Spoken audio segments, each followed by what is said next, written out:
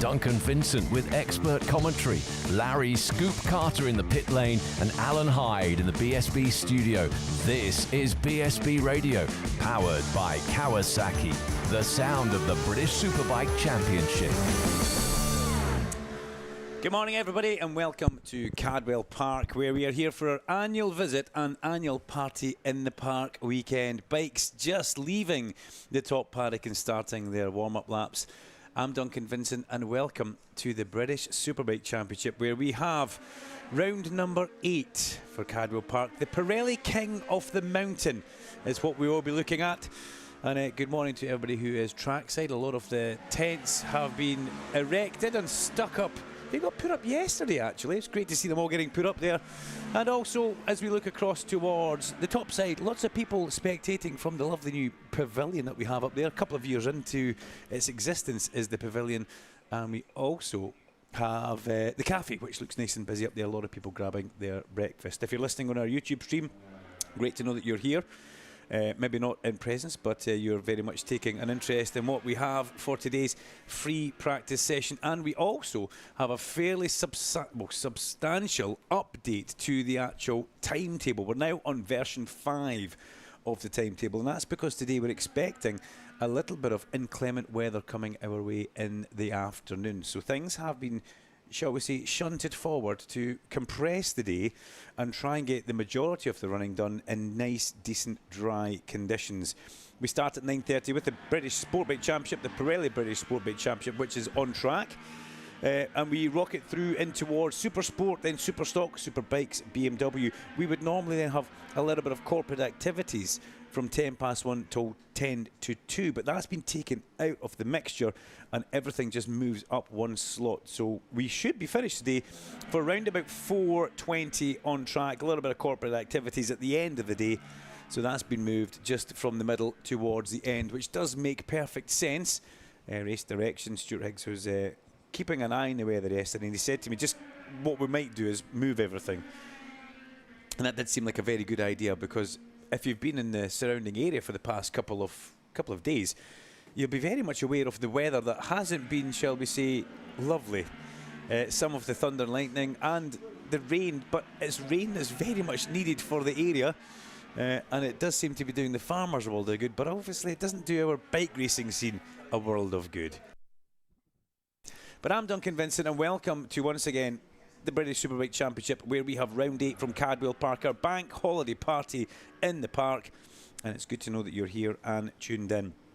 On track, we do have the British Sportbike Championship, and they have been giving us fabulous racing since Sportbike really first came in to our championship. And, you know, Sportbike is something that we absolutely love. And when we're watching Sportbike, it seems to just get that little bit more heated, and the competition steps up a little notch every time it appears. Asher Durham is on an absolute roll right now. He looks so good. And Alfie Davidson's championship lead is starting to come under a little bit of threat. It was at one point 35 points. It's now 18 points. And they've only got one singular race here at Cadwell Park. So that single race that we have, it does make it so much more important. But this was the meeting last year where we saw Alfie Davidson really come alive. We saw a new Alfie Davidson, as unfortunately one of the riders has already slipped off at Chris Curve, which is pretty early in the lap. Chris Curve, down the top of the circuit beside Park. Unfortunately, it's number 70, Sam Munson from Swindon, who's slipped off. Rider OK, and we've got a non-working transponder for Ed Best. So straight away the timekeepers are absolutely flat out trying to make sure they can get all the information through to race direction so we can get it back on screen. But yes, the championship lead has evaporated quite some. But Alfie Davidson last year at Cadwell Park, if you remember, it's really where he came alive and he was very much on form. We saw a new type of Alfie Davidson. Update, Harley McCabe is the rider who's gone down. Update, or is that a second rider? Actually, no, Harley McCabe slipped off at Park Corner. So, wow, Sam Munson goes down at Chris Curve, and Park Corner, yeah, well, that's unfortunately Harley McCabe of the Fibertech Aprilia by MLAV Racing. That's very early for the man who sits third in the championship to go down in free practice number 1. That's not what he's going to want to do, and he'll be looking to try and remedy that if he possibly can. Not a good start to the weekend. The great thing about this Cardwell Park commentary point is you can hear the bikes thundering past me in the background, and it's very much close to the action. You don't really get much closer to the action, apart from maybe when I was at Thruxton last weekend, but I couldn't see anything from Thruxton. Myself and Alan Hyde were in the back of the media building.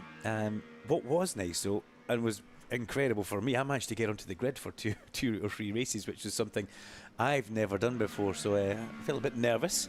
But we did pop out there and say hello to a few riders and a few friends on the track pre-race. But I have been talking about this championship. Davidson and Durham down to 18 points, and Asher is brimming full of confidence. See what I did there? Do you like that? I hope everybody noticed that. A brim full of Asher. Scoops managed to slide that into the programme as well. And if you'd like to take a look at the programme, why not pick yourself one up? You can get the official souvenir programme. It's effectively a spotter's guide. It gives you everything you need to know about the championships, every championship on track. And also the centrefold is a pretty spectacular picture of Ryan Vickers doing a victory burnout at Thruxton. Really, really impressive picture of Ryan. And he has been very impressive. A double victory at Thruxton in the Superbike class, and he comes here to what effectively is Honda UK's home track. They're based just along the road at Louth, so it's somewhere, not that they're spinning laps every Wednesday afternoon, but it's a circuit that the team know extremely well, and that does very much help them throughout the course of the weekend, more or less because their base is just down the road. There's not too much travelling to do before or after the actual event. Another man who'll be wanting to try and impress here is Zach Shelton on the XMT Triumph. Zach has started the year so incredibly well on Extra Mile Transport Triumph for Chris Hicks. Unfortunately, that it kind of come undone at Knockhill. He had 2 DNFs at Knockhill. One through no fault of his own, where he was sandwiched between 2 bikes in the run towards turn number 1. The second one, very much a Zach Shelton inflicted incident, where he had a huge high side at the exit of Clark Corner, and then took down a couple of riders. I think it was Cian McDonald was one of them, and maybe Brendan Keane as well. But thankfully no riders were hurting that. They were all okay, but there was a lot of oil put down on the track. There's a big, fairly large clear-up to be done. Richard Cooper has gone to the top of the times, and he's another person who returns to our championship. And Coop steps up into the Moto 12 CF Moto squad, along with Aidan Davey and young Peter Willis. I'm just trying to see where Peter Willis is on my timing screen. There he is, Peter Willis in 16th place, and Aidan Davey up there in 3rd place with Coop's fastest, which is quite impressive actually. Good to see the youngsters keeping Coops very much honest. And you know, Richard Cooper is somebody who we know extremely well when it comes to all the championships that we have in the British Superbike Championship paddock, because Coops he's almost like your official plug-and-play professional rider. When you need a rider, if somebody's injured, who are you going to call? You better call Coops. And we've seen that for so many times, so many years, that Coops would be the guy who would jump onto a bike and deliver a great performance. We saw that for so many years when it was Build Base, and Build Base Suzuki with Hawk and BMW. And what we see now is Richard Cooper deciding to choose his racing, not wanting to maybe be involved in a championship all the time, Coops. But to be signed up by CF Moto for the remainder of the season, I think, is something that's pretty impressive, and that's exactly what they're wanting to see. So I'll put our camera on. We'll give everybody a morning wave from the commentary box. It's good to know that you're tuned in and listening along with us here at BSB Radio, powered by Kawasaki, for the usual bank holiday weekend that we have here. And that's the difficult thing. This is where I get my days mixed up. I'll say Friday so many times today, but it's actually Saturday, and tomorrow Sunday, Monday. We know the days, but when you're kind of that used to saying Friday free practice, it just takes a couple of hours to get used to saying Saturday free practice. So bear with me if I get my days wrong. It's not intentional. It's just one of these old age things that creeps into the commentary point.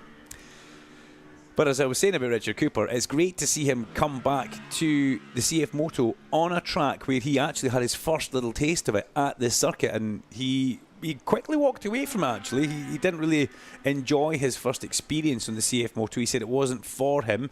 A few things kind of went against him, and he backed out before the actual race event, if you remember. But to see Coops back on the vastly improved and second generation of that CF Moto, it says a lot about that little team that Ali Grant has put together along with under the kind of watchful eye of Eddie Roberts, who takes a big step back in the actual race events because Eddie is the rider liaison officer. He doesn't get involved at all. He lets the team get run by Ali Grant across there in the paddock, which is up the top in the paddock. It's that way.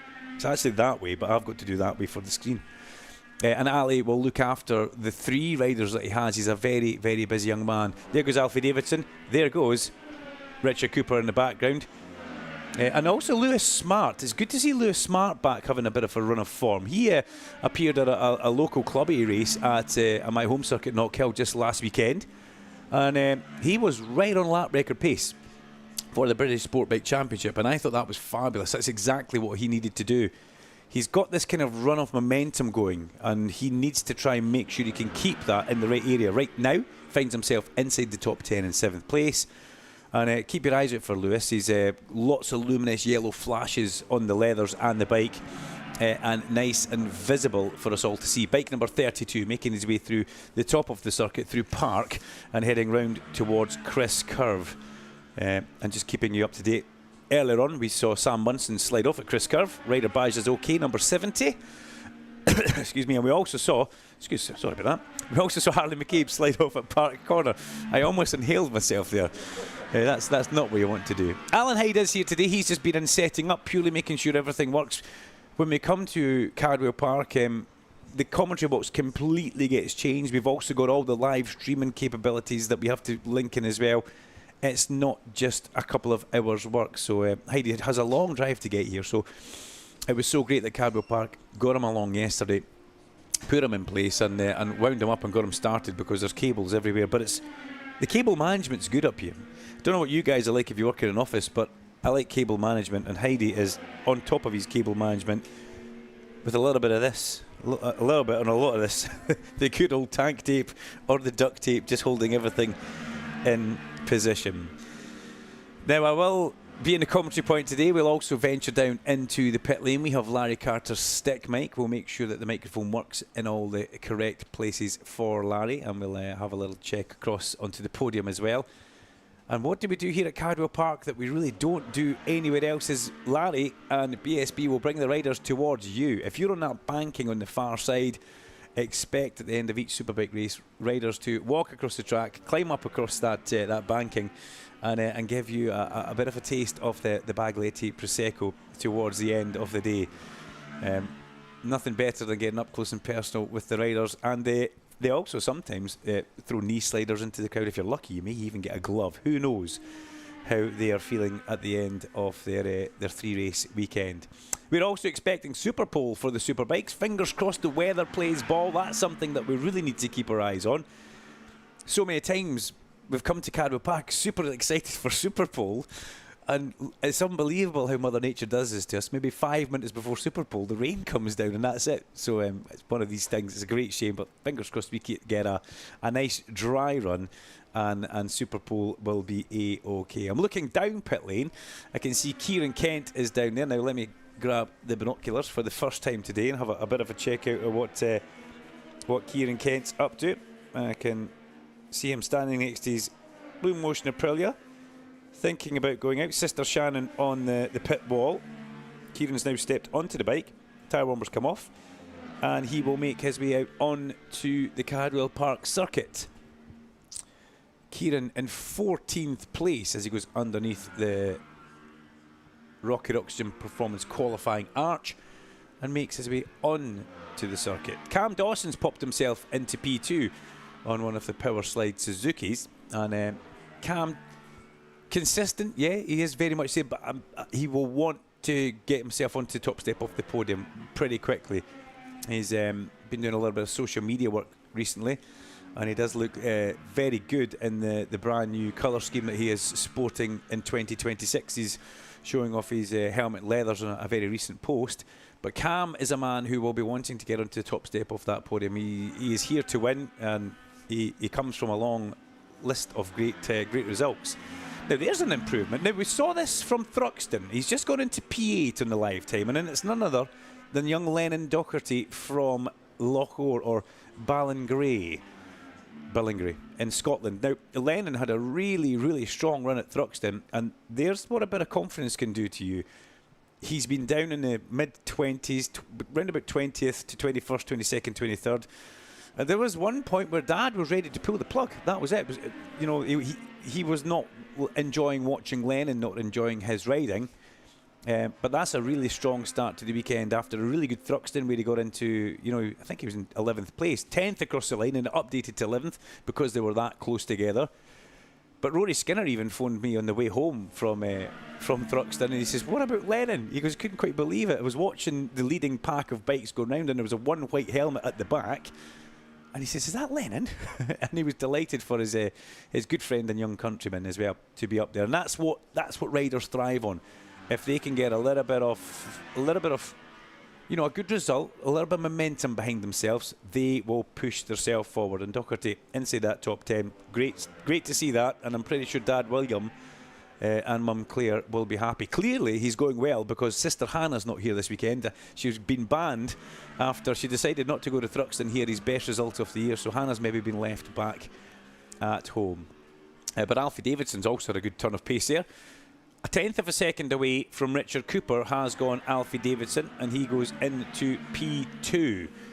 Now Davidson, around here, who we know so well because we remember seeing him with the elbows out and being super aggressive last year in a fair way. I'd like to point that out. There was never any malice, but he showed that he wanted to get the result done.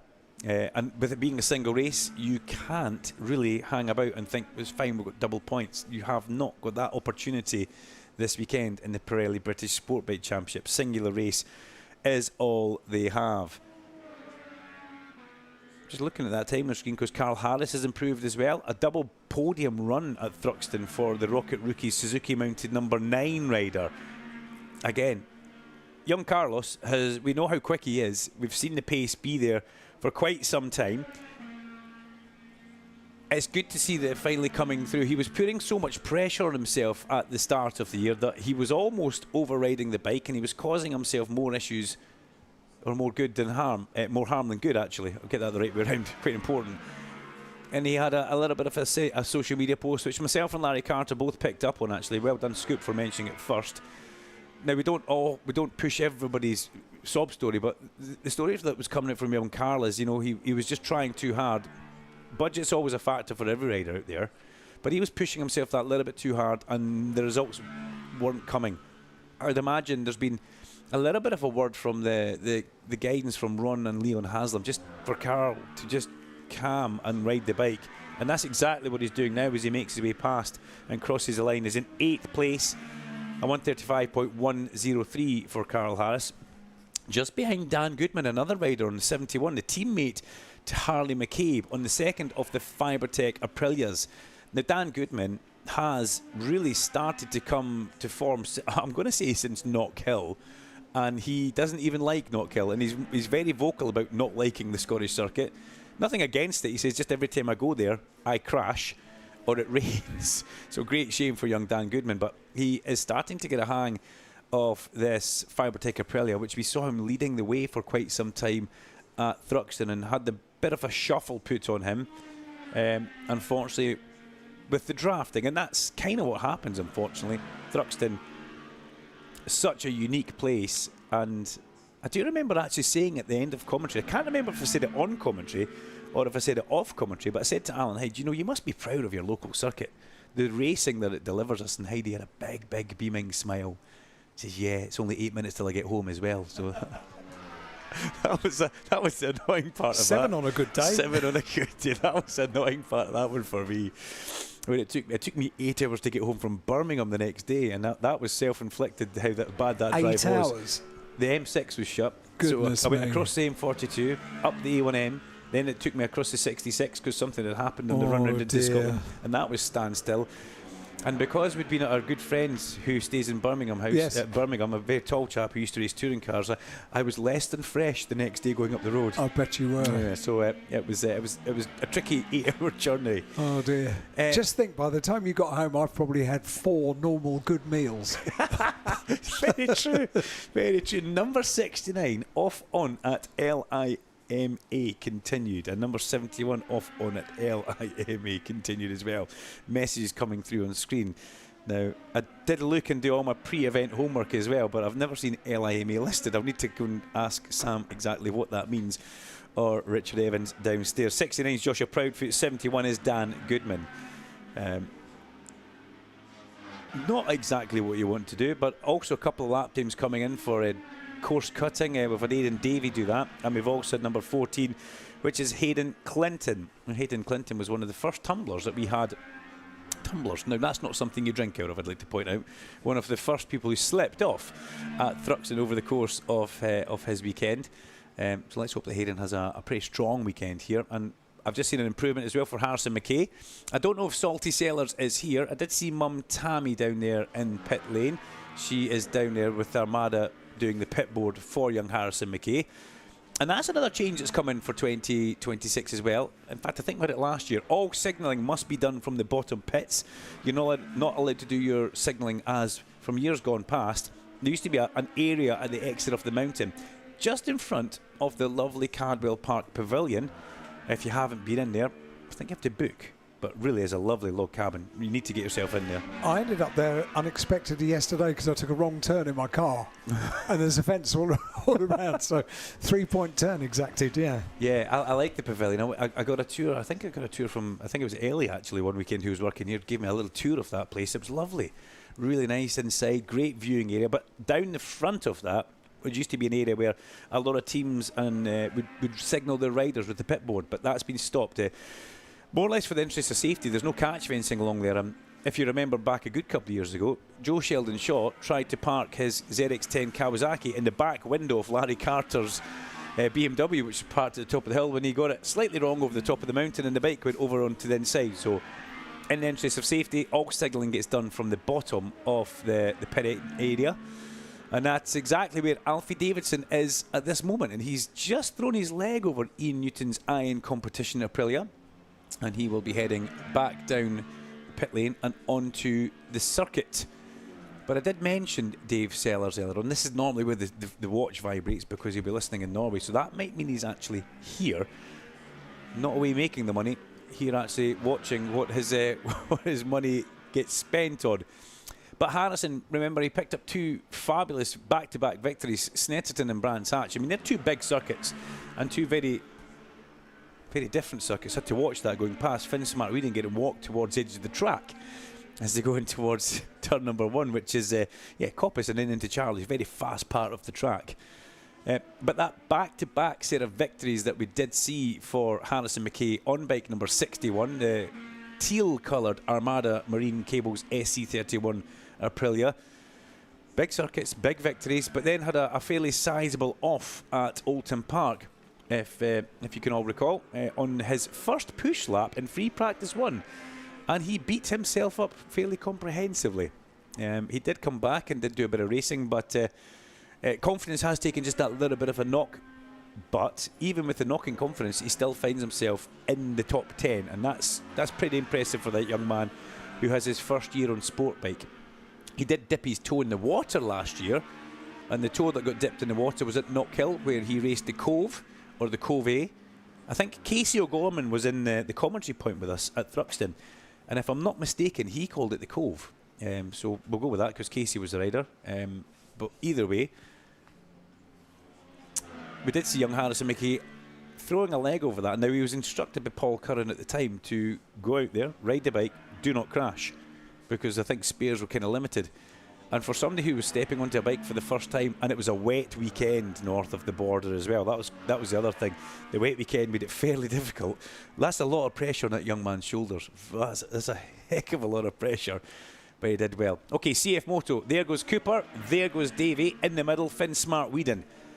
Zach Shelton goes to the top of the times with a 1:33.025 ahead of Richard Cooper and Cam Dawson. 17 Zach Shelton, 47 Richard Cooper and 2 Cam Dawson. 28 Alfie Davidson sits in 4th place. Ahead of the form man, brimful of Asher Durham in 5th place on bike 64. 6th place, we've got Lewis Smart on 32 and Aidan Davey, the second of the CF Motos inside the top 10 on bike 38. Yeah, 7th place. 8th place, 71 Dan Goodman, with 9th place Carl Harris and 10th place 60 Lennon Docherty. So still very much up there at the sharp end. The Doc just ahead of Harrison McKay, Ed Best, Ted Wilkinson, Brodie Goth. James Bull now with a big lap, actually. James Bull up there into 14th place. I'm putting 2 and 2 together here. I met his other half, Holly Harris, in the rider administration area yesterday. We all got in there just before the heavens opened, and good grief, did the heavens not just open. It was proper full-on rain.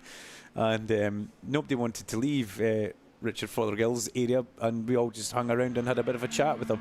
And you could see that Babes was getting a little bit, why is everybody in here not leaving? But the thunderous rain that was coming down, yeah, I think he was also a little bit honoured to have so many people wanting to speak to him at that point. But rider administration, you can find that just at the top of the paddock area, besides scrutineering if any riders do need it. On the other side of that kind of road that leads you down in towards the paddock areas, you'll find the media centre, and also the circuit office is in that area too.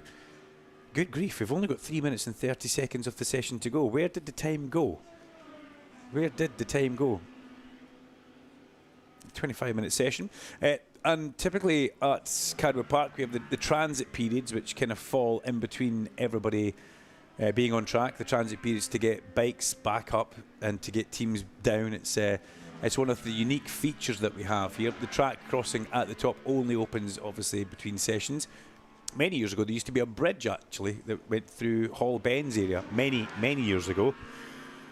Paul King was showing me a picture yesterday which he dated back to, must have been around about 1986, and the bridge was very much in Hall Bends, but it was the proximity of the track was so incredibly close to the bankings up there. Very first race commentary I ever did was in this little commentary box when it was pretty much new. Was it really? Yeah, about 1993, and a friend of mine who was the commentator was also wanting to race over the course of the weekend. So he said, well, no one in race control will notice if you just do the race that I'm racing in.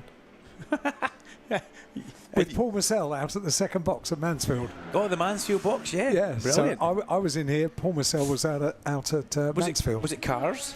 It was cars, yeah. And what type of cars was it? Clubman's. We'll let you off of that. Malik 1600. Malik's, double beds. Yeah. Double beds. And why were they called double beds? Because Google a Malik, enormous thing.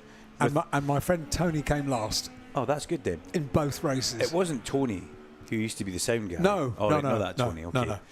No. Speaking of sound guy, he's a sound guy. He's right behind us. He's not a Scouser. It's Icky who's with us this weekend. So big shout out to Icky who's behind our lovely Kawasaki boarding. Give him a little wave there. Oh, good. He helps get us all set up here at Cadwell Park, and great to have he and Alan with us. But that's quite a story actually. Heidi's first ever commentary job was here at Cadwell Park in the main box. Just you do it. I'm going to go and race. So Zach Shelton. I was absolutely petrified, I have to tell you. And I saw them going around on the green flag lap.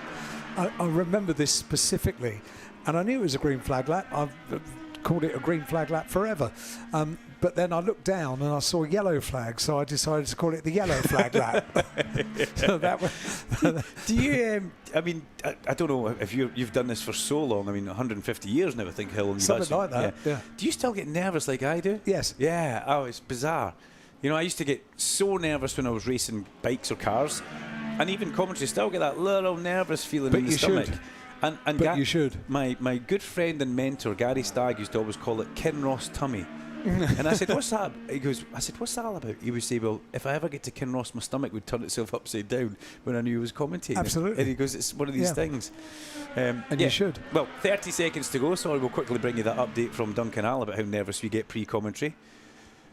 Zach Shelton is fastest. He's in the paddock at the top in the pits, and that's a welcome return to the top step, as it looks like he could take the honours in free practice one. You don't get anything for it, but it will do his confidence a world of good. Richard Cooper P2, Cam Dawson. Yeah, Dawson's going to stay in third place, ahead of Alfie Davidson and Asher Durham. So Dawson, Davidson and Durham all together, third, fourth and fifth. Lewis Smart on 32 and sixth place. Checker flag now flies. Ted Wilkinson, Aidan Davey, Harrison McKay, Lennon Docherty, and Docherty just put another personal best lap in, a 1:34.8. That's good running for that young man from Scotland. He'll be happy with that one. From the heart of Fife, the kingdom of Fife, which is just above the Gulf of Fife. And that's the thing, but we're still naming it that, even though it's the first or fourth. Harrison McKay, 10th place. Dockyard's 9th. Harrison McKay, 10th. Zach Weston in 11th. Dan Goodman, Ed Best, Carl Harris, James Bull, Kieran Kent, Brodie Goth, Finn Smartweed, and Joshua Proudfoot and Peter Willis down to 20th position. And right at the very last gasp of it, Asher Durham goes into 4th place ahead of Alfie Davidson. Davidson crosses the line and doesn't improve and repay the favour. Now, it is only free practice, but that's quite a big thing. That for Asher Durham to again be ahead of Alfie Davidson, it's all about mind games. It's all about what goes on north of the eyebrows. Brodie Goth has slipped off at Park Corner as well, which is what do we call that? 1, 2, 3, probably turn 4 here. Are they calling it turn 4? Yes, they are on circuit map. You go through Coppice, Charlie's a big long one that goes round up over the hill, down Park Street, and there's a kind of badged a corner at the bottom of that, even though it's kind of a gentle kink on the left, which takes you up towards Park, and that's unfortunately where Brodie Goth has slipped off. But there we go, that's the end of the Pirelli British Sport Bike Championship. The next session we will have will be coming out around about 10 minutes time, because we do have the fairly large transit period, and it will be the Quattro Group British Super Sport Championship free practice number 1. But Zach Shelton on 17 ends the session fastest for Richard Cooper and Cam Dawson. We'll be back in just a couple of minutes. Duncan Vincent with expert commentary, Larry Scoop Carter in the pit lane, and Alan Hyde in the BSB studio. This is BSB Radio, powered by Kawasaki, the sound of the British Superbike Championship. The Kawasaki Ninja ZX-10R, the most successful machine in world superbike history, gets a new look for 2026 with new aerodynamic winglets and a sharp, aggressive design. Built for those who rise to the challenge, the pinnacle of the Ninja family is built for champions, whether that's on track or on the road. Available from your local Kawasaki dealer now, so book a demo ride today and discover true adrenaline. R&G, the world leader in damage protection products for motorcycles, is back as the official sponsor to the British Superbike Championship for the 12th year. R&G's damage protection and accessories are used by countless riders and racers around the world. Thousands of applications for hundreds of bikes and are trusted by teams across the BSB paddock. R&G's Pro Engine case covers are now included in the FIM Quality Product Programme. Visit the R&G official technical centre in the paddock to get your protection today and find out more at rg-racing.com. So no matter what you ride with R&G, if you slip it or slide it, you'll still be able to pick it up and ride it. The 2026 Zinn British Superbike Championship in association with Pirelli. 18 plus, Zinn is not risk-free and contains nicotine, which is addictive. Only for use by adults who would otherwise continue to smoke or use other nicotine products.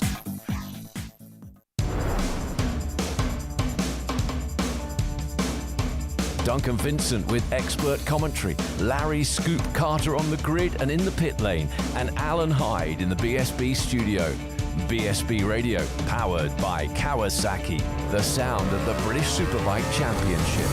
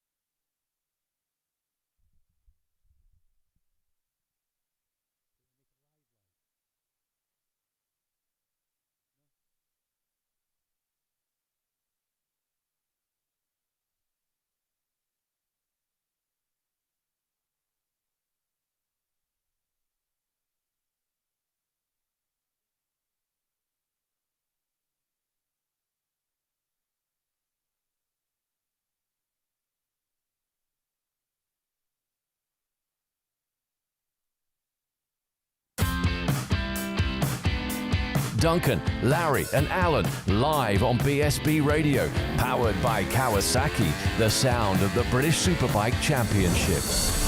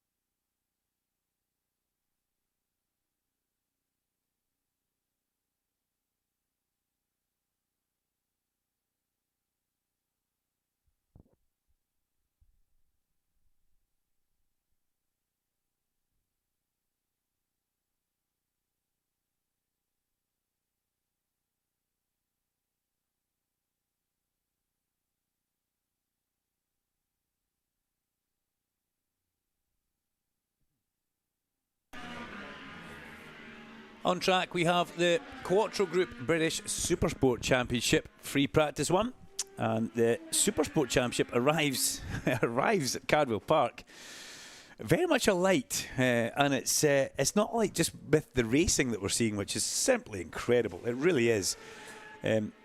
Next Generation Supersport has brought this into a completely different playing field. It's so impressive to watch the mixture of manufacturers the different sizes of engines, the riders from across the world all wanted to jump into this is just pretty sensational, got to say.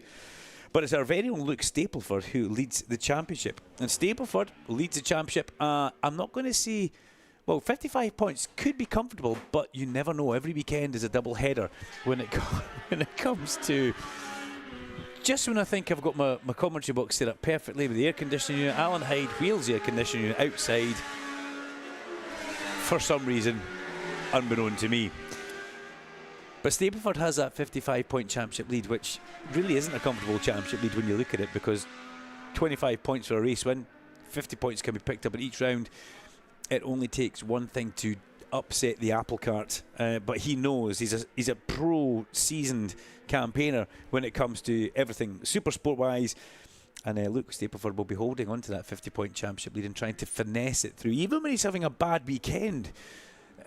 What is a bad weekend where he's maybe not winning all the time?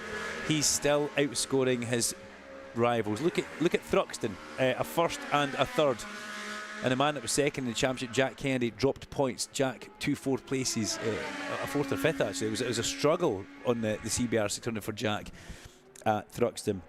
But Luke Stapleford on the Scars Ducati leads the championship from Jack Kennedy, and then we have Ollie Bayliss.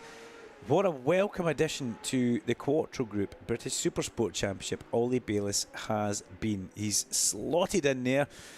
Now, let's just remind ourselves why he has appeared in this championship. He takes the place from the vacant bike that poor Bradley Peary left after Bradders had that really nasty off where he got collected by his bike just at Starkey's in the pre-season test at Donington. Test number 1. What a great shame. And we were expecting to see a really good high-flying Bradley Peary through 2026.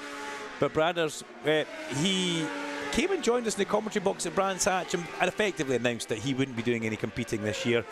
His surgeon had told him it's out the question, and at that point Bradley, he kind of started feeling a little bit better in himself because the unknown was removed, and he knew that it was okay, all focus on getting fit for 2027 where we will see him back. But Ollie Bayliss, wow, back in the championship. And you know what, Bayliss, he's only 67 points off a championship lead. He's only 12 points behind Jack Kennedy on that number 68 McLaren Factory Racing Triumph. There is a possibility that the man who missed 2 rounds, Oulton Park and Donington Park, he joined us for Knockhill where he won straight away. Bayliss has picked up 5 victories, 2 seconds and 2 thirds. He has been a man on a mission as the Cardwell Park air conditioning unit squad make their way back into the commentary box with they seem to know what they're doing. Alan and Icky are very much I think they've just been draining the unit so it will actually function properly. But this championship is very much alive. We've got Dean Harrison in 4th place, Ben Curry in 5th place, and Hazard Truelove in 6th place. Now Ben Curry is back this weekend, and that's a bit of a surprise actually. He's been deemed fit for free practice number 1, so there's a big point. We'll have to see how Ben gets on through free practice and whether he continues in for the rest of the weekend. We hope he does. We really sincerely hope that Ben Curry is fully fit and fully fine. But will be an interesting point to see what happens throughout the course of the recovery process. I mean, Ben's obviously fit, but remember, it's that injury, the injuries that he picked up at Oulton Park were fairly strong, and we wish him the very best of Cardwell Parks this weekend. We've got a red flag popping out here.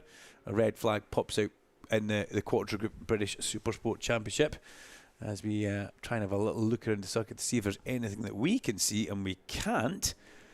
So unable to give you too much there. Carter Brown crossing the line, and he goes in towards the red areas, and it backs it right off. Still waiting for a little bit of an update on the screen, but just the red flag bringing the session to a halt. All the riders will pop themselves back in either to the top pit or the bottom, depending on where they are. Probably going to be the top, actually. Most of the Supersport teams are housed up there, so you'd imagine the tyre warmers, etc. will be all up there. And I would imagine we'll have a pretty bare, empty pit lane, if that's what I'm thinking. Just waiting to see what bikes will come through and make their way back in towards the paddock area. It is Jack Kennedy who's fastest from Luke Stapleford and Oliver Barr, bike 24. Ben Curry in 4th place. and Freddie Barnes up there into 5th place, but we're very early in the session, very, very early in the session. But a red flag pops out here at Cardwell Park. No information as yet as to what has happened. We'll bring you as soon as we get it on the screen, and we will let you guys know. But the Quattro Group British Supersport Championship free practice one interrupted with a red flag with 22 minutes of the session to go. And interestingly, the clock doesn't stop here either. The clock keeps on counting down. As I look at the commentary box, there's Max Cook about to make his way up towards the crossover. Well, he's thinking about it. He doesn't really know if he'll get over or not, so he doesn't know if he wants to make his way up that big, long hill. Number 24, it's Oliver Barr who slipped off at the gooseneck. Hope he's going to take a trip to the medical centre. That's not how he wants to start his weekend. The 3B Construction Binge Pro Racer on the Leaper yellow Ducati has slipped off. And is that Troy Bayliss down there in pit lane, or is it someone? Is it a lookalike? Difficult to tell from here because it's the back of his head, and that's not an easy way to recognise somebody, Alan. But I will very much do my best to let you know if that is the gaffer, or is it just somebody else having a bit of a watch on. We can see the Scars Ducati team down here. Jack, who does the pit boarding for Luke Stapleford, having a bit of a look on. He's got the headset on now, so he's in direct comms with the race team, which will be Terry, who is, I believe, up the top side, where Luke Stapleford's Scars Ducati team are. So there we go. A red flag pops out. Oliver Barr slipped off at the gooseneck. He's going to take a trip to the medical centre, and we will come back in a couple of minutes with the resumption of the session. But what we will do, we'll do another test on BSB Radio powered by Kawasaki, and we'll go back to the studio for a quick ad break. Duncan, Larry and Alan on BSB Radio, powered by Kawasaki, the sound of the British Superbike Championship. The 2026 Zinn British Superbike Championship in association with Pirelli. 18 plus, Zinn is not risk-free and contains nicotine, which is addictive. Only for use by adults who would otherwise continue to smoke or use other nicotine products. Have you had a non-fault motorcycle accident? Don't let it put the brakes on your ride. McCams gets you back on the road with a like-for-like replacement bike. No insurance excess to pay, and you keep your no-claims bonus. And if you've been injured, Bond Turner's expert solicitors will work to secure the compensation you deserve. McCams and Bond Turner, supporting bikers every step of the way. Call 0345 054 1000 today, and we can help you get back onto two wheels.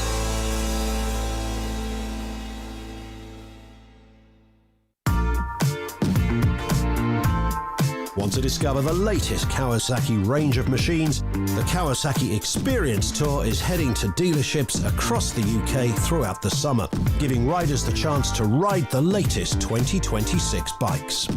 From A2-friendly machines such as the Versys 650 to new models like the KLE 500, the Z1100 and the Z650S. View the full list of events and book your place at kawasakiexperiencetour.co.uk. Duncan, Larry and Alan live on BSB Radio, powered by Kawasaki, the sound of the British Superbike Championship.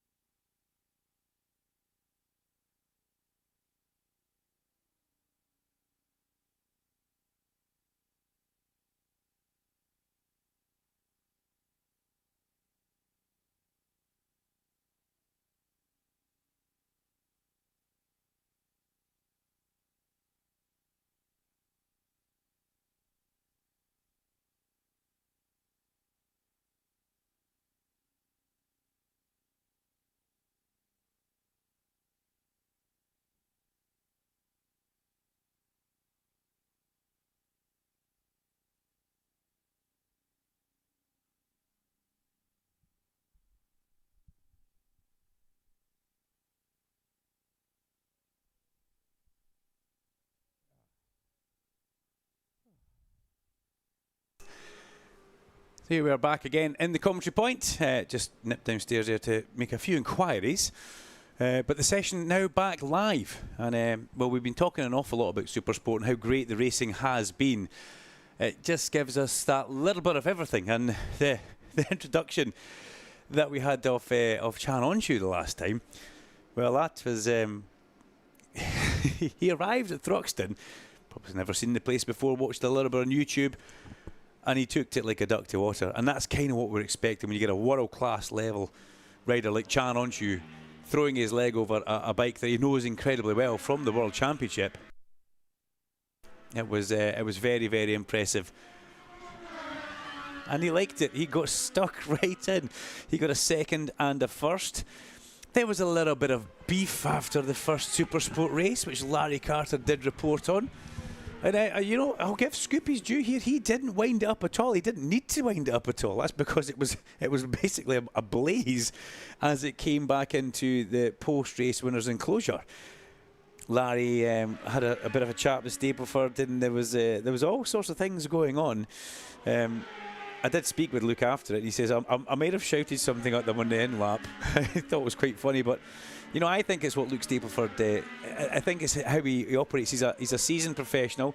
He's an ex-world championship racer. You know, he knows how to win Supersport championships. He is one of the best that this country's produced, along with Jack Kennedy. But he thrives on the battle. He does thrive on the. You know, he almost like he doesn't want to be everybody's friend, and that's impressive how he operates like that, because it elevates Luke to a different level. It elevates him up to something that really brings out the best in Luke Stapleford when he has his, can I say dander up? Is that the right thing to say? Alan Hyde nods, and that's good for me. That's good for me. It's like dawdling. We came out with that a little while ago. But when Luke has that aggressive touch, that aggressive edge to his riding, we see him do things which are so impressive. And the Scars Ducati mounted man is fastest in the session by a massive 1.1 seconds. Now, I'm pretty sure that will close down and get that a little bit closer, but he does look like he is very much on another level, leading the championship with that 55 points. Isn't comfortable by any way, shape or form. That's, you know, a bad weekend, and that evaporates. We've seen this happening for Alfie Davidson in Sportbike, but Stapleford will be keen to maintain the run of form going. Jack Kennedy, that second place. Well, for Jack, Thruxton, he said to me, I could sit in the toe. I just really struggled to pop out from the toe and pass. But when there was 5 of them all in that toe, it did make for exciting racing. And we also saw towards the end of that race, we just saw Ollie Bayliss light up the track just a little bit too much. He almost had a moment going through Noble and then in towards Goodwood, and the extra church, the thing was fully sideways. And you know, the championship just delivers week in, week out, and that's something that we do need to keep our eyes on. Dean Harrison, he's in 4th place just now, Dino. He had a quieter than normal Thruxton. Not the greatest weekend for Dino after having a really good solid run of points. I think Oulton Park was possibly one of the highlights, apart from the podium that we saw at Donington in round 2. But we saw Dino looking pretty menacing at Oulton Park. And then unfortunately just overcooked the front end of the CBR 600 RR, and down he went going in towards the Shell hairpin, which is a great shame for Dean Harrison and Honda UK, but it just took a little bit of an edge off the great run of form that he has been having. Mikey Hardy crossing the line. Mikey Hardy chased by James McManus and by Lucas Brown. And Lucas Brown, the MSG Suzuki, he is another person who I need to always keep my eyes on, because what he does on track in his first year of Supersport is very, very impressive. If you remember, he started deep in the pack at Thruxton and came right through into that sharp end. He was in the leading battle, which was quite incredible. That he managed to work his way up towards the front, and the MSG GSXR 750 of Lucas Brown is something else that we will very much keep our eyes on through the course of the year, because it's an interesting development to see Lucas on that bike. He was for a long time known as the short or the small bike racer, racing in Moto, or the Talent Cup as we had it, then away across to Spain, Junior World Championship by the Red Bull rookies. But ultimately he's just outgrown that, and he now finds himself very much in the in the super sport, yeah, was it Wenham used to call them the axe murderers many years ago when it was 600? But super sport really is a fantastic place to hone your skills. And you know, the late great Paul Bird always told me your great superbike riders come from super sport championships. And he certainly knew a thing or two when he was picking riders. So yeah, Lucas Brown, one of the new young team in the Quattro Group Super Sport Championship, along with the likes of Oliver Barr. You know, Ollie Bayliss is world class already. But from our own UK stock, we do want to look at the likes of Jamie Davis as well. Oliver Barr, Jamie Davis, even Cam Hall. You know, this is Cam Hall's local track. We've seen Cam Hall on the podium here before. When it comes to Cam Hall on the podium here, it was the Pirelli National Junior Superstock race, if you can remember. So he knows this place very, very well. He stood on the podium with, if I'm not mistaken, the late great Owen Jenner, and we got a picture of that downstairs. Myself, Cam Hall, Owen Jenner. Yeah, fun times, great times. There was somebody else in that, and the name has slipped me right just now. Young Australian, very fast. Very fast. I'll come back to him later on and we'll drop that name in there. You'll think randomly why I'm saying that, but we will revisit that. Lucas Brown just had a lap time disallowed. Number 29, lap 8, lap time disallowed for a course cut. There will be a lot of those coming in this weekend. If you go through the Mansfield chicane area, or it's just called the chicane after Mansfield. If you go through the chicane, that's a no-no. Now there's a good bit of news. There's Oliver Barr. Maybe not the best bit of news, because OB is not on track. He's actually standing at the top of the fence. He is speaking with Dave Binch. So for anybody who's up there at the Cadwell Park Eatery or the Pavilion, if you look across towards the inside, you can see Oliver Barr standing. Now that's something I did pop down to find out from Deputy Race Director Claire Neat, how Oliver was. She says he's fine. So I can now look up and see OB standing at the actual fence waiting to get back over. So maybe it was more bits of bikes strewn about the place, which is never great. Remember last year we saw Bradley Ray slide off at the gooseneck, but there was lots of Yamaha strewn across the track then, if you remember. So there we go, Obi's up on his feet, good to see. He'll be back hopefully for free practice number 2, a young man who's honing his skills in this championship and doing exactly what he wants to do. Super Sport, and getting the hang of the Super Sport bike is something that he's working well on that Ducati. And Dave Binch, a man who knows how to get the best out of a young rider as well. And that's another team where they've got 2 great young riders in that, if you think about it. Carter Brown is the other rider.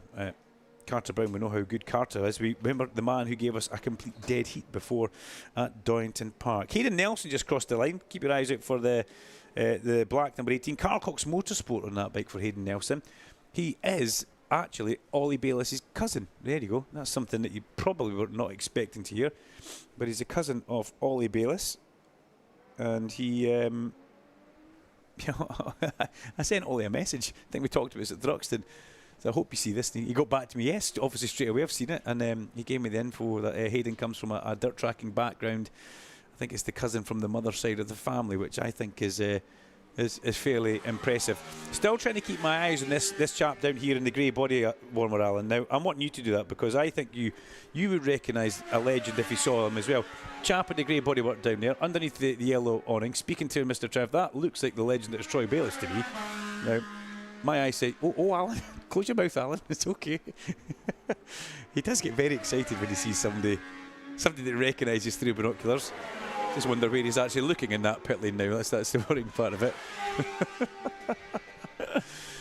What have we got? 30 minutes of the session to go. Remember, this session was interrupted with a red flag when Oliver Barr slipped off at the gooseneck. Thankfully, he's okay. He's standing at the top of the fence line waiting to cross the track and go back into the paddock with his team boss, Dave Binch. That's just... if Ian's listening in, he'll be happy from that. Oh, and so Vanessa Kent's listening in all the way from Phillip Island. Now, we know who that is. That's Auntie Nessa. So Auntie Nessa listening in from Phillip Island, of all the places. That's cool. You should have been at Cadwell Park, though, Nessa. You know, where would you rather be in life? Phillip Island or Cadwell Park for the annual BSB party in the park? Cadwell Park. Absolutely. Auntie Nessa's let us down, hasn't she? Now, I've never said Auntie Nessa. She's let herself down just ever so slightly there. You know, that's trying to name drop a name. when we're already at the place to be. Vanessa, we do hope you're enjoying what's going on across there. At Phillip Island, as OB's had enough of the Dave Binch talk, and he's decided to walk away up towards the top to see if he can get across at some point. Desperately wanting to get back towards the awning. There goes Ollie Bayliss across the line. Ollie on bike 68 slots himself into 5th place. And that 5th place, 1.4 seconds away. Getting the updates from the team down here on the pit lane. And yeah, I do believe that is Dad, actually. Ollie Bayliss, P5. He's getting in the pit board. Such an important thing for these riders. P5, 28.8. And you may think, well, why is he getting told 28.8? Because that's the fastest time. That's his target that he has to chase. 1 minute 28.8. Rather than putting the whole 1:28.8 in there, they just put 28.8 because the riders know that it's a minute. So that's Luke Stapleford's time that he's got to chase. So he'll be looking at that on his dash to see where he is. The Superbike riders talk about the delta all the time, to see if they're up on their delta, to see how they're doing. They want to see green on their delta on the dash, which does mean that they are ahead of their best time, which they look for. Whereas on my timing screen in TSL, I look for the colours to come back green, personal best, or as my good friend Mason Law used to say, magenta, which is always a nice colour, or purple, as Alan Hyde likes me to say, but that's just on his own little weird fetish. That magenta is pink. Is it? Is it really? Yes. So I can just say purple. Please do. just for you, I will. Don't worry. Magenta is my corporate colour and has been since 1987. So I know that magenta is pink. I always wondered why email was always had a pink bit at the bottom of it from you. Yeah, that's my colour. Enough said there, ladies and gentlemen. Well, enough said there. 10 minutes of the session to go. We're now getting colour charts and colour codes from Alan, and we get that quite a lot actually. But that all started because of Sam Cox on his teal Armada Marine 31 cables bike, which I used to call Leighton House Blue. That's not actually a colour, but it should be. And Alan used to go for sea foam green. No, it's not sea foam green. Let's not get into this. Let's not go there. Yeah. It's not teal either. Oh dear, let's not get into it. Let's not get into this. You know, Stapleford's cruising around here with a half-second lead over the rest of the pack. He crosses the line now. There goes Luke. He's been in the pit for some time, 1:31.794. His man Jack down there giving him the board that says P1 plus 0.5. So that means Luke has a half-second lead over the field and he's in P1. As Jack Ford now puts in T8, gives him an 8-minute countdown off the session to go. And all these things are so very important for a rider. They need to know exactly what's going on there. You know, Luke doesn't want to have to look too much about various other aspects of his lap. Oliver Barr's slowly making his way in towards Hall Bends up here. This is quite funny. Having a good old watch of what's going on. That's what happens when you crash, unfortunately, OB on your second flying lap or third flying lap of the session, but thankfully he's okay up on his feet, and the bench team will get that bike put back together. Where's Ben Curry? I hear the Curry Massive asking. Ben Curry on his comeback, 6th place. I can imagine Ben would have wanted to get back pretty quick because Jean Onchu took to that bike so incredibly well. Cadwell Park, probably not the place for Jean Onchu to come to actually, but wouldn't it be so impressive if we could get a third race with Yamaha on for Assen? Oh, wouldn't that just be something else? Jean Onchu into the mix at Assen, a place where he knows so well and goes so well, and could maybe just help bring the development of that bike. You know what we'll do? We'll get Larry Carter to fund that third bike, seeing as he's not here to say no. He can at least fund the fuel or the tyres for it, and we'll put a petition out to get Jean Onchu onto. That sounds quite funny in my head actually. Onto the grid of Assen. That would be great. A 1:28.8 last time across the line for Luke Stapleford, so he improves again. We went purple in the middle sector, fastest of anybody through that middle sector. Still half a second up the road from Jack Kennedy. It was only the small change that changed on the actual time itself. 0.570. His hedging is starting to get up towards being 0.6 of a second faster than anybody else, but very, very impressive that Stapleford can just do this, and it's kind of what we see Luke doing. He just gets it together and then puts in a lap after a lap after lap, and before you know it, he builds up that fairly sizable gap. Ollie Bayliss with a personal best middle sector, as is Jack Kennedy, so this could be a little bit of an improvement for Ollie Bayliss as he crosses the line. Bayliss goes up into 4th place. It's a 1-place improvement for Ollie Bayliss. A 1:30.185, 1.3 seconds away from Stapleford. And we've seen this quite a lot from OB. He also commented on Ryan Vickers' Instagram post during the week. Now, for those of you who use social media for good, like myself, you'd have seen Ryan Vickers, who was at least, it looked like he was about 9 foot in the air going across the top of the mountain in a pre-event test. It was sensational, the picture, and Ollie Bayliss commented, "Oh man, I thought I was doing it correct. Clearly not." But it was a fabulous picture of Ryan Vickers, and Vickers does have a very unique way of going over that mountain. Reminds me an awful lot of Jonathan Ray, how GR used to do it. Attack it like a motocross rider, full attack mode, up over the mountain, and away you go. Some riders prefer to do it a little bit easier. We'd like to keep the bike more or less, yes, it does go off the ground, but keep it closer to the ground so it lands and drives forward. Not Vickers. If he could have done the knack off the bike or the can or whatever it is, one of those supercross moves, he very much would have. He had a huge amount of air underneath that bike as he took off. Kennedy, 1:28.9, gets the gap down to 600ths of a second. So that half second that Luke Stapleford was sitting pretty with has all but disappeared, down to 600ths of a second. And in 3rd place, Dean Harrison. Dino sitting there in 3rd with a 1:29.9. So Ducati, Honda, Triumph, Yamaha, Triumph. Your top 7. Ollie Bayliss in the pit lane.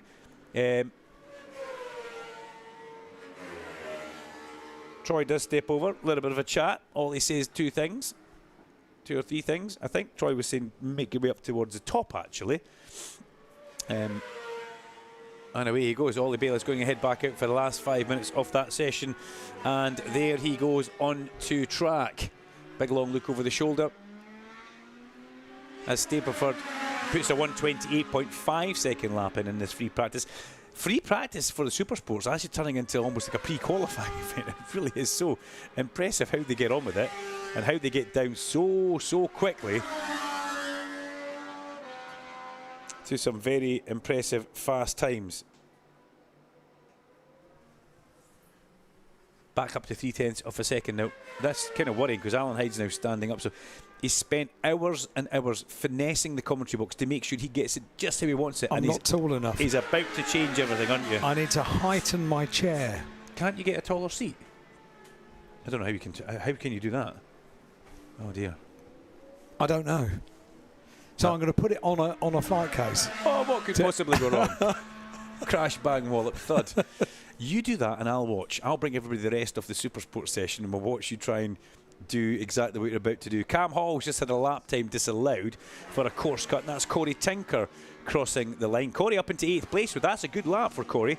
A 1:30.7. 2.1 seconds away from Luke Stapleford's time. 8th place for Corey Tinker. And we've seen a lot of Corey Tinker inside the top 10 recently. This is going to be brilliant, ladies and gentlemen. You're going to have to put 2 there, Alan, okay? You're going to have to put 2 side by side. Listen to me. 2 side by side, because I don't want you disappearing through the window or out the back of Vicky's steep stairway.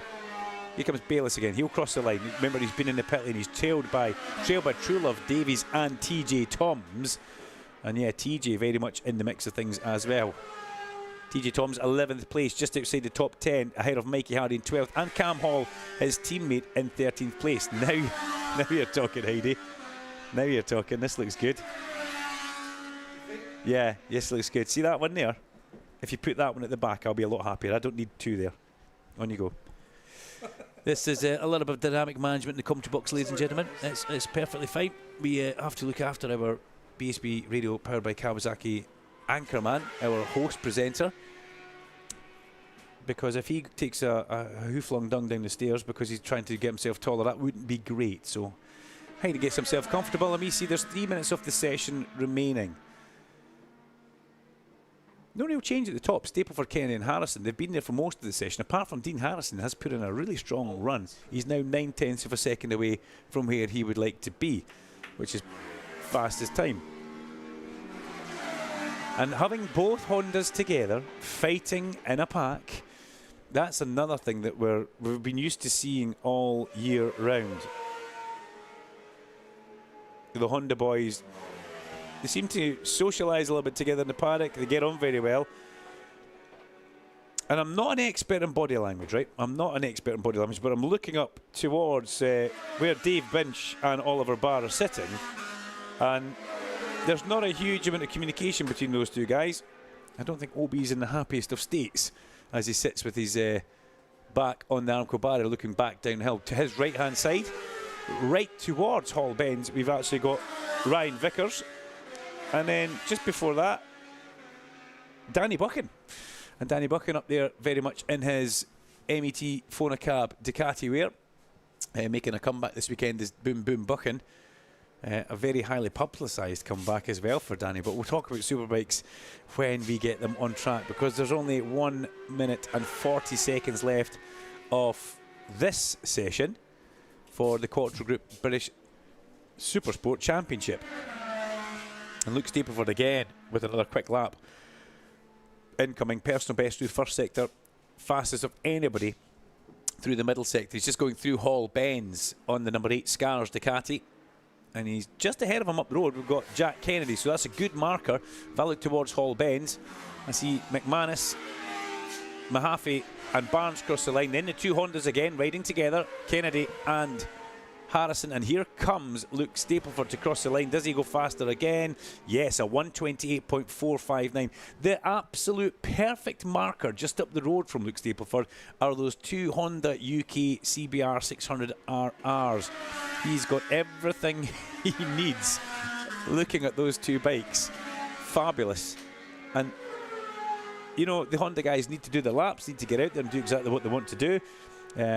But they have just given Luke Stapleford the perfect little tow. Stapleford puts 0.3 of a second into everybody, but he's also had a good look at how the Honda reacts around the circuit, this Cadwell Park circuit. And that's a money can't buy little lesson that Luke Stapleford's just been given there, because this 2.1 mile circuit of Cadwell Park, it feels a lot longer than that when you walk it, and that's purely because of the hills that there are out there. Fantastic. My man in the commentary box has never looked so proud. He really hasn't ever looked so proud. He's managed to elevate himself. I'm going to say a good 10 inches, Alan. It works really well, doesn't it? Yeah. Against the laws of physics. Yeah. It works really well. I think we need to risk assess that at some point. Well, yeah. But maybe. No, brilliant. He's We'll do it elevated on himself Tuesday. up. Yeah. Do it on Tuesday, exactly. The checker flag flies, and across the line goes Corey Tinker, and he is the first person to take the checker flag. It's been a good session for Corey. 7th place at the end of that on the JDM Ducati, the Josh Davis Ducati for Corey Tinker. He'll be pretty happy with that one. Kennedy and Harrison take the checker flag, as does Stapleford. Bayliss with the personal best lap last time round at 1:30.064 for Ollie Bayliss on 68. He crosses the line to finish his session. We looked into the pit lane. Jack Ford, the signaller for Luke Stapleford, steps off the pit wall and walks away. Troy Bayliss continues a bit of a chat with Darrell, Uncle Darrell from Hager PBM Ducati squad. But what they'll be quite happy with is the gap from Bayliss to Stapleford, not huge, 1.6 seconds, and Harry Trullo 1.8 seconds off the back in 5th place. And Ben Curry, a good comeback session. The question is, how is Ben? He's done 11 laps of the circuit. How is he feeling physically? He will be reassessed, I believe, before free practice 2, just to make sure everything is A-OK. But Ben Curry on 61 returns in 6th place. Ahead of Corey Tinker, 7th. Lucas Brown, bike 29 and 8th. And Max Wadsworth in 9th place on 72.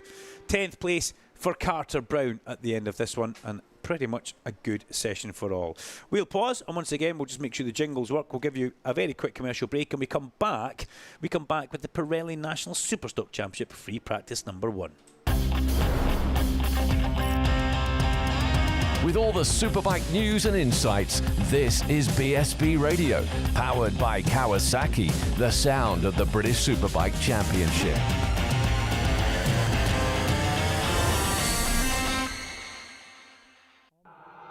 The Ninja 125 and the Z125 have made a welcome return to the Kawasaki lineup for 2026, meaning there's never been a better time to learn to ride. If you're thinking of starting your biking journey this year, Kawasaki Rider Training Services provides professional training every step of the way. With schools located across the UK, visit learntoridewithkawasaki.co.uk to find your nearest venue and start discovering the benefits two wheels can bring. The 2026 Zin British Superbike Championship in association with Pirelli. 18 plus, Zin is not risk-free and contains nicotine which is addictive. Only for use by adults who would otherwise continue to smoke or use other nicotine products.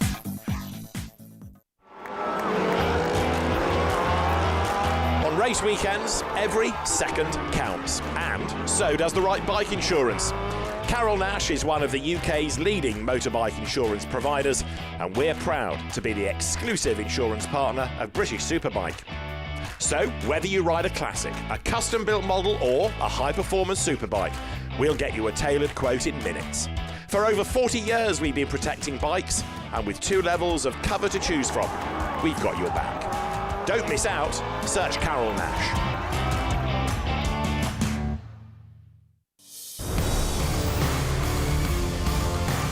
With all the British Superbike news and insights, this is BSB Radio, powered by Kawasaki, the sound of the British Superbike Championship.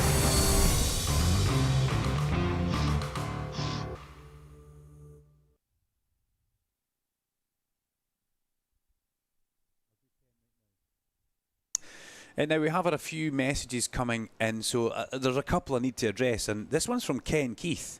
And Kenneth Keith is asking what the frequency is. Now, that for me, that takes me straight to REM mode. What's the frequency, Kenneth? It's 88.0 for your radio, FM radio here at Cadwell Park. So there we go. Had to get that one done and dusted and out of the way. And a lot of other people saying hello, and it's good to know that you're all watching via the TSL timing screens and the YouTube feed that we give you. And if you're listening trackside, fabulous. We are delighted that you're here as well as we look to see the Pirelli National Superstock team riders making their way down, or the pit crews, sorry, making their way down in towards the bottom pit. And right in the middle of that, I think that's Scott Smart I can actually see there. So coming down to do his technical advisory roles for MSVR. Rapid Honda, well, we can see them at the top there because the clothing looks fabulous in 2026. That looks like Team Boss Claire Armstrong making her way down there. Only the one Rapid Honda this weekend. No Declan Connell for us this weekend. Deco deciding not to race. It was kind of 50-50, I believe, at one point.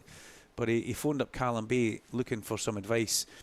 And I think Callum gave him some fabulous advice. And if you're actually asking me the question, you actually already know the answer. And I thought that was really well put from Callum. So we'll just have Ash Barnes, that's Matt Bainbridge, Claire Armstrong and Charlotte Marcuso who are making their way down towards the bottom of the hill. But only the one Honda from Rapid this weekend.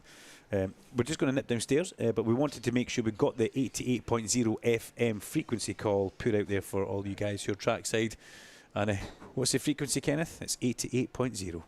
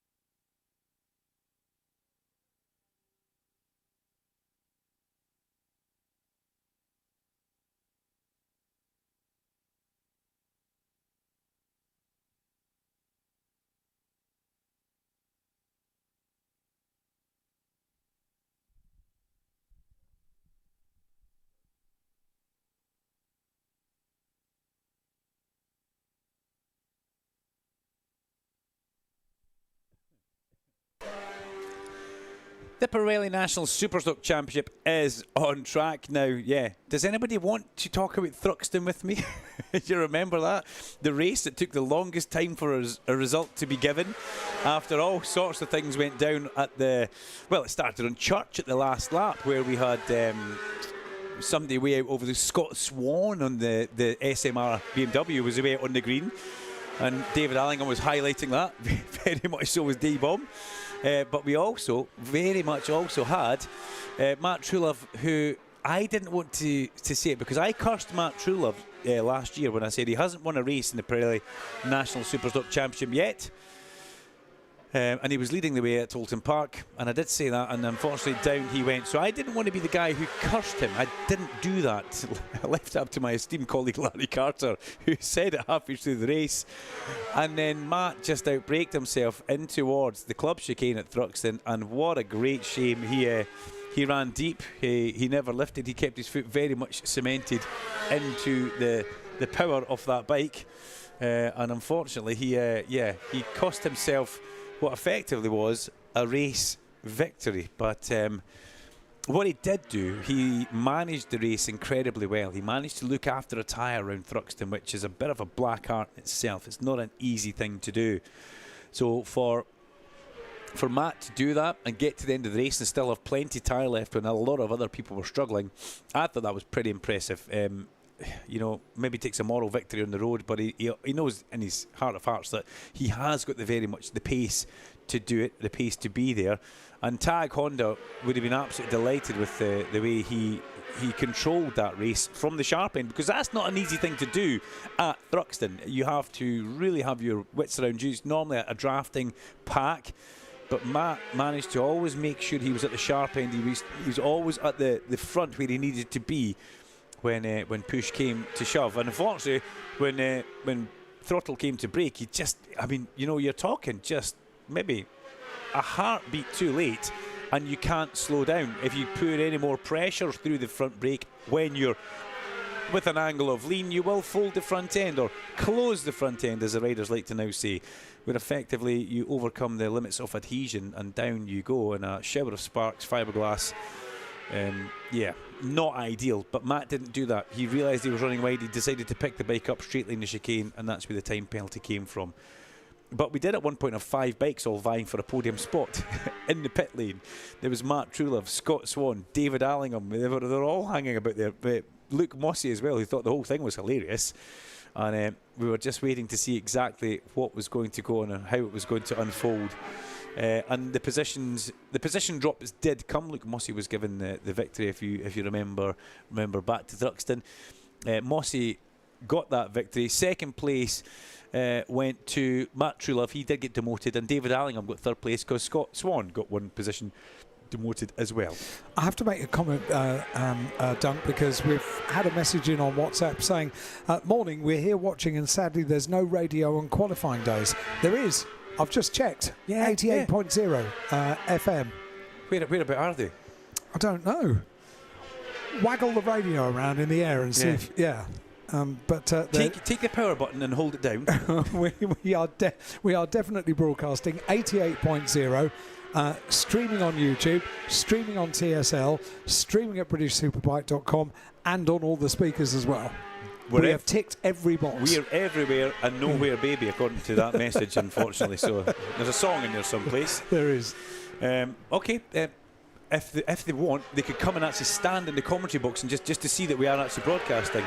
Touch the transmitter. Yeah, I can look at it. Warm. It's been all night. We're good to go. But no, that's one way you can get in touch with us. Over the course of the weekend, Alan has got a phone number. Last year we didn't have FM radio here. No, we didn't. I wonder if that's a carryover from last year. Yeah, maybe it's the message that's been delayed from last year.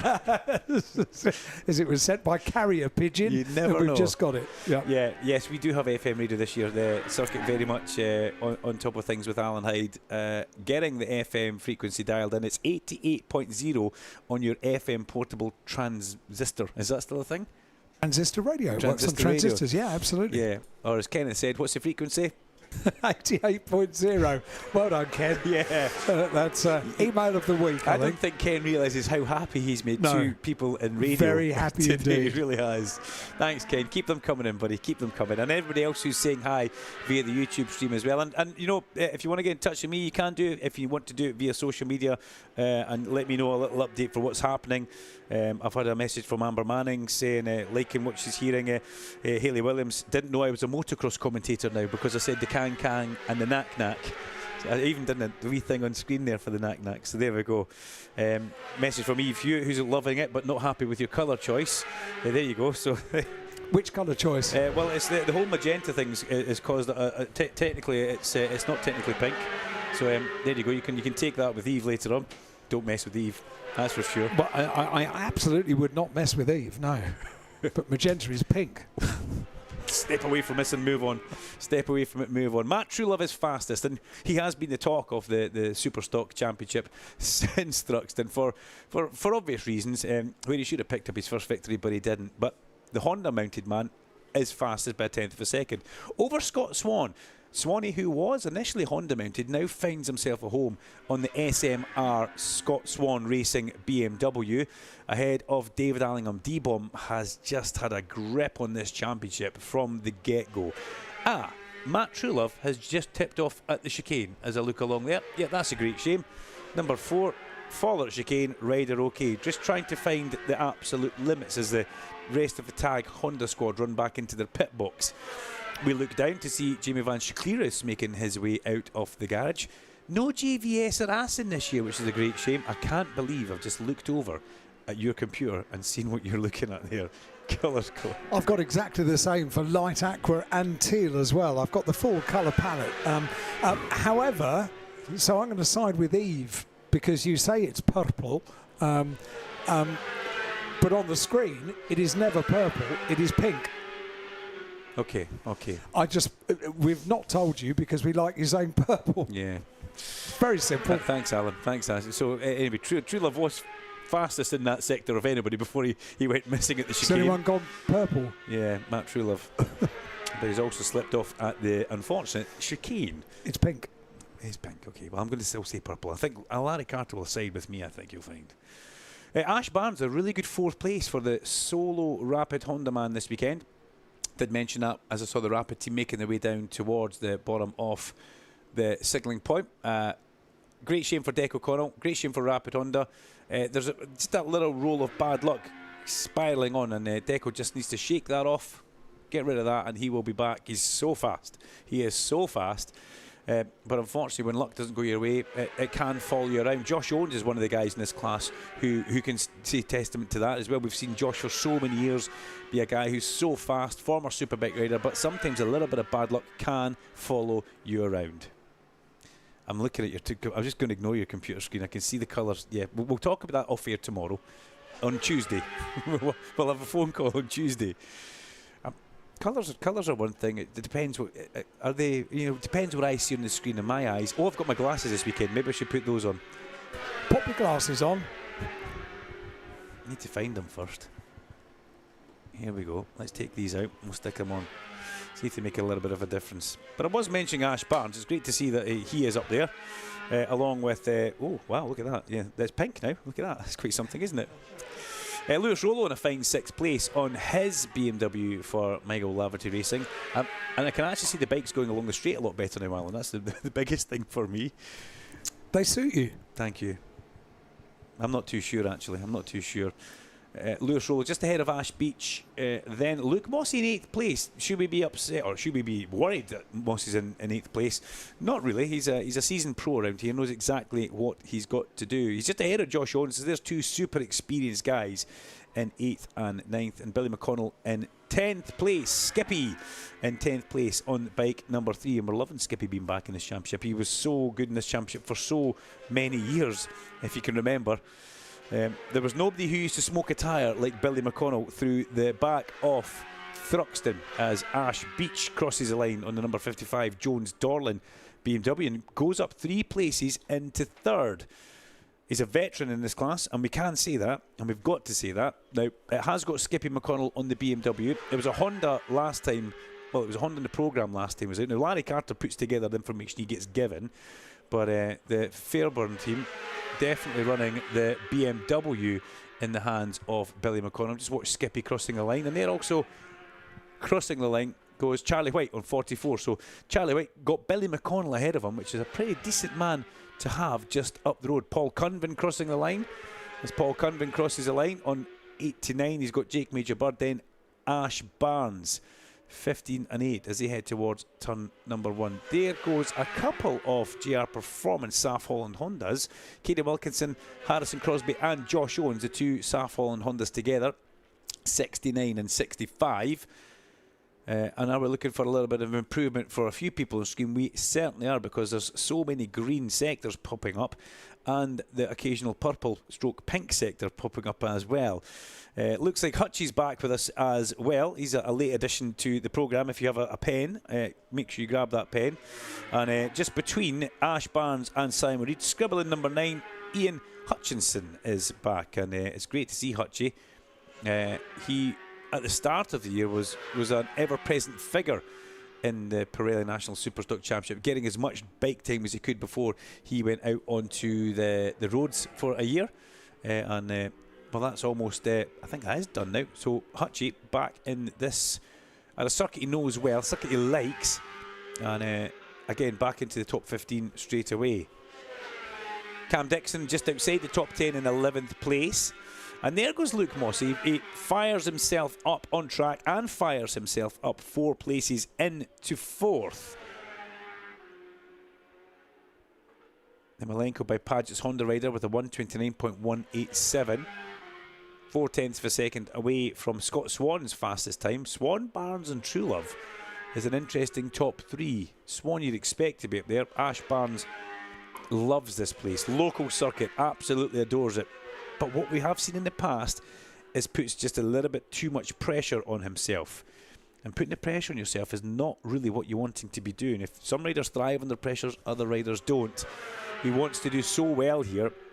Let's hope that Matt and Claire and Charlotte along have just calmed him down and got him in a good place, because that's a great way for him to start his weekend. Free practice 1 sitting in P2, 2/10 of a second away from the fastest time by Scott Swan. And we know how impressive Swanee has been all the way through 2026. And you know what, 2025 as well, and even 2024. The last time we saw him in the Superstock Championship, where he was on the Scott Swan Honda before he went to Ian Wallacott Racing for a year on Superbike, which I think Swanee did a really good job in the Superbike class. Also a little bit surprised he never ended up on the MET Fonacab Ducati when they were looking for a rider, but maybe with an eye on this championship, not wanting to miss any rounds and do himself out at some points. Possibly a wise move. There would have undoubtedly, I think, definitely been conversations between the Irwin team and Scott Swan, because there's a very close connection there. But Scott Swan wanting to remain where he is in the Pirelli National Superstock Championship, and that was around the whole time where he was leaving the Honda and going on to the Sean Muir BMW. So there must have been that in the ballpark as well. That would have swayed decisions, I'm pretty sure, along the way. Right now, though, we have 10 bikes covered by 8/10 of a second, and that was David Allingham and Ian Hutchison crossing the line together, a pair of BMWs. D-Bomb, championship leader, finds himself in 6th place. He's just had a little bit of a shuffle put on him after Josh Owens has gone up into 5th on the Saf Holland Honda on bike 65. And Josh Owens, a man who knows Cadwell Park and likes it. There goes Callum Bay. I've been looking for Callum. Blaze Baker and Callum Bay, 51 and 80 crossing the line together. Callum in 13th place, Blaze Baker in 15th place. Callum Bay, the man from Knock Garage, I think it is actually. Now Stevie wasn't too well a couple of rounds ago, so we do hope Stevie, if he's listening from Callum's main sponsor for Callum Bay, we do hope that he is on the road to recovery, and hopefully we'll see you back here in the not too distant future, because we don't like hearing about people being a little bit poorly and under the weather. as Max Lofthouse parks up in the bottom pit lane. Here comes JVS to go back into his tent that we have down here. Cardwell Park doesn't have any permanent garages down the bottom pit lane, so a big field and lawn-esque marquee gets put up and built, and we can see that stretching all the way down. And the Superbike teams go in championship order in their garages. So Nitrous Competition and PBM Hagar PBM are at the very far end of pit entrance, and it comes all the way up to the MET Fonacab Ducati squad.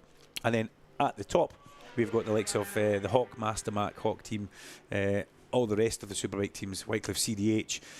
Neil Pearson will be up there with his race team, and then the top Super Sport teams also get an awning at the top of the pits as well. So there's almost a split pit area, so it's not overly busy down the bottom, but we will venture out down there with the microphone after the Superbike session, because Superbikes will be on track next. And they don't get their full hour because the timetable has been compressed ever so slightly. We're having a 45-minute session, which is quite okay for everybody around here. 45-minute session, and the reason that the timetable has been given just a little bit of finessing, that's a good word actually, throughout the course of today. Series director Stuart Higgs and the organisation team down in Race Control very much aware that the weather coming in this afternoon might not be as nice as what we have now. And Alan Hyde actually got told by a marshal that he's clearly not from around here because he doesn't know what the weather's going to do this afternoon. When he crossed the track this morning, Alan said, "Such a lovely day." It was beautiful. A little bit like 10 minutes after the downpour yesterday, and it was a lovely summer's day. That was strange, wasn't it? It was really odd. You know, it went from being like the end of the world to shorts and t-shirt weather in 10 minutes. We got up the grassy hill just in time. Well, yes, you did. That was at Cardwell Park. We're allowed to park on the inside in the officials area, which is great. I mean, the car's right outside. I said to Alan, what you've got to do, there's a special way of getting up the hill. You have to make a V out of it. So if you're parked into the nose of the fence, just put a little bit of left-hand lock on and reverse all the way back. Then just drive up to the gate. The one word you didn't use was the word reverse. Yes, okay. Okay, so when I got to the top of the hill, I looked down to see Heidi sitting wheel spinning on the spot. It was a very good wheel spin. Going nowhere. I thought, it's got brand new tyres on that car. It enjoyed it. This could only end badly, is what I was thinking. But the thing was, I was watching. The TSL guys below us were watching you as well. So it was pretty well documented. Yeah, but I'm not a pro chat. driver like you, Doug. I can't do your things. It was funny and good to watch. So D-Bomb's gone into P2, 0.08 of a second away from Scott Swan on 45. Swanee, who has that 1:28.698 lap to his name and is still fastest in this session, which he completed on lap 6 out of his 7-lap run. Swanee's back on an out lap. He's been in the pits for quite some time. But D-Bomb gets himself into P2, 0.08 of a second away. He's gone ahead of Ash Barnes, Matt Truelove, who was leading the session earlier on for quite some time before he slipped off, unfortunately, at the chicane. He's taking a little trip to medical centre for a check-up. Hopefully everything's A-OK with Matt Truelove. And ahead of 5th place, Lewis Rollo. 6th place, Luke Mossey. 7th for Josh Oates. 8th for Ash Beach. Ryan Campion up into 9th now. This is not the first time that we've seen Ryan Campion on our TSL timing screen, brought to you by Omologato on 1P Mobile. It's not the first time we've seen him featuring at the top of his timings. Now the rain flags have just popped out. Now that's not something I was looking forward to. Down there, right in front of us, we have got the white flag with the red cross through it, which means rain. I'm pretty sure we'll get a little bit of an update on the screen. It's been getting darker for a few minutes, hasn't it? Yeah. You can also feel we've got a window open because TNT needed to run a cable through. It's getting a lot cooler. And as I look outside, actually on the roof here, we can now see some raindrops almost falling into the puddles that we have gathered on our roof. So that's not good because, you know, last night the Superbikes had a full couple of hours track time that they could have used. How many went out? 14? Well, I think 13 because 13. There was 2 Ryan Vickers because he had 2 bikes and 2 Jason O'Halloran. I know, but I'm superstitious, so I rounded it up to 14. Yeah, 12 and a half, yeah, okay, we'll go with that. But yeah, they decided to, some did a lot of running, but a lot of them waited until it dried out considerably before they went out. And I was speaking in race control with Claire Neat and Stuart Higgs, and they were all saying, you know, that's quite strange because tomorrow's weather forecast looks like what we've got just now. Rory Skinner's just popped out the garage. the Cheshire Moulding Yamaha man has a bit of a chat with Stuart Shenton down there. He looks up towards the sky, and he was the man who didn't turn a lap yesterday, but he was here just the other week on his TZ250. So he decided that he was up to speed. What he didn't want to do yesterday was go out and get his eye in. Now, I think that's a really good way to look at it. He didn't want to go out and get his eye in at a lower speed than what he had done previously in the 250 when it was beautiful sunshine. It's quite a clever move, that, and a very experienced head on young shoulders for Rory Skinner. And he's in the pit lane having a chat with Stuart Shenton, and his dad Mike Skinner on the bike as well with him in 2026, and Ben Wilson, the man who took Rhys Irwin to a fabulous championship in the Quattro Group Supersport last year. Now, that's it seems it was such a great championship win for Ben Wilson and Rhys Irwin, but it seems such a long time ago. And look where we are now with Supersport. It's just absolutely booming as well. But yeah, it's going to be interesting. The last 7.5 minutes of this session, drops of rain in all sectors. So I would imagine we'll go pretty quiet on track in the next couple of minutes. And we'll probably just see the end of the session out. I wouldn't imagine anybody will go and put a set of wets on just to do a couple of laps in a session. The Superstock riders will be on track from 10 past 3 till 3:30, or 25 to 4, I should say. But that's Hutchie. Rain doesn't affect Hutchie. He's straight across in towards turn number 1. And JVS as well, Jimmy van Schiklerus, our local Dutch friend who's been in our championship, part of our championship, for quite some time now. And he's a winner in Supersport. Remember, he picked up a fine victory at Donington Park when he was in the MPM Routes Racing Yamaha R6 JVS. And whenever we go across to Aston, he usually is the pin-up poster boy. But unfortunately not this year, because Superstock do not make their way across the channel to Aston. Unlike myself and Heidi, BSB Radio powered by Kawasaki will be present at Aston, but will only be the two of us. Larry's going on a cruise or something. He's not got a holiday. Is he? No, he hasn't. No. Surely not. No, he hasn't. Larry will be. I can't see Larry on a cruise. No, imagine that. But he's not going to be with us. He's having a little bit of time off. And he will join us for Donington Park and for Brands Hatch to round out the season. But myself and Alan, it works quite well for us over there with the classes that we have. The grid's very much close proximity to. It's very much like when we were at Navarra. The two of us went to Navarra, just the two of us, and everybody else. But we managed to do the grids and kind of get everything else done because it's all in that one area at Aston. So 4-5 bikes still circulating the circuit. Here comes JVS out of the last corner. I think he may be about to head in. In fact, no, he's going to carry on for another lap. Is Jamie Van Schiklerus. Let's put it back on the pit lane cam now. So if you're out there, you guys can kind of see all that is going on. And unfortunately, the weather just starting to take a little bit of a downturn for us here. Oh, ever so slightly. It may be a passing shower, but if you're into your weather apps, you'll probably have about 4 or 5 of them on your phone, and you always scroll through to get the best weather forecast for the area that you're in. And it doesn't always work like that, but I just kind of look at whatever one pops up on the front, and my watch says cloudy, but the chance of rain 70% in 4 hours. So if this is the precursor for what we've got coming in 4 hours. Mine says 90. Oh, well, you would have to have more, wouldn't you? I've got a pessimistic prediction, I'm afraid, yeah. When does the rain start on your forecast now? My mum once told me never to ask a question you don't want the answer to. So I think a lot of people want that answer. It might be a little bit damp for the rest of the afternoon. Yeah, it may well be. 11:15 here on BSB Radio, powered by Kawasaki. The rain slowly starting to fall at Cadwell Park. It's nothing like what we had yesterday, which was a monsoon in about 10 minutes. But what we have now is a lot of people standing in pit lane, all looking up towards the sky, which I always find quite funny. It's going to come from there. But you can feel it before it comes in as well, because the temperature does drop. It gets a lot darker, and you get that kind of wind rush before you get the rain.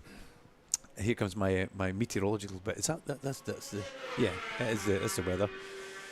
Still continuing on though, the people not wanting to not be on track. Unabated speed. It's just incredible. Simon Reed just went past like his life depended on it there. Really did, yeah. On the lovely Carl Cox Motorsport by MLav M1000 RR BMW. That was very much Simon. Away he went.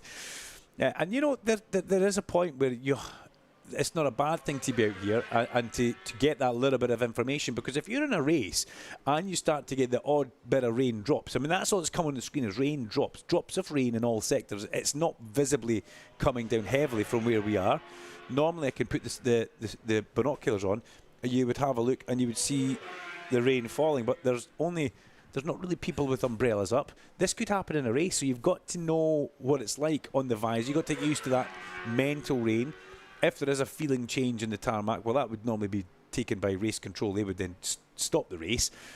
But this could happen in a race, and it's very important to get that little bit of a feel. And that's why we see a lot of these riders still staying out. Jamie Van Schaklerus on track, wanting to make sure he can maximise it. Thomas O'Grady is out there as well.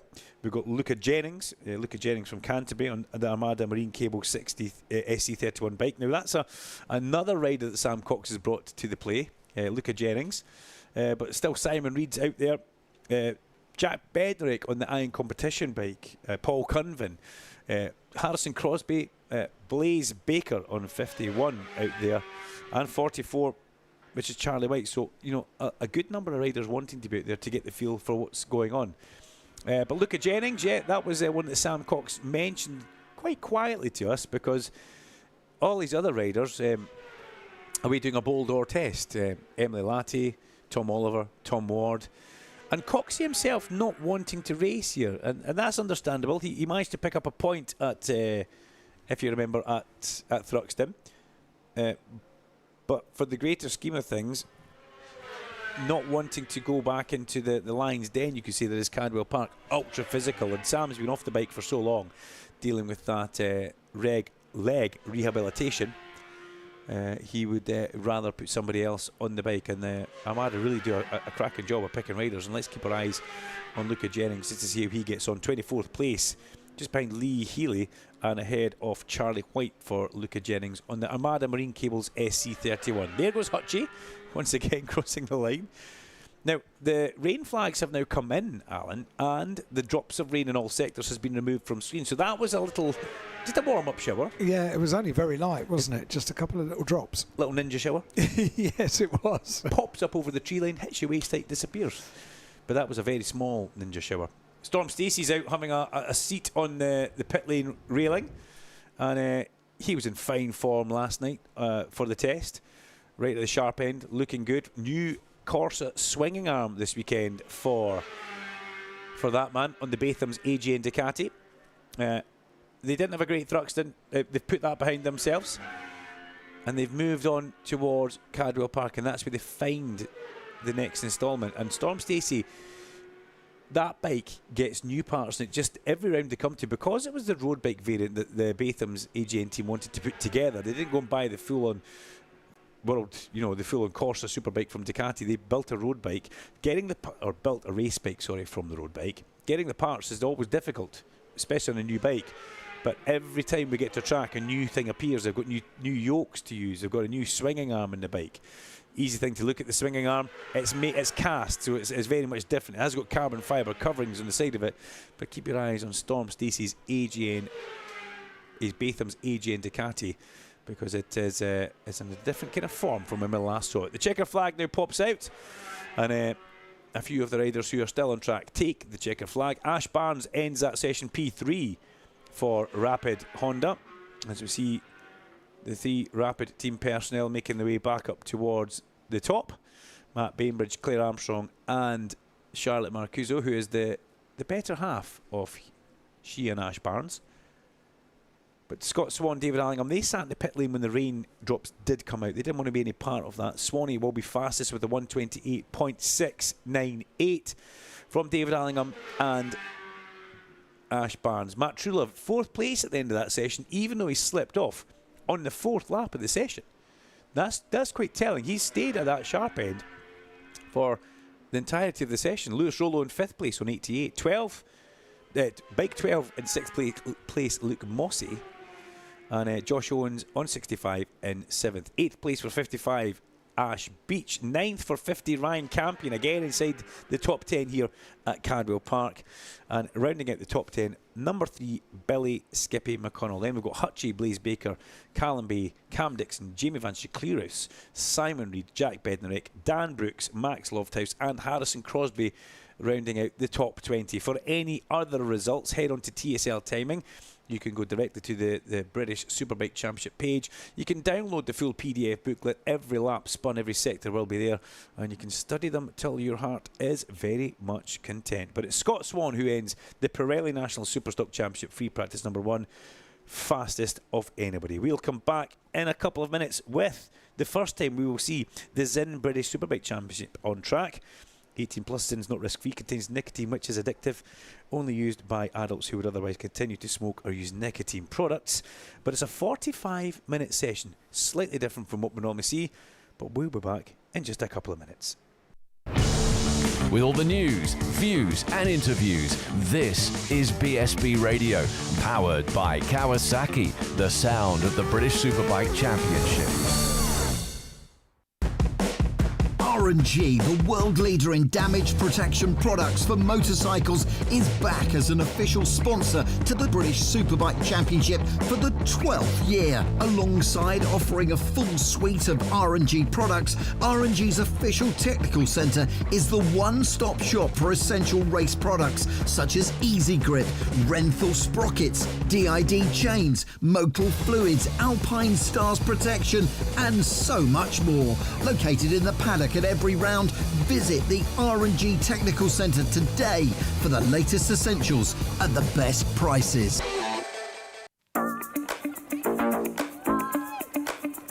Whether it's weekend tours or continent exploring, adventure comes for free with Kawasaki this summer. Purchase a 2025 model year Versys 650 or Versys 1100 and you can receive a free touring kit upgrade that includes a set of panniers and inner bags, tank pad and handguards. Plus, the machines are available on low-rate finance through Kawasaki K Options. Visit your local Kawasaki dealer to find out more. The 2026 Zinn British Superbike Championship in association with Pirelli. 18 plus, Zinn is not risk-free and contains nicotine which is addictive, only for use by adults who would otherwise continue to smoke or use other nicotine products.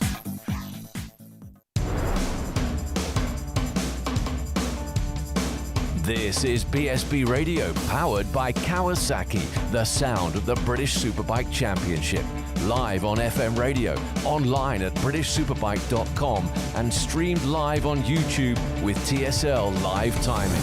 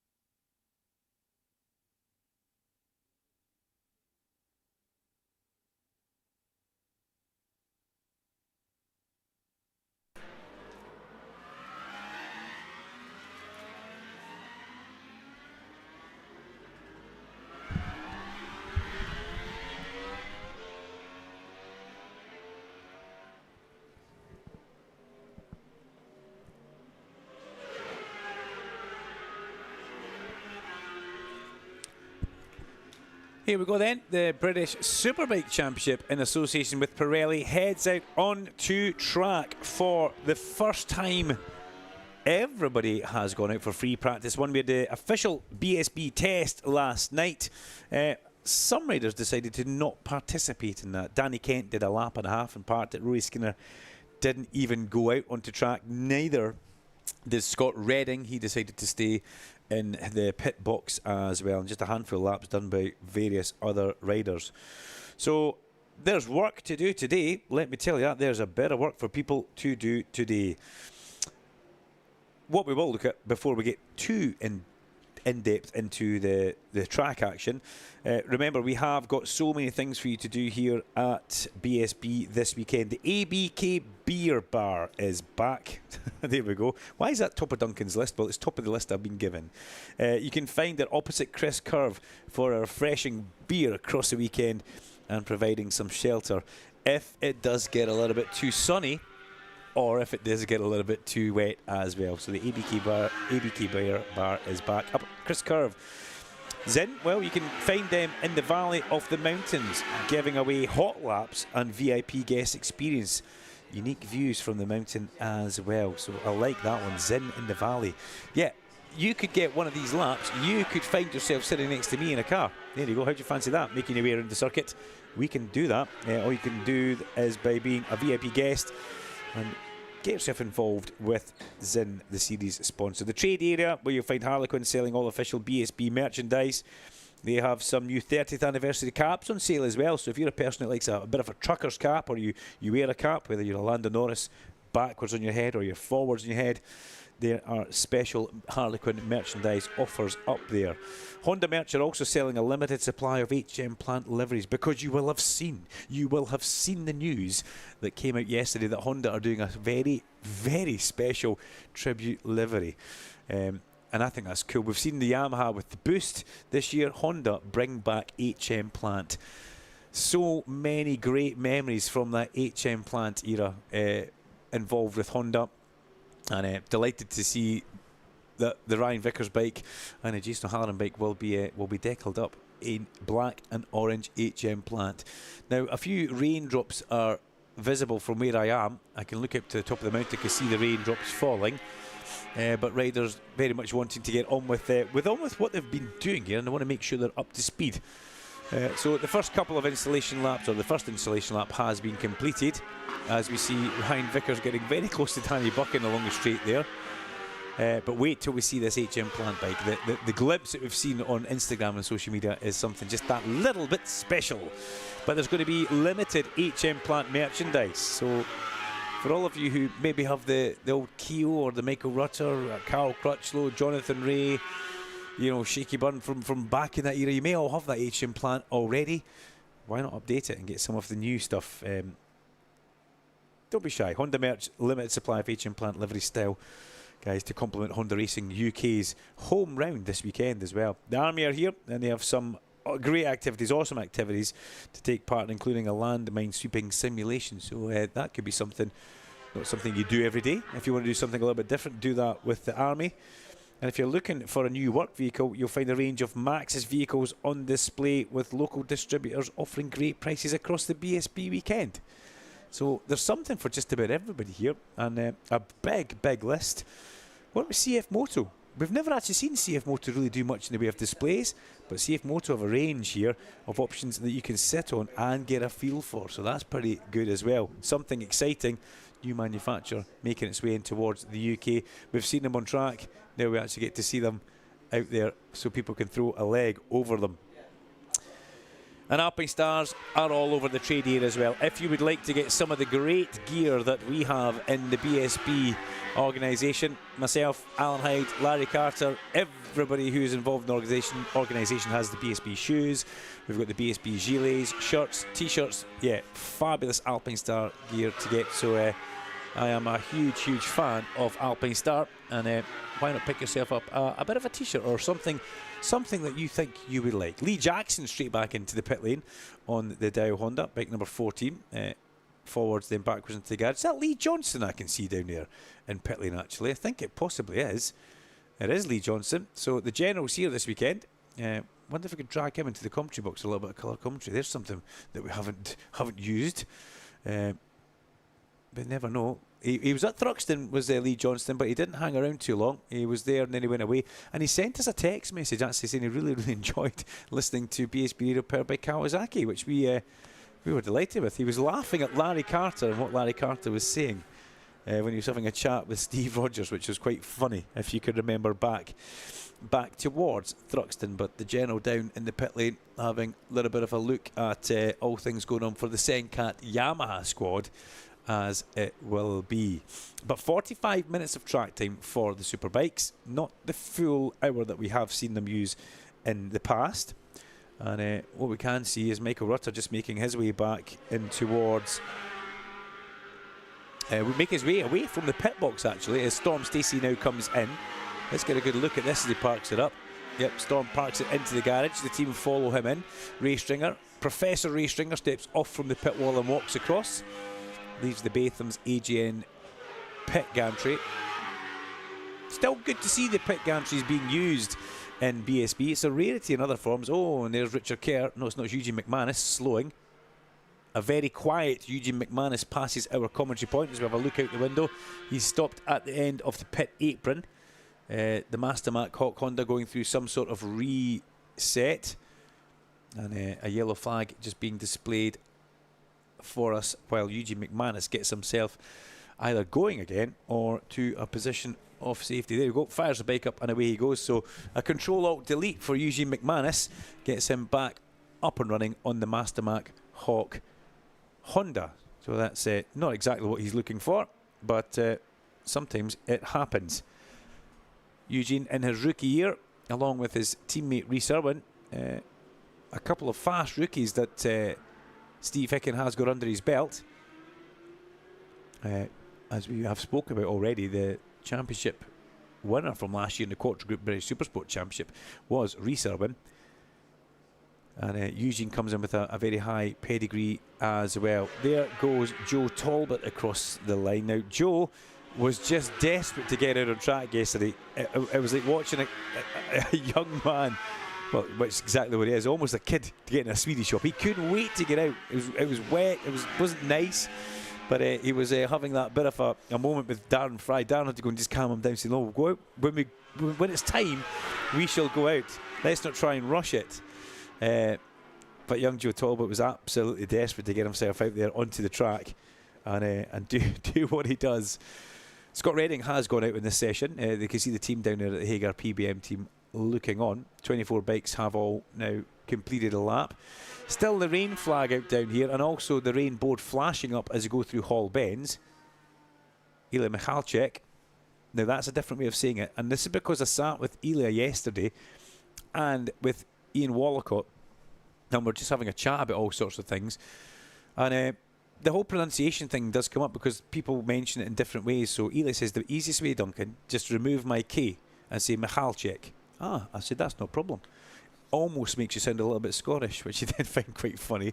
Had a bit of a laugh. And he also celebrated a birthday last week, did Ilya? I said, did you have a good birthday? He said, I had the best birthday. Quiet night, good meal, good friends. What more could you want? And you know what? I think I absolutely agree with him. But Ilya, on that BMW P3, at this moment in time, we've only done 5 laps, but he has regularly punched above the weight of that bike and that little team that Ian Wallocott's put together there.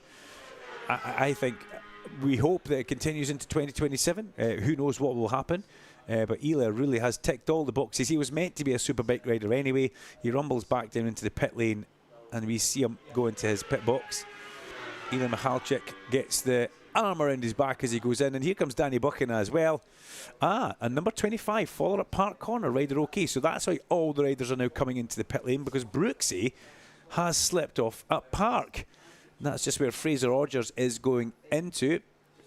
Lee Jackson has just gone past his teammate, who's unfortunately slid off there. Not good for Brooksy. Ryder is badged as okay. He was the man who was first out onto track yesterday. Most atypically, he wanted to do as many laps as he possibly could. It's kind of Josh Brooks from the word go. Whenever he gets whenever the green flag was out, Brooks is on track. He doesn't like to hang about. He doesn't like to be in the pit box doing nothing. He wants to be out there trying to learn, trying to see what the conditions are like. And a veteran campaigner, even yesterday, he was the first guy on track because he knows that today might be like how yesterday was, and there's no point waiting just to see what happens weather-wise. Steve Plater with a bit of a look up towards the sky from the Cheshire Moulding Garage. Like the new team wear they've got from Manx Iron Clothing as well. Looking really, really good there. Nice dark navy blue that Michael Laverty has put in towards the clothing style for that team. That will be coming from, I would imagine, Grid merchandise as well as Manx Iron Clothing. But looking really, really good there in the pit lane just next door to Honda UK, where Scott Hargreaves looks quickly up the pit lane and up towards the sky. The boss behind Honda UK, who had a double victory last time out at Thruxton in the hands of Ryan Vickers. Now that sprint race will go down in BSB history as possibly one of the best races we have seen. I would have to say ever. It was just 12 laps of fabulous racing as Brooksy comes back into the pit lane. He's been allowed to pick that bike up and continue back round, so damage obviously quite minimal, and he has got himself back into the pit lane, which is good. But yeah, I mean, we look back and we take in Thruxton, we kind of let it all sink in on the drive back up the road towards Birmingham on Sunday night, and then Monday morning on the drive home. You keep thinking about what you've witnessed over the weekend, how it all unfolded for everybody on track, and it really was fabulous. Watching these guys, 195, 196 miles per hour on the brakes, into the club chicane, 4 or 5 wide, battle of the bravest. That's exactly what we saw. But there's also a huge amount of respect for each rider. You know, there may be beef on track, there may be beef in the pit lane. There's always a huge amount of respect for what you're doing on track at that speed. And there has to be. But it's Ryan Vickers who came through, not one, but twice. And the second victory in the longer race was the really, really incredible one.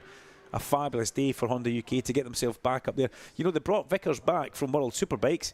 Ryan was looking for a ride, and he picked up the Honda UK job. It's not been easy from the start, but ever since, I have to say, Donington Park, ever since Donington Knockhill onwards, there has been signs of encouragement, little green shoots of improvement, as my friend Dave Neal likes to say. And that's exactly what Ryan was looking for. He went to Thruxton. He knew he was fast at Thruxton, had some great results around there. And can he carry that momentum forward this weekend into Cardwell Park? Well, why not? Honda UK is just along the road in Louth. They're not far away at all. They do a bit of testing here. They've got the special tribute livery. Vickers is on the peak of a crest right now. So with Roger Marshall in his pocket, you could say, and Scott Hargreaves at the helm, the crew down there know what Ryan needs.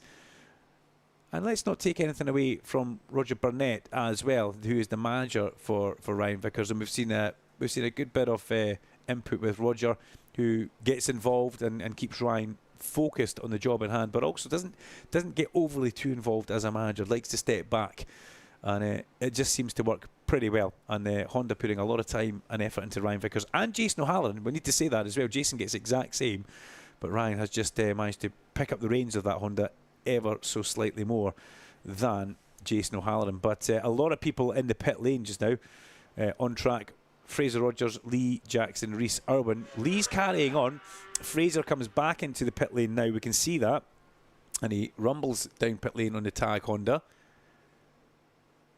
The last 4 races for Tag Honda before they move into the 2027 phase of being Tag Ducati, which will be interesting. Who will the riders be there? Will we see Fraser and will we see Charlie Spud-Nesbitt remain with that team?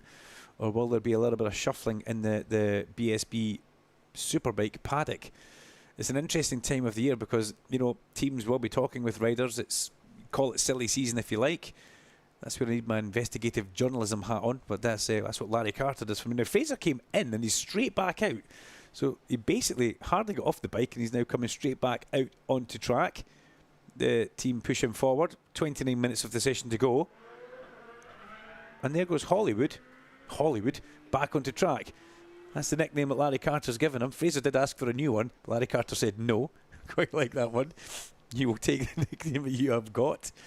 And Fraser goes back out there. But it'll be interesting for 2027 to see exactly how that rider market does line up, because I suppose we're in that neck of the woods now where we need to start looking about who is signed for next year. What do we know? Who stays where and what happens? And with these rides coming in, probably like Storm Stacey, who's fastest in this session. Yes, we've only had 3 laps, but he was quickest, one of the quickest guys yesterday. He was right at the sharp end. Not just at certain tracks this year. We've seen Storm performing everywhere. Will Batham's try and keep hold of Storm for 2027, or is somebody else looking at him? You've got Brad Ray, Elam Halchik as well, who I definitely know wants to be in this BSB paddock, and it would be a sad loss if we didn't get Elia back here, because, as I say, some of the rides that we've seen him put in there on that BMW, bearing in mind there's only one BMW out there, there's no 810 racing team now, and that's kind of worrying Alan Hyde. The air conditioning unit just went silent. You've been playing about with a lot up here, Heidi. I haven't been touching that. Yeah, no, I'm going to look at Icky and make sure everything's okay back there. Yeah, we've still got power to that. He hasn't touched it either. I'm going to ask you later on exactly what you've been doing, but you and Icky have been fairly busy back there. Trying to increase the fidelity of the audio on one of the streams, 2 of the streams. And that means you were trying to make it louder? No, just nicer. More. I want to hear you in full high fidelity. All right, okay. So I'm going to carry on working on it. He's not finished yet. He's going to have the specs on in a minute, a bit like myself, to make sure that when he's soldering something, he's not burning his fingers, I would imagine. I cannot rest until it sounds. I like that. Because people tracks here will be hearing us through the public address system. If you're listening on YouTube, you have a very clear quality stream which comes through Alan's desk directly. And if you're listening via TSL and the BSB website, that's what we are very much trying to work on. But just to say that, look down there, Roger Marshall walks out the garage first, looks up to the sky. Out walks Scott Hargreaves up to the sky. There's Olin's man himself, Jeff, having a big look up to the sky, Jeff Lapworth. They're all doing the exact same thing. And from the garage next door, Spanner, Chris Anderson looks up towards the sky as well. It's brightened up an awful lot, but the rain board's still out there. The easiest way for us to know if it's raining or nothing is to look over our shoulder. There's a puddle on the roof. If I see some, that's true. It's true. We don't have Larry today, but we have a puddle on the roof which is doing the same job. Isn't that where the drone operator sets up? I think it is. It is, isn't it? It was last year. Yeah, it was last year. Yeah. Lee Jackson's had enough just now. He's nipping away for a quick call of nature, I believe. So we'll not document too much more of that. As Eugene McManus crosses the line on the Master Mac Hawk. Honda still out there, still spinning laps. Eugene in 20th position. Remember, he had a small technical maybe some 5 or 6 minutes ago where he stopped at the end of the pit exit after the bike cut on him coming through Barn Corner. Here comes the O-Show. Jason O'Halloran. Jason chasing Fraser, if that sounds right. Fraser just going through Charlie's before he heads onto the Park Straight.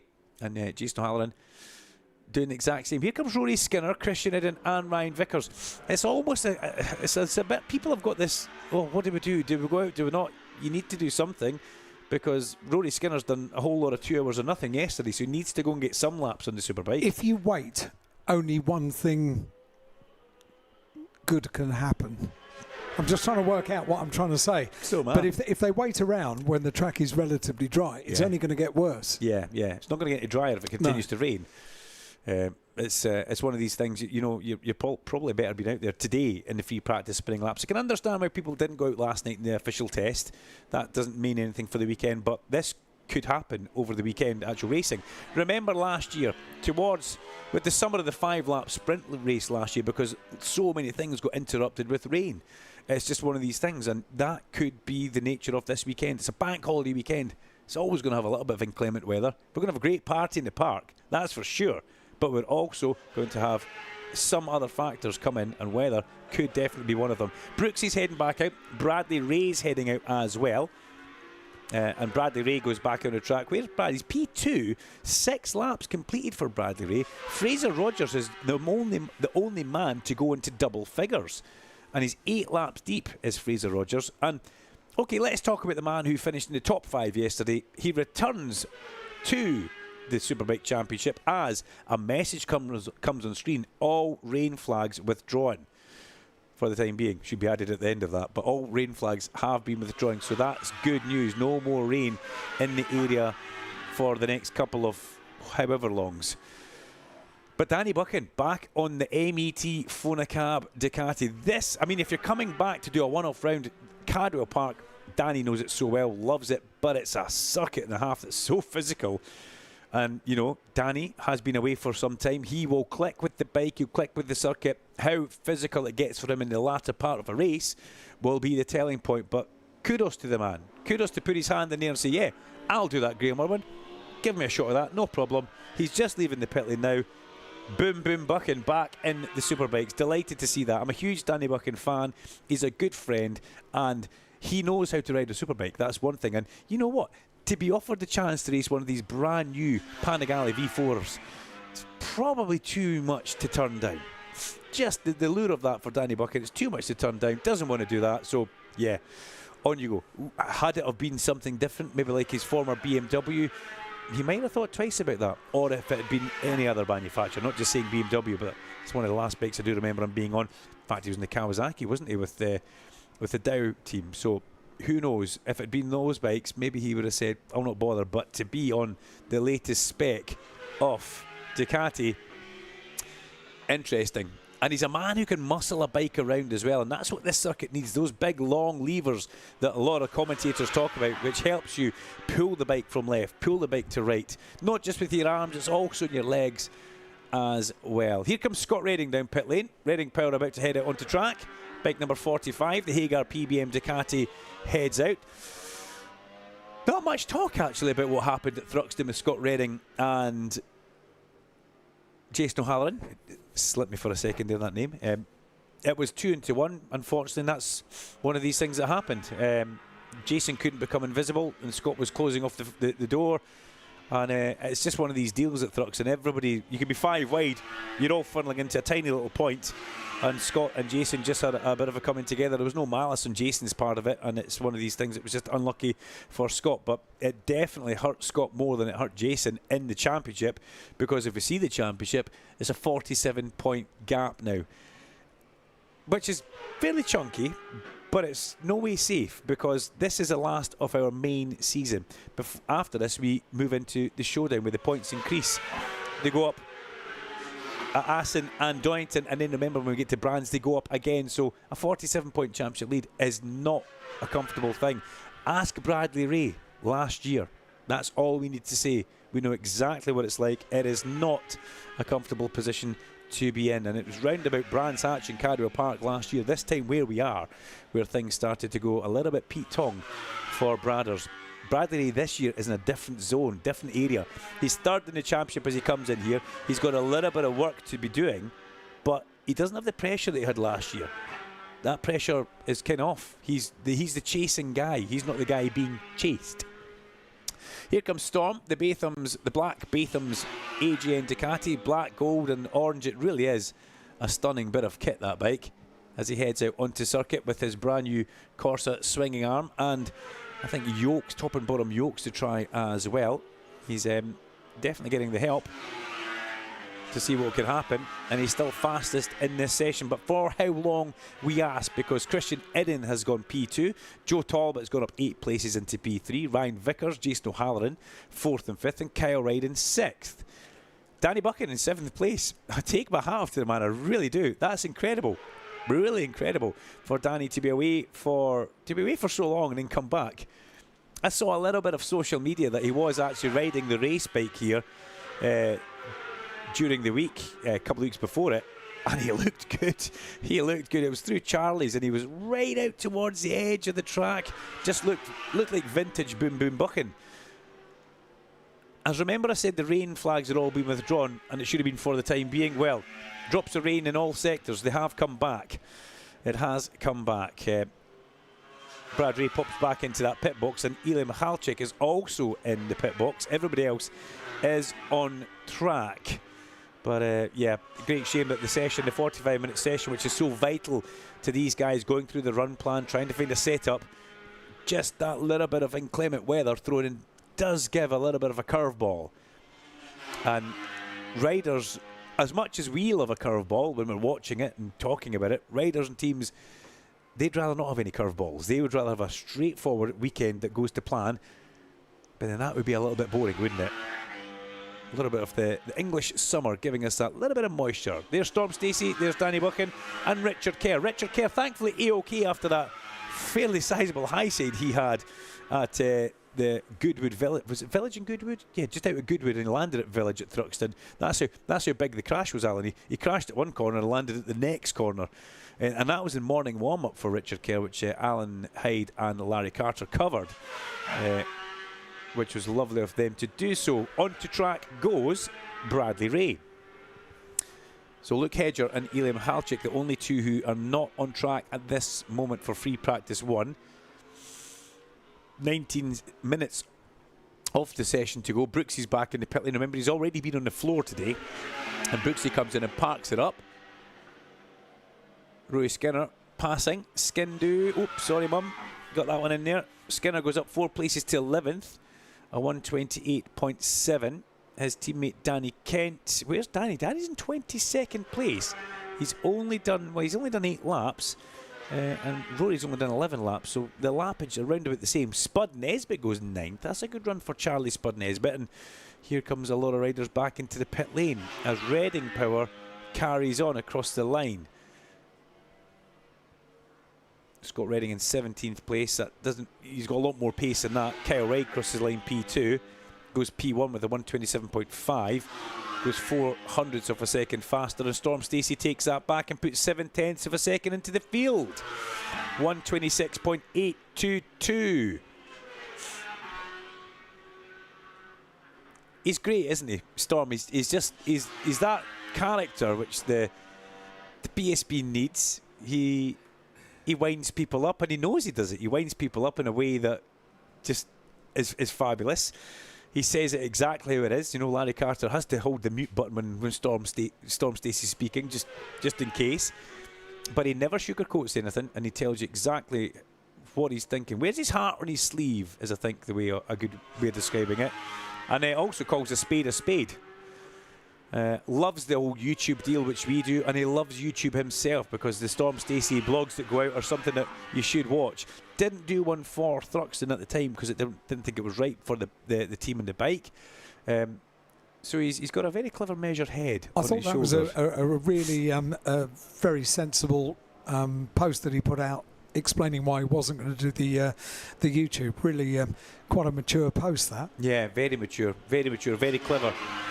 He gets it, you know. He does actually get it. He gets it, and he plays the media game very well. And but like I say, he rubs a few people up the wrong way, and I like that as well. You know, Cito Pons famously said he's not in the paddock to make friends, and I like that.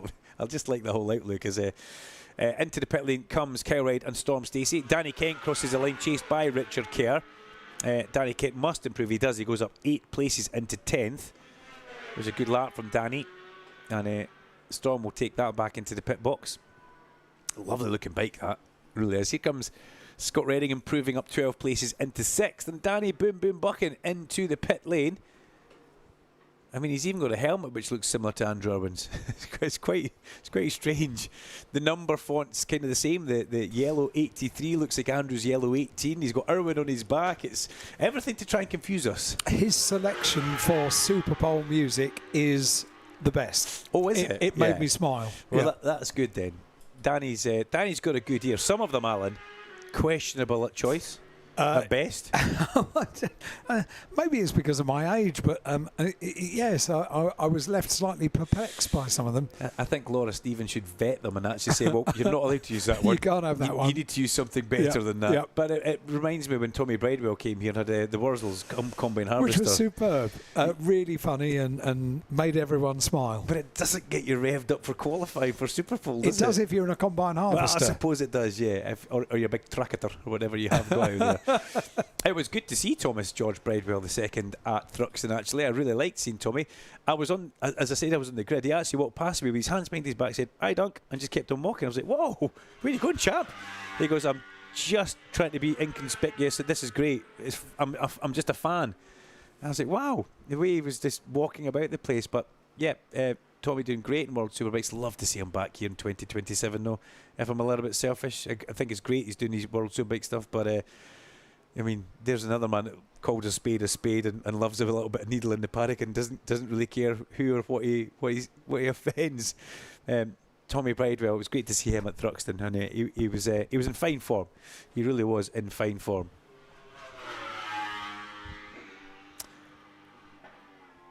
So keeping an eye on what's going on here with 40 minutes to go. Drops of rain in all sectors is the message we have on the bottom of our screen. Bradley Ray has just gone into second place. He's gone up 4 places with that 127.117. 2/10 of a second away from Storm Stacey. So, you know, Brad showing, even though there's some drops of rain, which is now going off the screen, Brad's showing there's still good grip and good feedback out there. Kyle Reid in third place with Jason O'Halloran, a very, very impressive 4th. Christian Idden 5th place with Joe Talbot 6th place, the first of the KB 9 and 8 Rimini Motas, powered by a ZX10 RR engine, the beating heart of that, around the beautiful Italian designed chassis that Bimota have got. And he's just ahead of Scott Redding on the Hagar PBM Ducati in 7th. Then Danny Kent, then Ryan Vickers, and Leon Haslam rounding out that top 10. Danny Boom Boom Buchan in 11th place. Again, no matter where he finishes today, this weekend, I will doff my cap to the man. Especially at the end of one of these long races around here. I will certainly go and give him a bottle of water, that's for sure. Charlie Spud Nesbitt in 12th with Lee Jackson in 13th place. Max Cook, the second of the Bimotas, the AJ and Steel Stock Bimotas, in 14th place. Max returning after that unfortunate tip-off that he had at Thruxton. It was a great shame, actually. He tripped over the back of Leon Haslam exiting the club chicane after he'd made a small error running wide on the way in. I can't remember if he had a moment in the front trying to close on him, but he made a small error on the way in, and it made him wide at the first part, wide at the second part, a bit early on the exit, and just rode over the back of Leon's tyre. But unfortunately, not a lot of runoff there, and he bounced himself into the recticel. Momentarily unconscious, and that straight away, that's you done for the weekend. So Max very much came back to circuit. He was in fine form, but he did go away for the usual checkups, as you would expect. The BSB medical team do not take any gamble whatsoever. And Max came back to circuit the next day, and this is him stepping back on to the race bike, and maybe not wanting to push it too much in the tricky conditions that we have here. Not that they're tricky, just that they could be a little bit unpredictable in areas out there. So Max in 14th place. He's on track. He is on an outlap, so we'll see if there's any improvement heading his way. But it's a different kind of set of regulations that we run to for this now. Last year, the free practice 1 and free practice 2 were such an important, valuable part of your weekend. You had to make sure you performed in both of them. You had to put good times in, because, say, the second session was held up by weather and nobody went faster. Your first time would determine whether you went into Q1 or Q2. But that's been taken away from the riders now. They actually prefer this setup that MSVR give them, and the BSB team downstairs just look at trying to change things. And what do the riders want? Well, they want a little bit more time to actually go and test rather than having to perform straight away. Christian Idden, somebody who really likes this new format, has just been pushed out the Sencat garage. Lee Johnson down there doing a little bit of vlogging with the camera as Lightning, or Edo, heads out onto track. Is that a special helmet for this weekend? Don't know if you spotted that, Alan Hyde. Probably. He shakes his head. You said lightning, and I thought, where? No. Did see you kind of looking about there. There is lightning in the area. Looking around like a meerkat for a minute. I wonder what was up with you.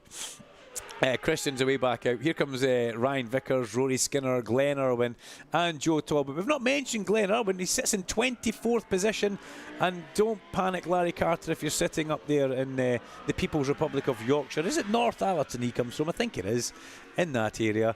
Don't worry, Larry. Absolutely is, yeah. Do not worry, because normally I get a text, a bit of a text. Everything okay with Glenn? Yep, he's been standing in the pit lane like everybody else, looking up towards the skies. There goes Max Cook. Did anybody pick up the cookies from Max Cook at Thruxton? Were you one of the people who went across? Yes. Did you? No, I know you did, yeah. Yes, you yes, Laura we did, yeah. But a fabulous little bundle that Max was putting together. Did I get a cookie? Did you? No. Oh, you didn't? No. So what happened to the cookies? She's very possessive about cookies. I know. We'll have to sort that out. I was told quite specifically they were in the fridge and that I was not to touch them. Okay, that's lovely. I saw them in her bag. I wasn't brave enough to steal one, but no. Yeah, Max putting together a lovely little gift box at Thruxton. I thought it was a great idea. Yeah, Max Cookies. Max Cookies. Yeah, you know, I think it was at was it Snetterdam when I said he overcooked the hairpin, and Yes. never realised how funny my internal it could actually be in my head. But Max sometimes wears a chef hat on the grid as well, and he's it's great to see him improving again, back up into 7th place, a 128.037, right on the heels of his teammate Joe Talbot. So just checking through for any messages that are coming our way. We're getting a lot of stuff coming in. Yeah, I have got glasses on for anybody who may have noticed on the YouTube stream. Alan told me to wear my glasses that I sometimes wear. It just depends on what type of day it is, Alan. You know that? It depends when I wake up. It's a good thing to wear. Yeah, but sometimes I don't need them. No, well, don't wear them. Well, I won't. It's very simple. But Dad gave me a row earlier on, didn't you? Yeah, put your glasses on, son. Okay, sorry, I will do. Max Cook again up into 6th place. Another improvement. He goes ahead of his younger teammate Joe Talbot with a 127.683. Glenn Irwin, keep an eye on Glenn on this lap. He, on bike number 2, is making his way behind Joe Talbot up in towards Park Corner. And Glenn, personal best. You would expect personal best. He's just had a lap time disallowed as well that went in there. So a great shame for him as Lee Jackson improves 9 places and goes up into... Where's that for him? Into 8th place for Lee Jackson. So all rain flags have been withdrawn for the time being. As Scott Redding, every time that happens, Scott Redding leaves the pit box. You notice that? Every time that a signal comes up on the screen, Redding Power comes back out. Off he goes. Yeah. I can look down the pit lane there. I can see his Uncle Darrell leaning against the railing, and right down the far end as well. Jordan Bird just underneath the PBM pit box. Harry on the pit board as well. And JB just having a little bit of a drink there, making sure everything's okay with her rider.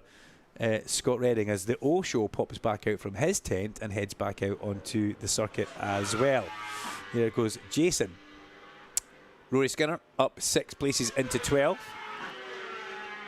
So another improvement for him. His teammate Danny Kent on the second, or the sister Cheshire Mouldings Yamaha, finds himself a couple of places up in 10th.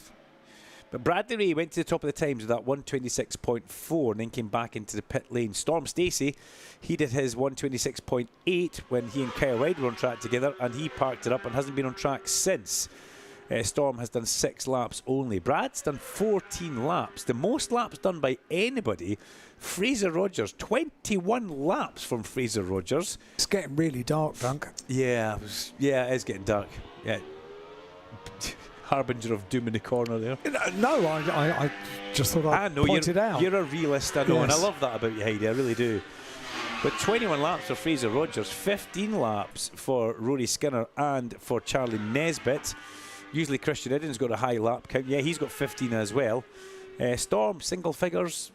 Ilya Michalczyk with single figures as well. And drops the rain in Sector 2, Alan. So it's one of these things. It's a little bit like rain lottery. Where's it going to pop up next? There we go. There'll be a bingo card coming out for that this weekend, no doubt, I would imagine. Drops the rain in Sector 3 as well. So Sector 2 and 3. And that's just what we're dealing with. But it's not persistent heavy rain, it's drops.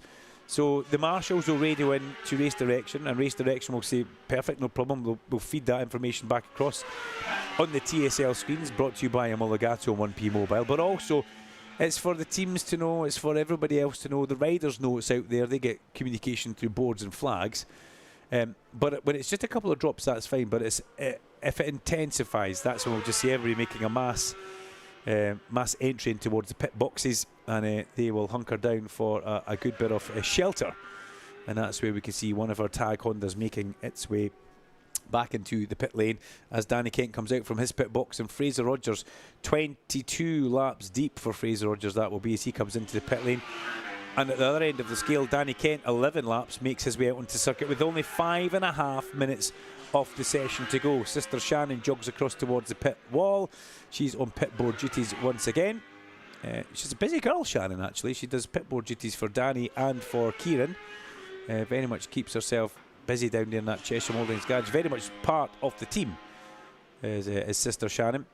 And the two boys both having a bit of a strong start to the weekend for Danny and for Kieran. Christian Eden goes up 2 places along with Joe Talbot. They go up to 4th and 5th place. 127.3, 127.4. They both managed to knock Jason O'Halloran back to 6th place.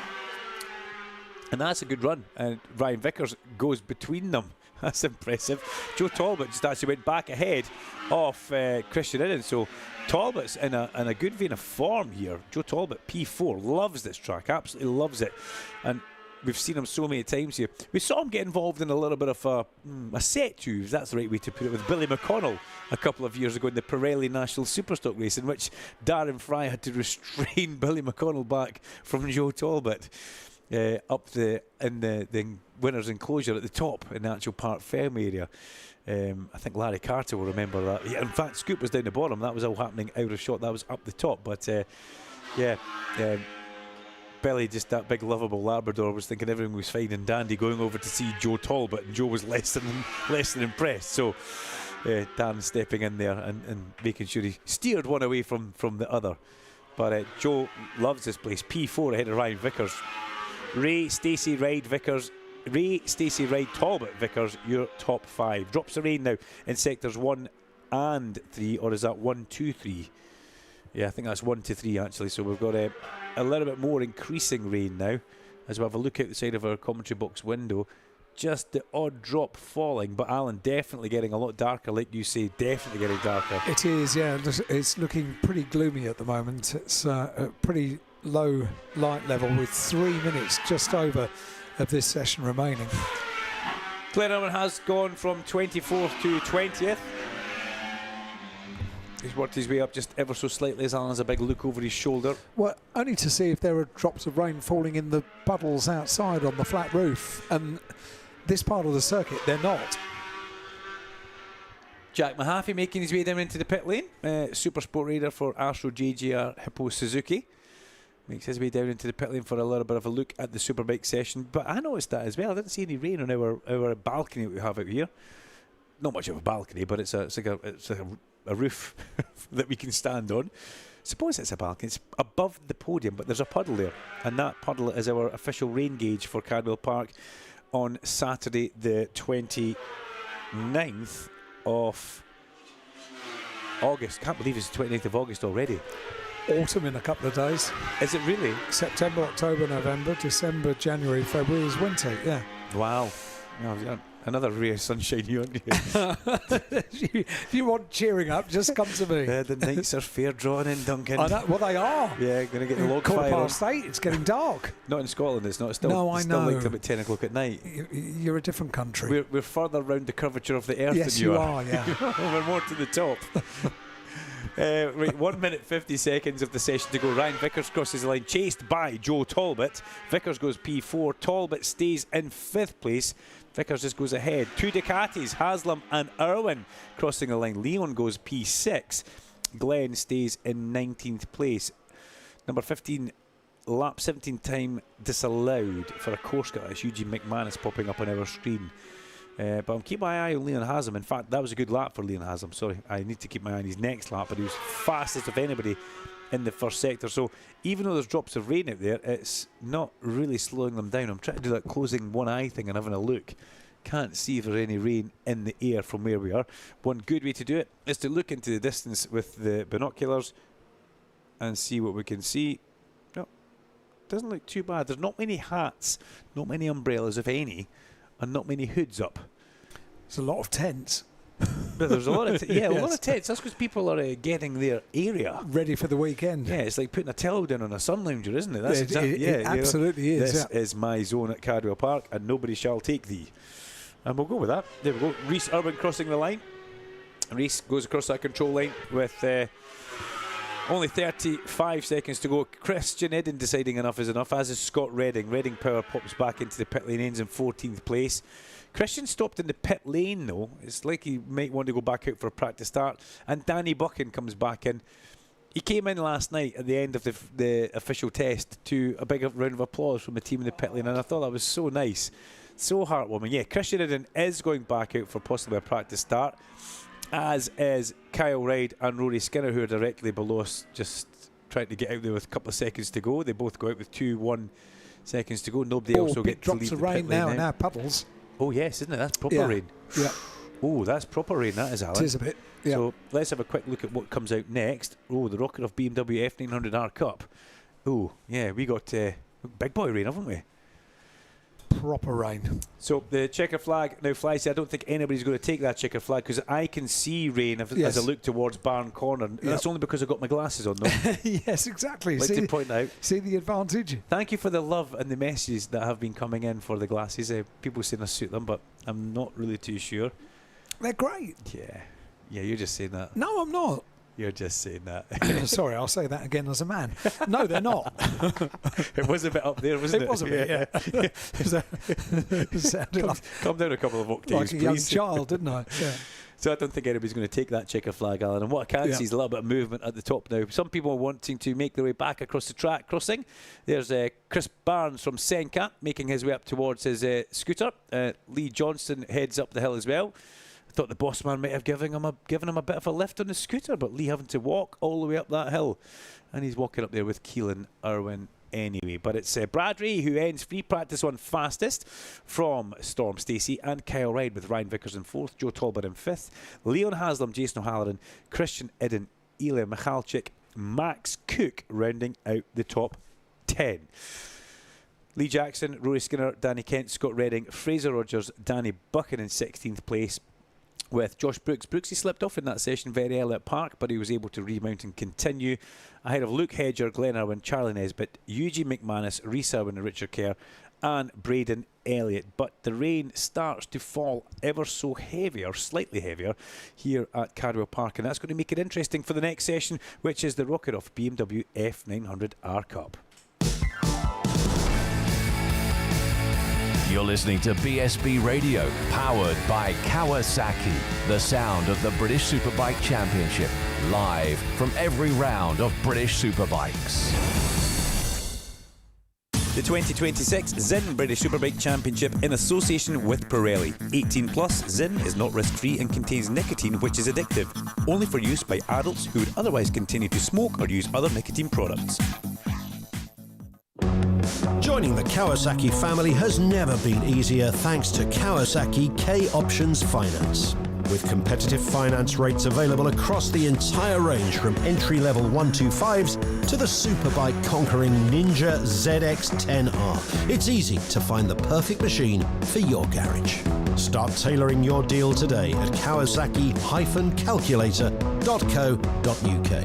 That's calculator with a K. Kawasaki Finance is a trading style of Black Horse Limited. Let's stop there. Being a soldier, it's exciting. You already know that. What you want to know is, what's in it for me? I wanted to learn leadership skills from the experts. I wanted to get paid to earn qualifications. I wanted more confidence. And now, look, I'm on the radio. That's what was in it for me. Get skills, get qualified, get confident. Army. Recruiting now. Search Army jobs. Live online at BritishSuperbike.com, on FM radio and live stream with TSL live timing on YouTube. This is BSB Radio, powered by Kawasaki, the sound of the British Superbike Championship.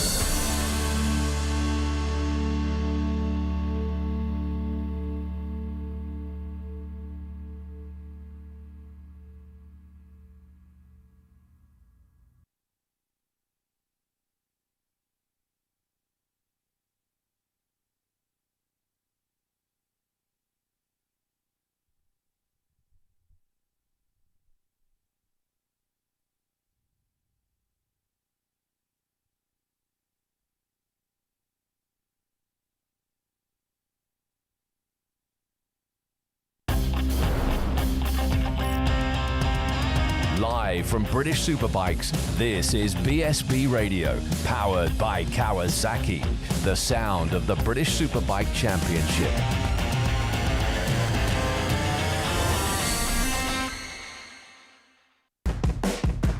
R&G, the world leader in damage protection products for motorcycles, is back as the official sponsor to the British Superbike Championship for the 12th year. R&G's damage protection and accessories are used by countless riders and racers around the world. thousands of applications for hundreds of bikes and are trusted by teams across the BSB paddock. R&G's Pro Engine case covers are now included in the FIM Quality Product Programme. Visit the R&G official technical centre in the paddock to get your protection today and find out more at rg-racing.com. So no matter what you ride with R&G, if you slip it or slide it, you'll still be able to pick it up and ride it. The 2026 Zinn British Superbike Championship in association with Pirelli. 18 plus, Zinn is not risk-free and contains nicotine, which is addictive. Only for use by adults who would otherwise continue to smoke or use other nicotine products. The Kawasaki Ninja ZX-10R, the most successful machine in world superbike history, gets a new look for 2026 with new aerodynamic winglets and a sharp, aggressive design. Built for those who rise to the challenge, the pinnacle of the Ninja family is built for champions, whether that's on track or on the road. Available from your local Kawasaki dealer now, so book a demo ride today and discover true adrenaline. This is the sound of British Superbikes online and on FM radio. This is BSB Radio, powered by Kawasaki, the sound of the British Superbike Championship.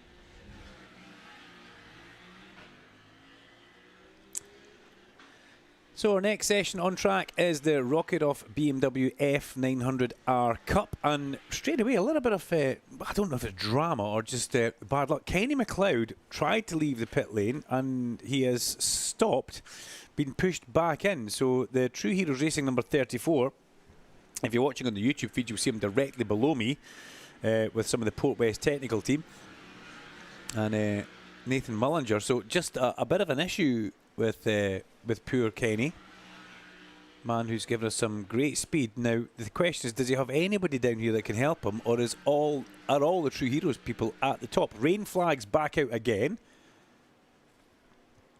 and they're just having a bit of a check with this. He's wondering where to put the actual bike, so it doesn't look like Kenny's going to take any further part in this session as they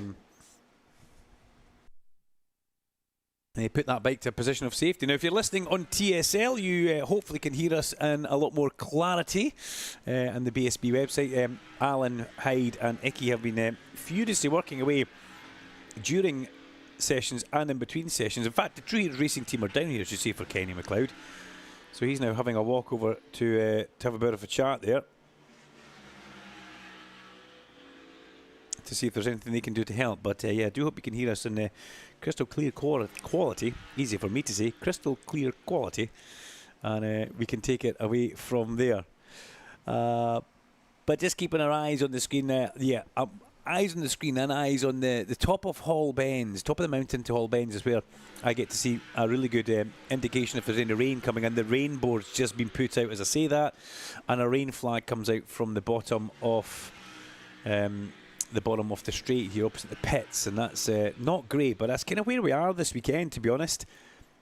This is Saturday. It's normally free practice Friday, but I just realised I don't have the glasses on, so I'm going to stick them back on. Thank you for all the love and support for the glasses.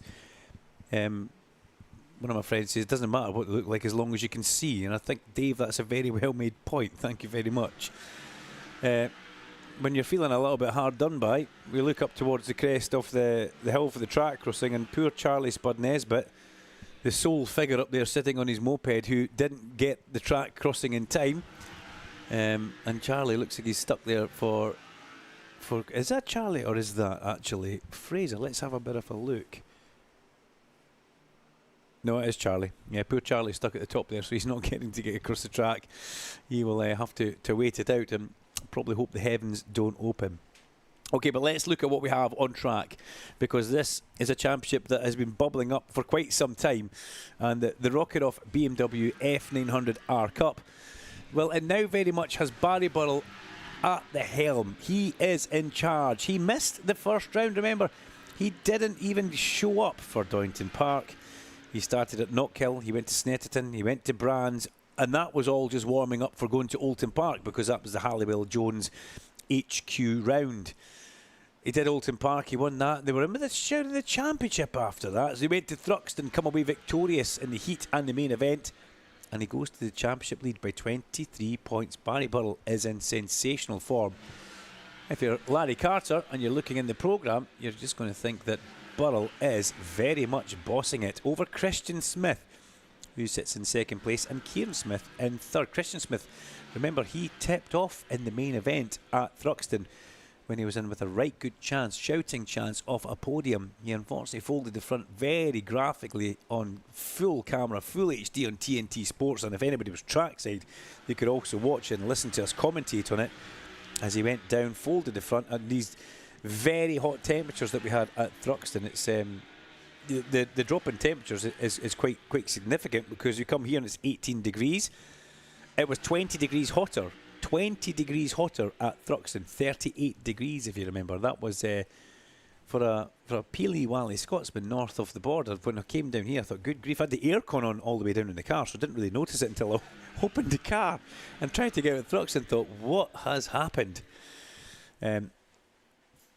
But those conditions they played havoc with the tyres for the guys, just maybe overcooking the tyres, using a little bit too much of it, and unable to keep the grip where they would like it for. Plus, it also makes the track that little bit greasy once you get that little bit over a certain point. Track temperatures were up at 47, 48, 49 degrees. It was very, very hot, and it does become just that little bit greasy, shall we say, or greasy, depending how we say it. But Barry Burrell comes here to Cadwell Park for the annual party in the park, leading the championship by 23 points. That's not a huge lead because you get half points for winning a heat and you get full points for winning a final. You get 12 points if you win your heat and 25 points if you win the final main event. Burrell leads from Christian Smith and Kieran Smith. Nicky Coates is 30 points adrift from Barry Burrell. Too many points if you ask Nicky Coates. That's the way he'll look at it, and he'll not be happy that he's in 4th place in the championship. Again, Nicky Coates, he didn't finish the Thruxton round.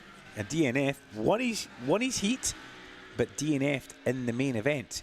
Josh Corner, the one-time championship leader on the number 99, chasing the racing BMW F900R Cup. He's in 5th place, Josh Corner, and he picked up a really, really good, strong 2nd place at Thruxton. Josh was not willing to not be on the podium. He had his tail very much up, and he was desperate to make sure that he could get onto that podium, and he fought very, very hard, and he did a cracking job to get himself onto that podium. Some very brave outside manoeuvres and inside manoeuvres going through the heart of the club chicane and towards it. Now, a message on my screen says number 1 under observation for possible technical problem. As we look up to see Kenny McLeod just standing up there at the gate, desperate to try and get across the circuit, but he's not going to get across. All he needs to do is look at Charlie Spud Nesbitt and realise he's going to be there for quite some time. But a disastrous session for Kenny, not getting any laps under his belt. And likewise, a disastrous session for Charlie Spud Nesbitt because he's having to sit there and he can't get back to his camper van. Now, we've got some update for you for Meet the Riders, if you fancy going to the Zin Zone, located in the Mountain Valley. On Sunday, this is when it starts, Sunday and Monday. Scott Redding kicks it all off at 10:30 and Max Cook at 10:45. 15 minutes later, the Pocket Rocket Leon Haslam will be on at 11 o'clock. And after that, we've got Glenn Irwin at 11:15. 11:30, the first of our Super Sport racers. That will be Harry Truelove. And then 11:45, his teammate Ben Curry. So mark these times down. 12 o'clock, first of the Stock Riders, Luke Mossey. Then we go back to Superbikes. Bit of a break. We give Dave Neal a little bit of a break so you can get some water and some sustenance inside him. 2:30, Josh Brooks. 2:40, Rory Skinner. 2:50, Fraser Rogers. That is Meet the Riders at the Zin Zone on Sunday, located in the Mountain Valley. If you've never been to the Mountain Valley, it's just a lovely place to be. Really, really nice place to be. And I'd advise anybody to go and do it if they can. Redding, Cook, Haslam, Irwin, the first of the Superbike Riders, which will be on the stage with Truelove, Curry, the Super Sport Riders, then Luke Mossey, followed by 3 Superbike Riders, Brooks, Skinner and Rogers. We'll do the Monday ones when it gets to tomorrow, but keep that from 10:30 tomorrow at the Mountain Valley. The Zin Zone will be busy with Dave Neal and selected guests. Now, number 1 under observation for a possible technical problem. Haven't seen anything on the Barry Burrell bike. No, nothing else coming back. But number 88 with a no working transponder, which is Bobby Very, the Preston man on the BVR BMW. We can say that, Bobby Very Racing BMW. But Barry Burrell, not having everything all his own way here. He's in 12th place, Barry Burrell. He's only done 2 laps, so whether he has pulled off the circuit, it's one of these weekends where we're just getting a lot of small technical issues for certain people. Nicky Coates, way down in 21st position, 2 laps completed, back on track, but not really wanting to risk it more than anything. And I think that's quite easy to say. Burrell, with that, shoots to the top of the times with a 1:38.043. Puts Duncan firmly back in his spot. But they're, just to give you context of where the lap times are right now, a 1:33.9 is Barry Burrell's existing lap record from August the 24th last year. We now have a 1:37 for Dale Thomas. And Dale Thomas, you know what? He has put together such a strong run. 9th in the championship. That unfortunate slip-off in the main event at Thruxton cost him dearly for his championship. The man from Caerphilly on the number 93 DTR Dale Thomas Racing BMW, he is there every week, week in, week out, and right now he leads the free practice times at the top of the day. We do have a qualifying session for the BMWs later on today. They will have one solitary free practice session, and then they have 3:45 till 4:10, their qualifying session for the Rocket Off BMW F900R Cup. So this is a fairly important session, but it's not a disaster for the likes of poor Kenny McLeod, who hasn't got any laps whatsoever. He's parked down in pit lane with a technical problem on the bike. Wonder what it was that stopped him getting out there. We'll have to keep our eyes on that. We could find out from Nathan or Olga in a couple of minutes when we pop downstairs. But I know he's better to have Laura. Well, I don't know if Laura's here this weekend, or she's maybe listening in. A little bit of work to do with the dogs and stay at home and do various other things. Kenny sits in 11th place in the championship as he moves in towards Cardwell Park. And remember, Assen and then Brands Hatch. Assen and then Brands Hatch, the last 2 rounds of the championship for the BMWs. They get to go to Assen. They get flagship event of the year. They get to go to Assen, and that will be fabulous for the BMW teams and riders to head over the English Channel and set up stall in the lovely monoblocked pits that are Assen.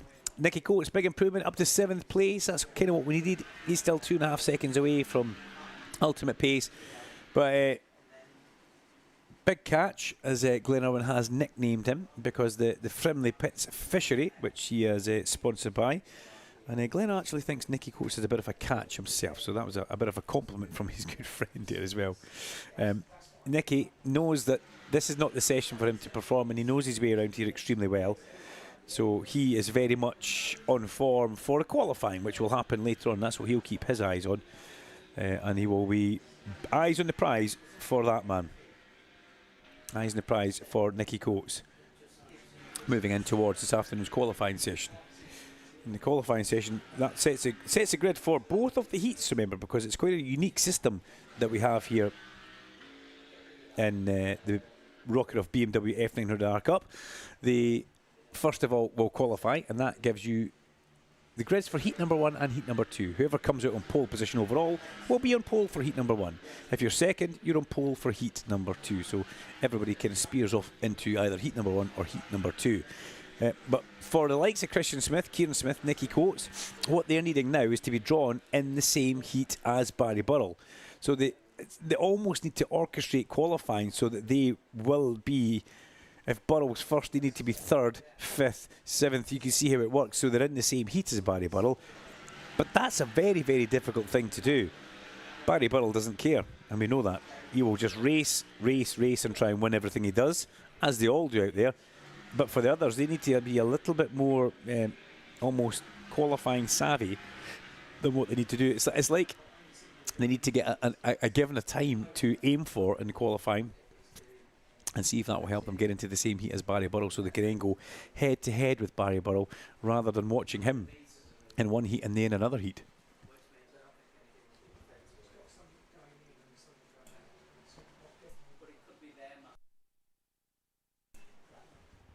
What have we got left? 15 minutes of the session to go, and it's the Smith twins who are first and second. Christian Smith and Kieran Smith on the number 75 and 24 Batham's back bikes, but they both have their own personal sponsor.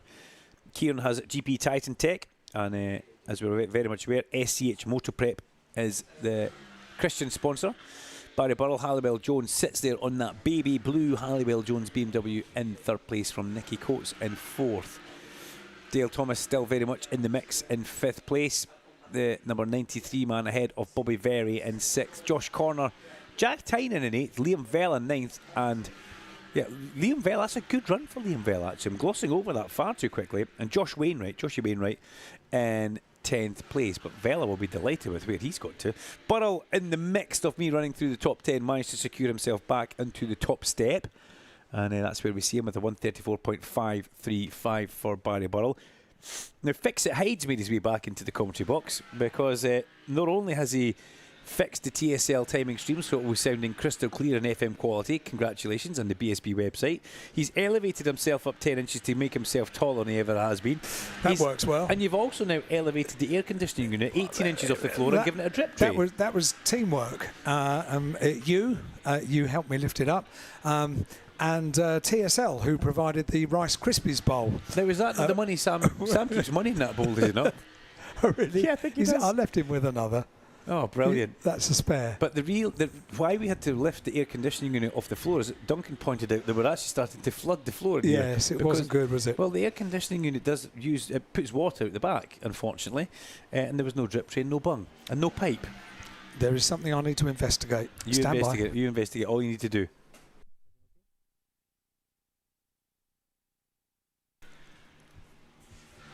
So while Alan goes and investigates what he's got to do, we'll keep our eyes on the prize, which is the last 30 minutes of this free practice session for the Rocket Off BMW F900R Cup. Now, I was talking about Liam Vella, saying that's a really good, strong free practice time for Liam Vella up there in 9th. Peter Eaton will be happy about that as well. Liam sits 19th in the championship, one of the Two Strokes Racing guys.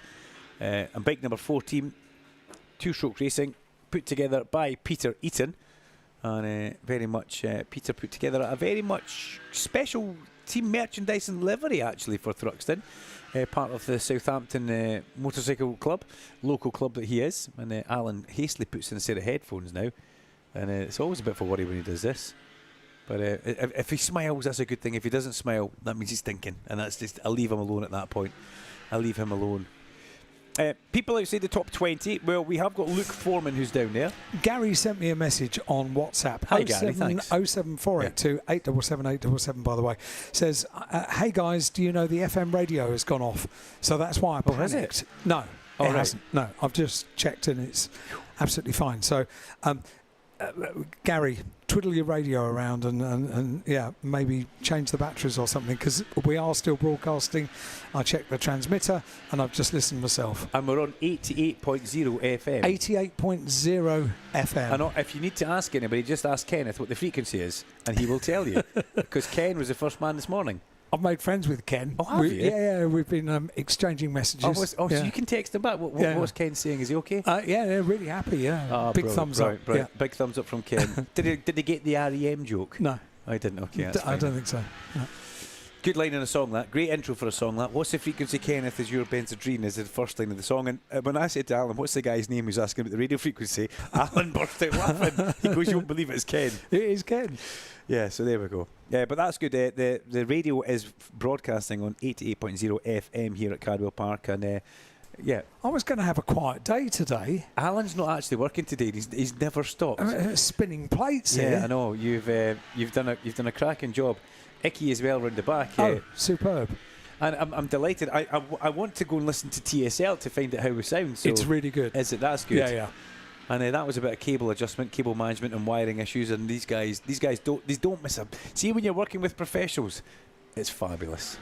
I'd like to think Alan Heights is the same. I've just listened back to you. I heard myself saying that it sounds really good. Yeah. Brilliant. Okay. I did mention Luke Foreman was outside the top 20, and I use Luke as a great kind of marker because he's good friends with Scott Redding. He rides under the same number. He's lost a huge, or a stack of weight, as Scott would say. And he finds himself just ahead of Alex Vella in 22nd place. Alex Vella, bike number 62, who is very much out there. Alex Vella Racing Club, Racing 62 Club. You'd think Alex Vella would be part of Two Stroke Racing, but he's part of his own thing. But I want to also highlight Davy Grace. I stumbled across Instagram this morning, and I saw Davy Grace doing what looked like Tai Chi on the entrance to, and press-ups on the entrance to the park corner, which I thought was really good. Davy Grace is very good with his social media. Gives a really good rundown of how his race events has gone and are going. But to do press-ups and Tai Chi on the track in the morning, I mean, that's looking for every little extra bit of something that you can get.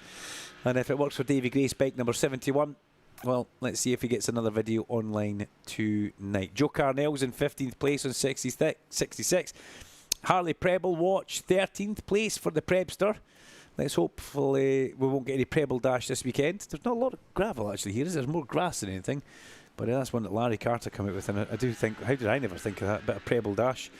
But Harley Preble sits in 13th place. He is a man who does love his Cardwell Park.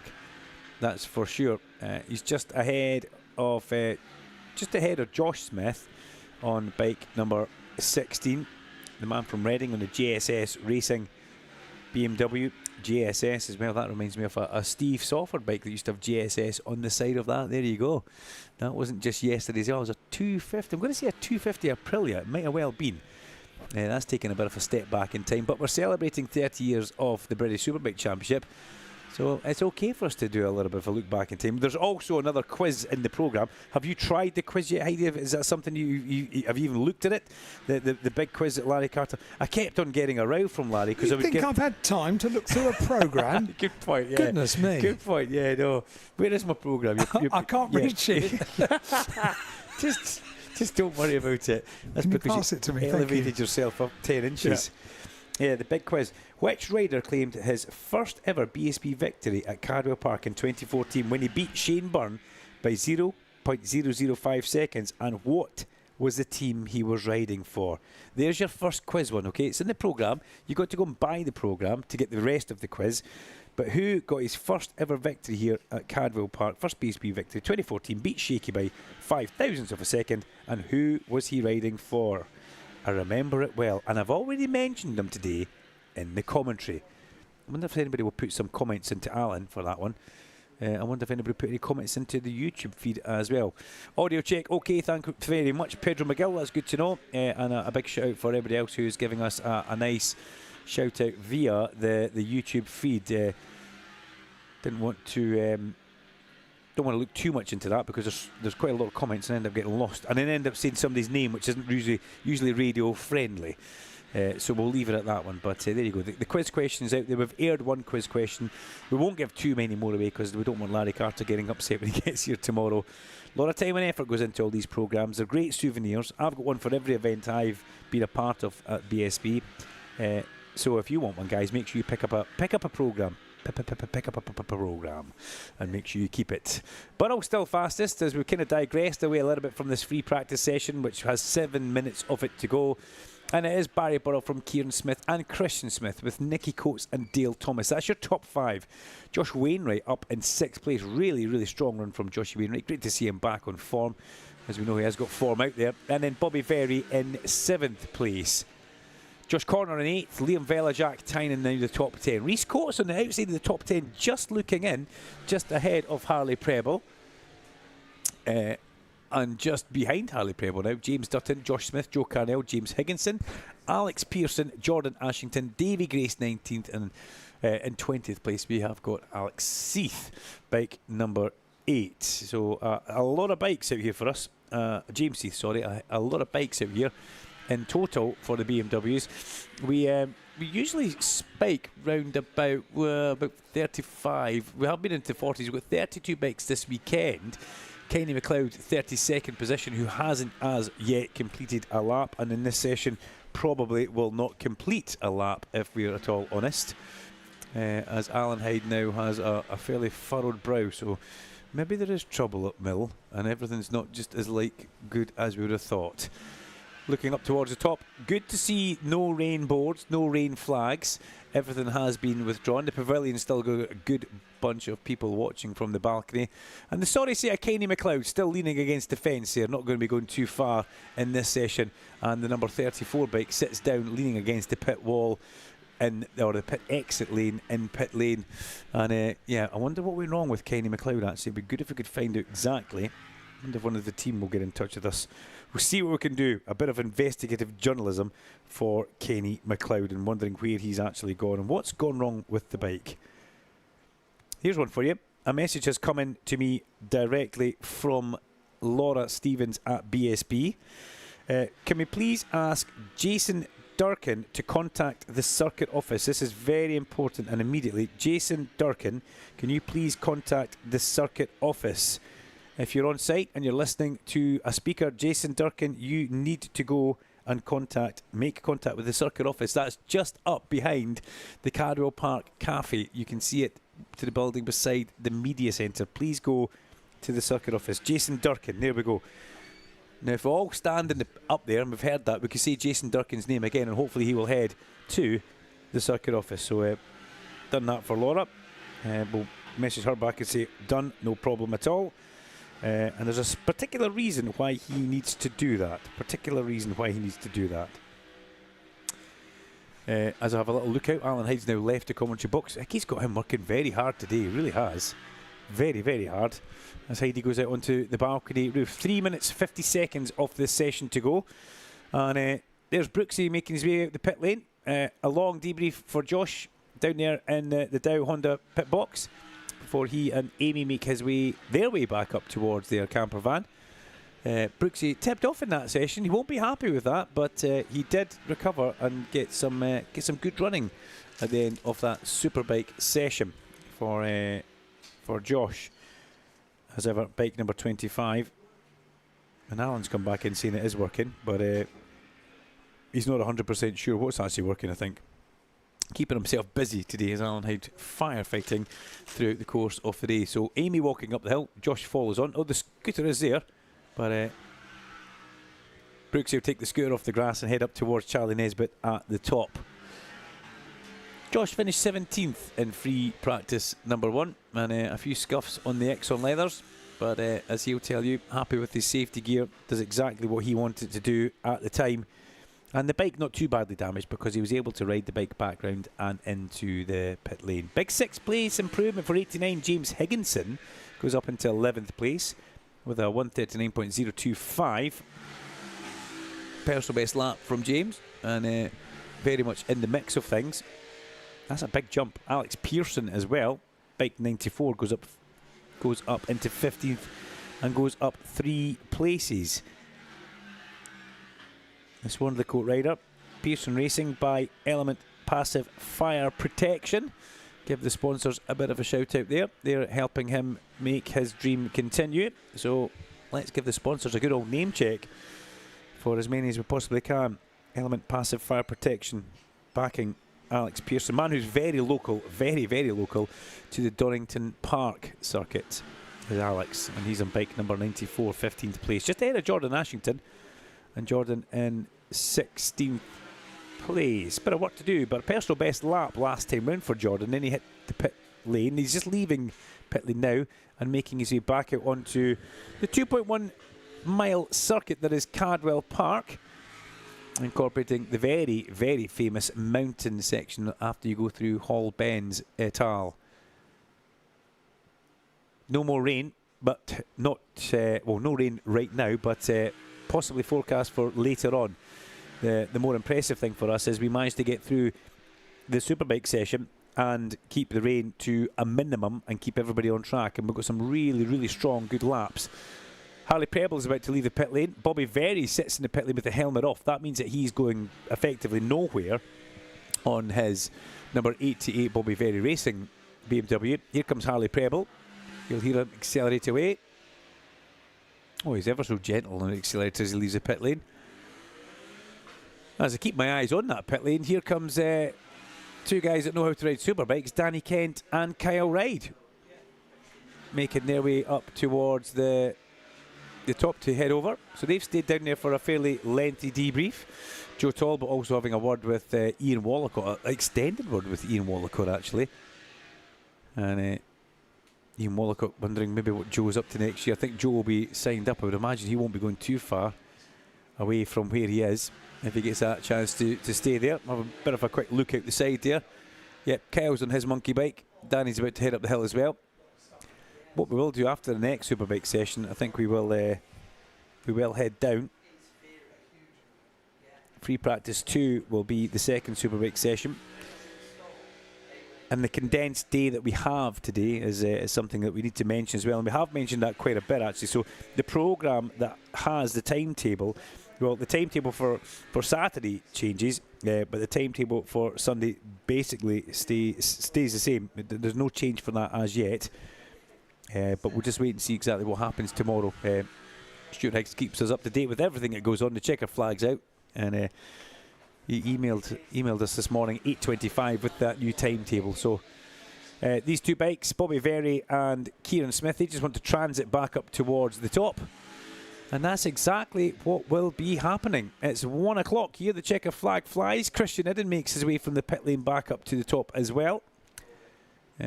Looks over towards Joe Talbot. Joe's got a lot of friends in that Superbike class, and he's making friends as well, not making enemies. That's one thing that he is not doing. But it will be Barry Burrell who ends the session fastest. And He does it in style, 0.8 of a second ahead of Christian Smith and Kieran Smith in third place. Nicky Coates in fourth ahead of Dale Thomas and then Josh Wainwright. Bobby Very seventh, Jack Tyne in eighth. Josh Corner in ninth, and a great end to the session for the free practice session for Liam Vella on bike number 14 to come home in 10th. Higginson, Dutton, Coates, Reese Coates, then Preble in 14th, Alex Pearson, who we mentioned, in 15th, Ashington, Josh Smith, Joe Carnell, Davy Grace in 19th, and James Seath in 20th place. That's the top 20 for the BMW Rockeroff F900 R Cup free practice. Next time we see them on track, it will be for qualifying, and we see them later on the afternoon. They actually close the day off at 3:45 till 10 past 4. Live from every circuit, this is BSB Radio, powered by Kawasaki, the sound of the British Superbike Championship.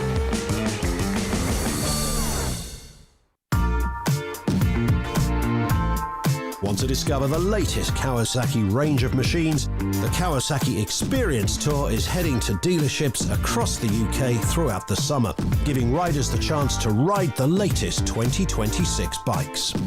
From A2 friendly machines such as the Versys 650 to new models like the KLE 500, the Z1100 and the Z650S. View the full list of events and book your place at kawasakiexperiencetour.co.uk.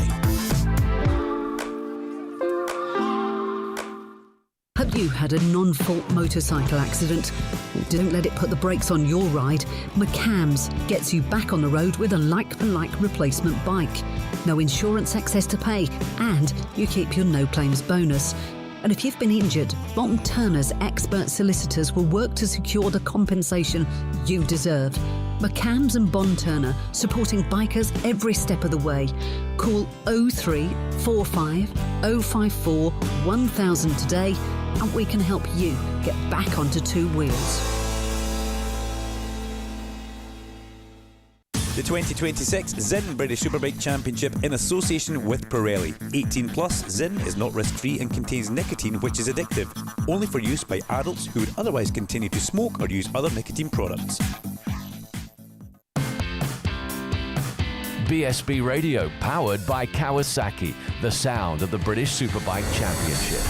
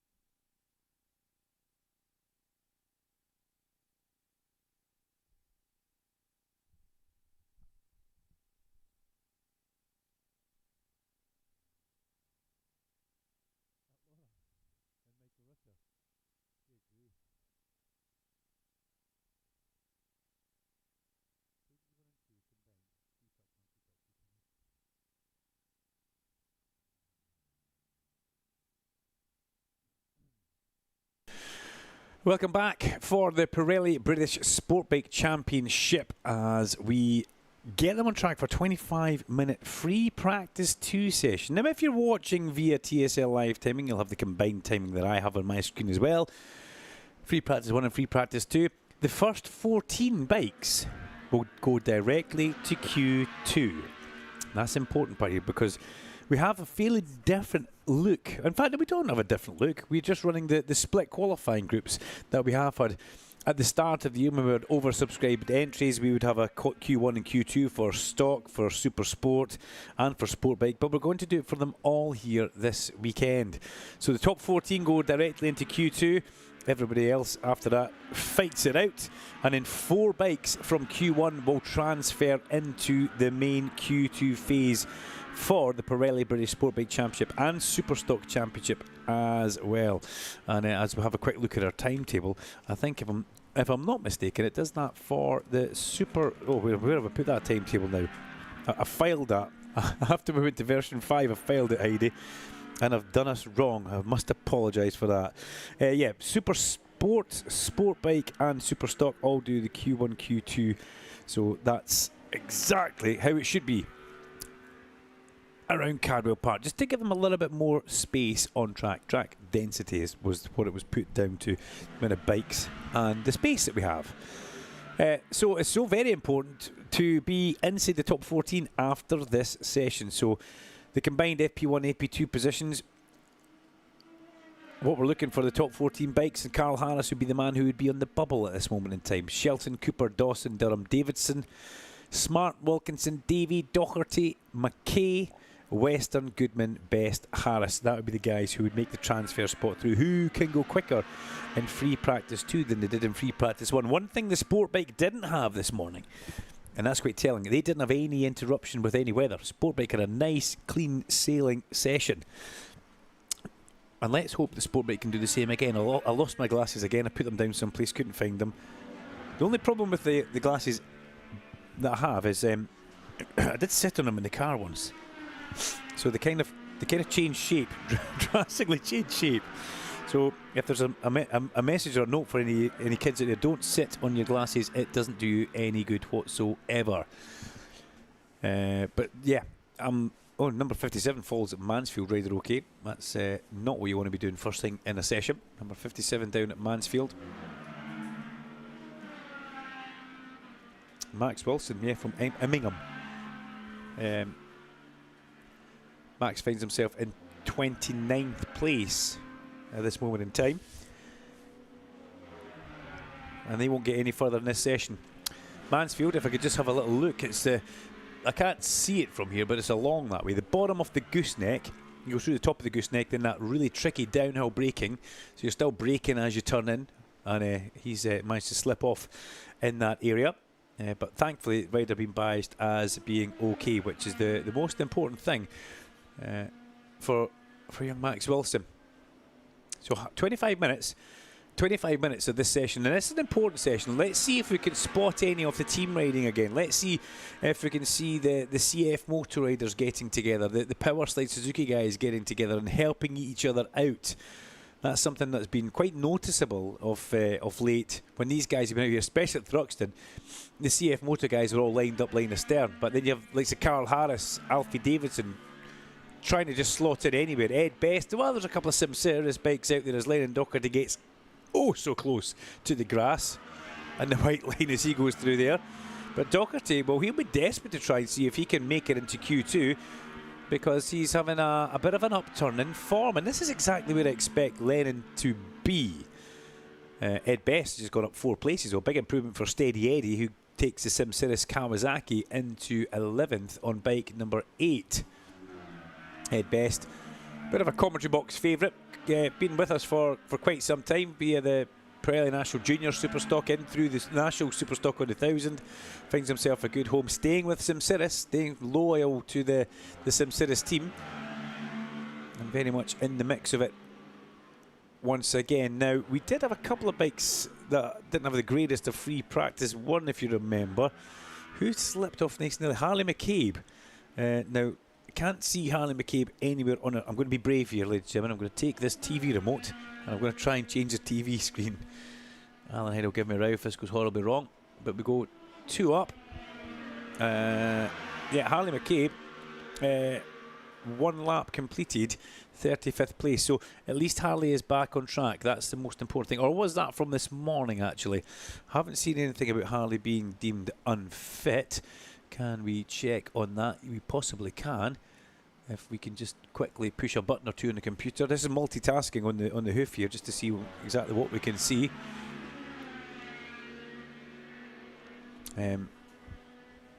For sport bike,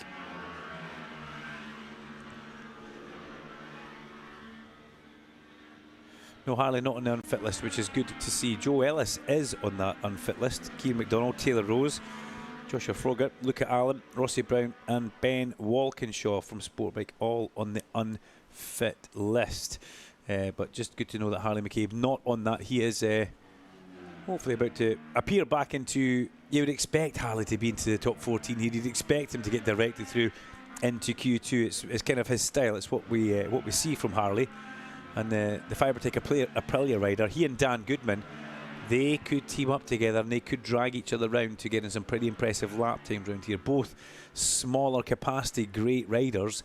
When it comes to Talent Cup, we saw them both do fabulous things in the Talent Cup. And let's keep an eye and see if Harley does get into that main event, Q2. There goes Richard Cooper. He's chased by Zach Shelton and Kieran Kent in the mix as well. Kieran Kent P3, wow. Kieran Kent absolutely flying. Cooper, Shelton, Kent. So the 3 that just crossed the line is the top 3 on your timing screen as they all make their way. In fact, that was Ted Wilkinson. It wasn't Kieran Kent, Duncan. It was Ted Wilkinson. He's a lookalike. But still Kieran Kent in 3rd place. Ted Wilkinson in 4th. So Super Ted from Runcorn showing that he's got great pace.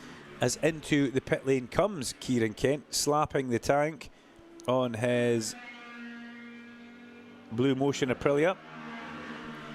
The team head down to say hello. Sister Shannon pops over to give him the news of where he is.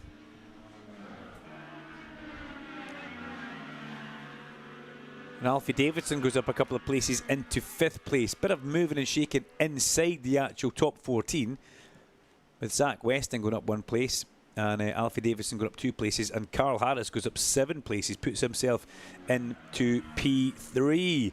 On the bubble, Harrison McKay in 14th. Lennon Docherty in 13th place. Finn Smart-Whedon, another improvement from 17th. He goes up into 15th place. This is all about the top 14 in this session, ladies and gentlemen.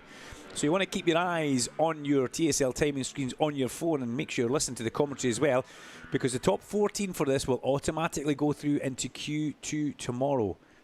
And that's such an important part of their weekend. So important to make sure that you've got you're on the front foot, you're not on the back foot having to go through Q1. But then again, you don't know what the weather's going to do tomorrow. So there's something else for us to properly look at. The sport bike qualifying one will be 11 o'clock till 11:15. Then straight after that, 11:22 till 11:37. I love how they're so accurate with their timings. I get the minute-by-minute schedule sent to me, and I think it's fabulous. I always have a bit of a read at it and just see exactly how it's all done and how well together it is put. It's put together so well. There's a couple of ways you could say that. How well put together it is. Thanks, mate. You're welcome. I'll just get my coat and head round here, right? English is my first language, so I'm here to help. Oh, yeah. So that was I had one of those moments. I know what I wanted to say. I know. But it just didn't formulate. I had one of those earlier on, didn't I? Oh yes, you certainly did. Yeah. But I couldn't work out how to say it. It's part of getting old, isn't it? Yeah. I suppose so. Yeah. Yeah. Well, thank you very much. There we go. Kieran Kent again walks over to the pit wall, has a little bit of a look at the timing screens as Lewis Smart flashes across the line. Lewis, where is Lewis Smart? 10th place for Lewis Smart. And Finn Smart-Whedon gets himself ahead of Harrison McKay. Finn Smart-Whedon into 14th. This is a good run of form for young Finn Smart-Whedon. And also Cam Dawson, a 5-place improvement up into P2. Asher Durham, the man who's got the momentum on his side in the championship, sits in 8th place. And really, you'd be a brave man to try and guess the top 14 at this one, as Aidan Davey improves 3 places and puts himself into 9th. You've got to look at that, though. It's everybody is improving, is basically already inside that top 14. So that helps the like of Lennon Docherty, Finn Smart-Whedon, who's just got in there, Zach Weston and Lewis Smart. They're maybe shuffling about up and down positions, but they're actually already in there. So that's the important part of it for these guys. Everybody's chasing Zach Shelton on the number 17 blue XMT Triumph. The 132.281, his fastest time that he has set, and he set that in session number 2.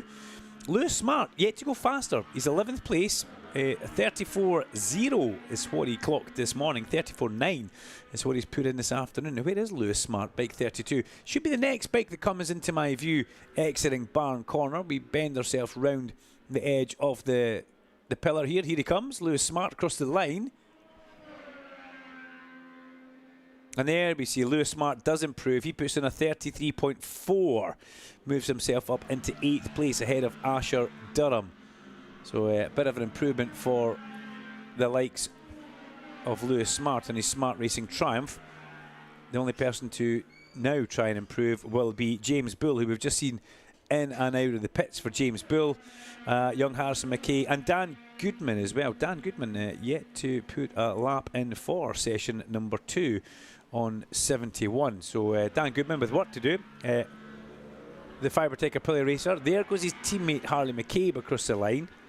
And where's Harley McCabe got to in this one? Let's pick up a remote again and have a little bit of a change of screen just to see what we can see for Harley. Harley McCabe in 34th position. He's done 2 laps, but he's just gone back out onto the track. So there's obviously work to do.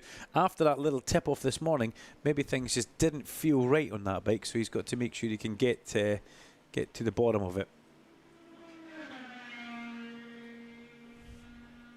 Peter Willis, 4-place improvement, 99. He goes into 16th. It's good, but it's not good enough to take him through to the second phase of qualifying. But there is still some 11 minutes of this session to go.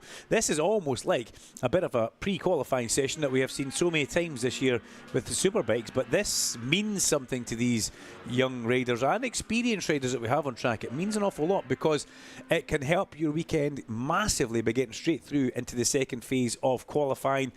You don't need to go through the stress and the anticipation of getting on track earlier in the morning and trying to get through Q1. It's all about that Q2 phase. That's what they're trying to all do and achieve here. As I get caught up in the bottom of a... get my wire caught in one of your latches here. But pull the headset off my head, Alan. It's not easy up here. It's not easy. We're working our way through it, though. Heidi's never stopped all day. And I feel like I'm going to have to pay him his wage for being here, which is a frightening thought. Brodie Goth up 1 place to 18th for the former Super Team champion. A good lap from Brodie. He puts himself into 21st. Into 18th from 21st. Number 28, lap 7 time disallowed. Now, why is that popping up on our screen? Because Alfie Davidson has been using more track than he should. And that's come back to haunt him. You've got to stay within the confines of the track, and Alfie Davidson not doing what he should have there.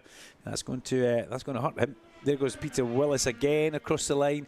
Peter Willis is an improvement. There is another improvement for Willis. Sneaks himself up into 15th place. He's gone 19th, 17th, now 15th for Peter Willis. He needs to try and get another couple of positions and get himself into the safe part of the top 14.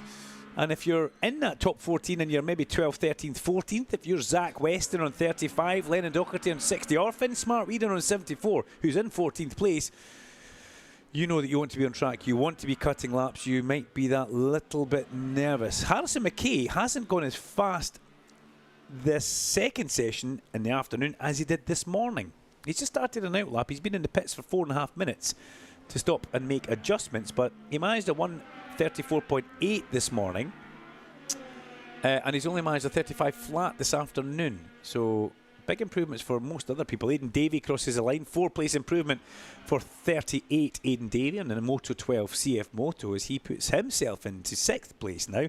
That 4-place improvement making him feel a little bit more safe and secure. There's Alfie Davidson across the line. Alfie goes up 1 place into 9th.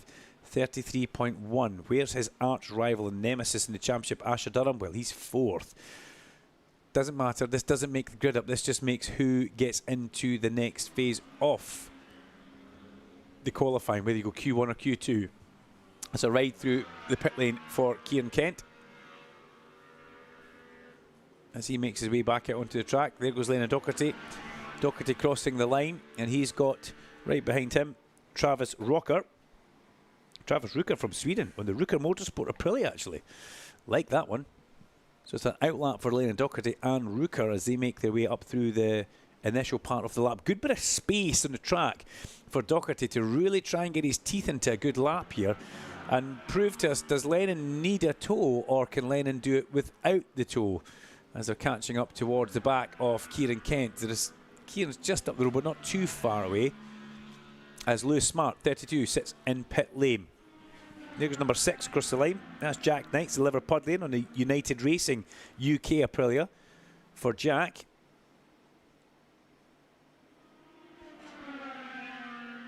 Let's tell you exactly where Jack Knight sits. We'll finish that little piece on Jack.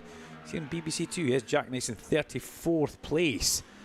So a little bit of work to do. Sean O'Reilly back there as well. The Stafford rider on the MPR Racing Aprilia finds himself, and the Suzuki, sorry, for Sean O'Reilly, finds himself on the second page of the screen as well, 31st position, with a bit of work to do. But we're keeping our eyes on the likes of Kieran Kent, who came for a ride through. He's now in a building lap. So is Doherty, and so is Rucker. Rucker's in 25th place, the young Swedish rider, just behind Whelan and ahead of Hayden Clinton. Another lap time comes in disallowed. That's all we see on our TSL timing log. The log of the session, everybody that crosses the line pops up with their sectors, but then below that is the disallowed lap times. And really, Sportbike is always one that gives us so many lap times disallowed. When will they learn is what you think. But Race Direction just keep popping them up there, saying that lap times disallowed. So effectively the riders shooting themselves in the foot. Another ride through for Kieran Kent. Now, why is he doing ride-throughs, you may ask? Well, that's because what he can't do is slow down on the track and tour on the track. You have to now do what is effectively a ride-through. If you are found to be less than 135% slower than your personal best sector, you will have an official warning for your first one. After that, it gets a little bit more heated, and you could get yourself a bit of a penalty coming your way. Thruxton, this was made perfectly clear to everybody, and the amount of riders that fell foul of it and picked up penalties, experienced riders picking up official warnings and penalties, was quite, not impressive, it was quite amazing how many riders fell foul of it. Number 8, under observation for possible technical problems. That's Ed Best on the Simsiris Kawasaki. Now, is that a little bit of smoke, what we're seeing? Here comes his teammate across the line, Charlie Atkins, sitting up rather leisurely. One hand on the handlebar as he crosses the line. So let's try and find Steady Eddie Best and see what it is. He's just making his way through Park Corner, heading round towards Chris Curve and towards the top of the gooseneck. That could be quite telling if there's going to be an issue for he. And Race Direction won't muck about with that. They won't hang about at all. There goes Doherty across the line. Start his lap. Last time in was a 137.3. And into the pit lane comes the fastest man of the session so far for a ride through, Zach Shelton. The only problem is the pit lane here is that short. It's not really the greatest to do a ride through. Whether you could maybe go in at the bottom of the mountain and ride through from the top. That's one way to gauge yourself a little bit more track space. But to do it down here, it's really a very, very short pit lane. It's the type of place that Larry Carter would like you to get that the pit lane ride through penalty would be good here. It's not something that would happen. And Larry's actually rallied around here. He was rallying around here last winter with Storm Stacey, if you remember. Another ride through for Kieran Kent. And Sister Shannon now starting to scratch her head. That's 3 ride throughs in the bounce for Kieran that we've seen. So maybe he's trying to get a bit of space, but doesn't do your pit board any good when you keep coming into the pit lane and they're expecting you on the circuit. Oh, there's been a change down the bottom as well. Brodie Goth comes up 7 places, goes 13th. James Bull gets pushed down to 14th place. Lennon Doherty on the outside looking in 15th place, with Harrison McKay and Harley McCabe behind him, and Finn Smart Whedon. So there's a lot of fast guys on the outside looking in. Shelton, Cooper, Dawson, Durham and Harris, the top 5. They would go directly into Q2. Following them through, Aidan Davey, Ted Wilkinson, Lewis Smart and Alfie Davidson. Kieran Kent, Zach Weston, Ed Best, Brodie Goth and James Bull, the top 14 that would find themselves directly into Q2. On the outside, looking in, well, there is a whole lot of them and a whole lot of talent. Doherty is leading the charge in 15th. McCabe, Smart, Whedon, Willis, Goodman, who's not back out on track in this session, Dan Goodman actually. And Callum Beach, who we know from the Junior Supersport Championship on the UPVC Racing Kawasaki days. And Callum Beach back after a bit of a shoulder situation, and he's still in that Ninja 650. We did see him on a Sim Cirrus bike for a one-off round, but the UPVC Outlet Racing has been the comfortable home for him for some time. So who do we need to keep our eyes near? 60 Doherty, 61 McKay, 79 McCabe, 74 Smart Whedon. Alfie Davidson, 6th place improvement for Alfie Davidson. He was already in the transfer spot, but he goes P3. And that will do him a world of good because it does put him ahead of Asher Durham. And that's exactly what he's looking to do. The more he can do to that, the better. As we now have only 2 minutes of the session to go. Harley McCabe goes 15th ahead of Lennon Doherty. Doherty's just slowly worked his way down. He hasn't made any real improvement since his 134.416. The lap's not coming for Lennon. If we look, he's in a big bit of traffic, but it's fast traffic about to come through Barn and the Hall Bends and Barn. At the sharp end of it, just crossing the line there. Well, in fact, a whole line of them coming to the pit lane. There goes Charlie Barnes, his Doherty's kind of teammate. He's tucked up behind Carl Harris. Carl Harris, Lennon Doherty crossed the line because James Bull came in the pit lane. And we've got Sean O'Reilly who's just crossing the line, and Harrison McKay. That's a fairly quick line of bikes. It was a ride through for James Bull as he goes back onto circuit with only 1 minute 28 to go. He's not going to get another lap in after that ride through. So that's going to cost him. Here comes Richard Cooper across the line. P2 for Cooper. Does he improve? No, he puts a 132.831. Stays in second place. He's only 700ths of a second away from the top 10. He doesn't need to be fastest around here, but it does make you feel just that little bit better going to sleep on that overnight. Durham goes ahead of his teammate Dawson. Asher goes 4th. Pops Cam down to 5th place. 64 leapfrogs bike number 2.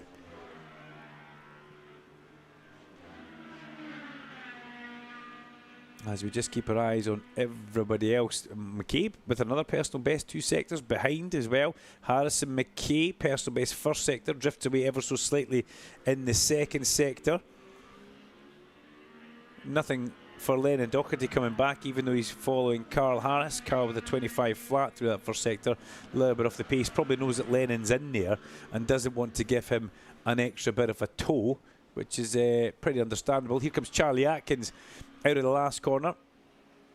Charlie Atkins finds himself in 21st place, but he improved 8 places in the last lap to come through. Charlie Barnes, in fact Lennon Doherty crossing the line.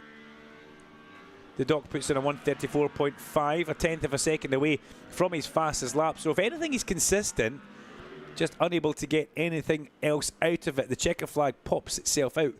So Doherty, Barnes, Harris, McKay were all through before the checker flag, and then the rest have taken it since then. So it's kind of now or never for these guys.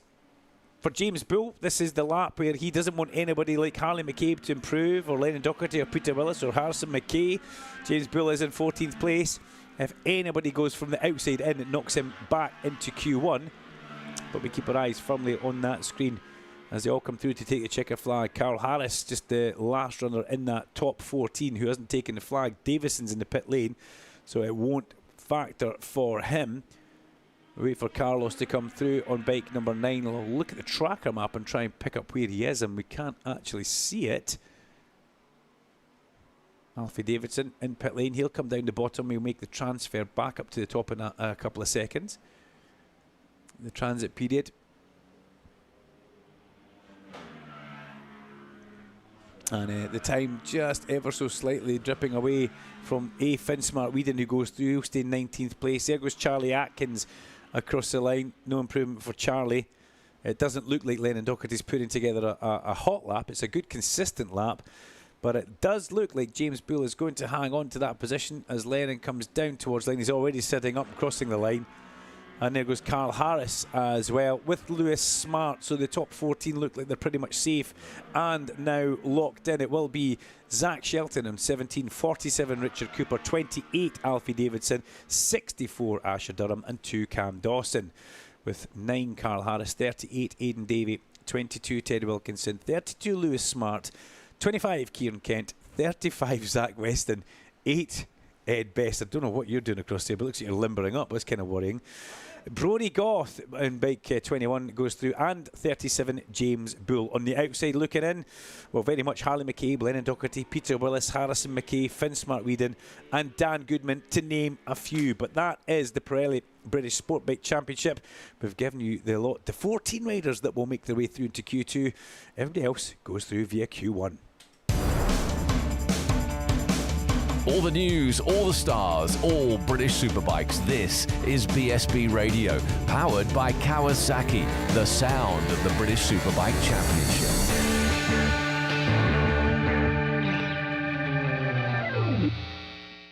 The 2026 Zinn British Superbike Championship in association with Pirelli. 18 plus, Zinn is not risk-free and contains nicotine, which is addictive. Only for use by adults who would otherwise continue to smoke or use other nicotine products.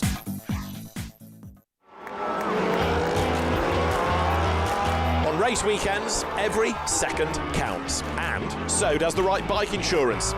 Carol Nash is one of the UK's leading motorbike insurance providers, and we're proud to be the exclusive insurance partner of British Superbike. So, whether you ride a classic, a custom-built model or a high-performance superbike, we'll get you a tailored quote in minutes.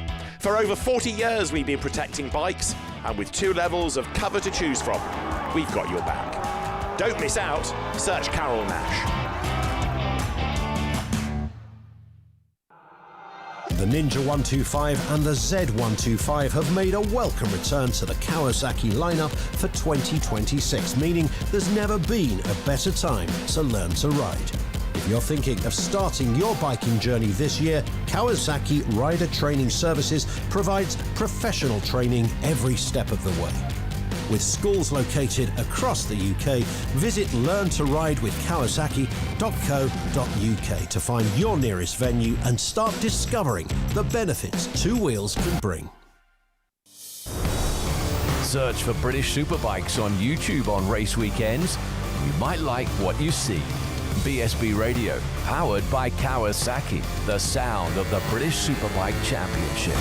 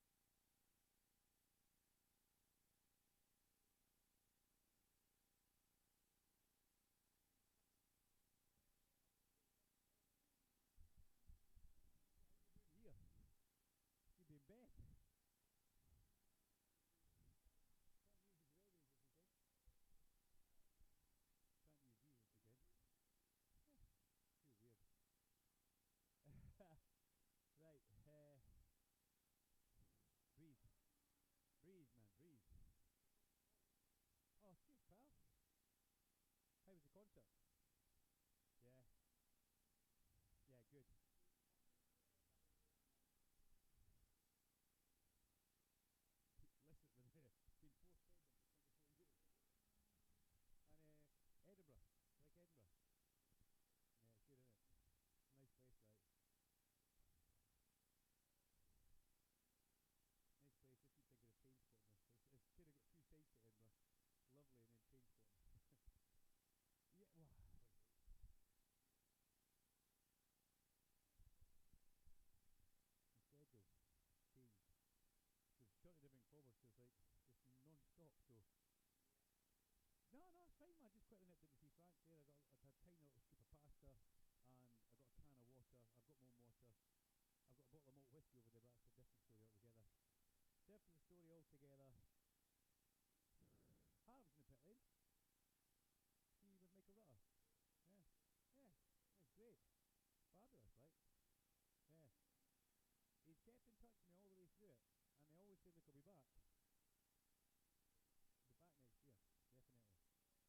He's kept in touch with me all the way through it, and they always say, look, I'll be back. I'll be back next year, definitely. Right, breathe, Dunk. Breathe. This is Alan. Wasn't high enough to elevate himself. Then realised that the air conditioning was leaking. The air conditioning was leaking onto the floor, making the floor wet. So I said, we're going to fix that. So he and Nicky then fixed that. They've been non-stop today. Fixing all sorts of problems. Welcome back after that quick transit break that we had there. And I quickly transited myself down into the pit lane and grabbed a can of water and a tiny little bit of something to chew on as well.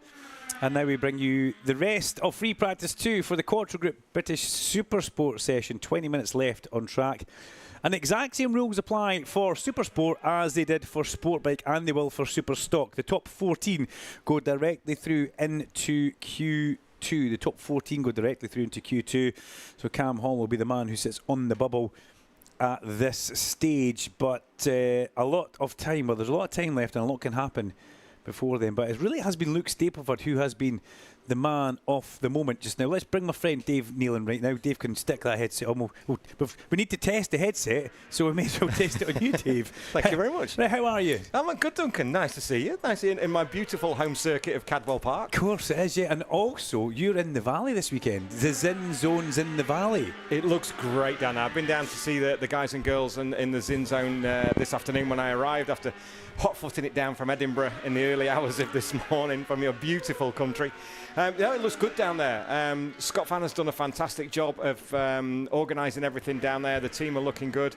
And we've got a captive audience all the way through the amphitheatre at the bottom of the mountain. So I can't wait for the chats to get going tomorrow morning and over the weekend. It's a pretty nice little area you've got up there. For those of you who haven't ever actually been to the Valley of the Mountain, it sounds so great, but that's what it is. It's a valley on either side.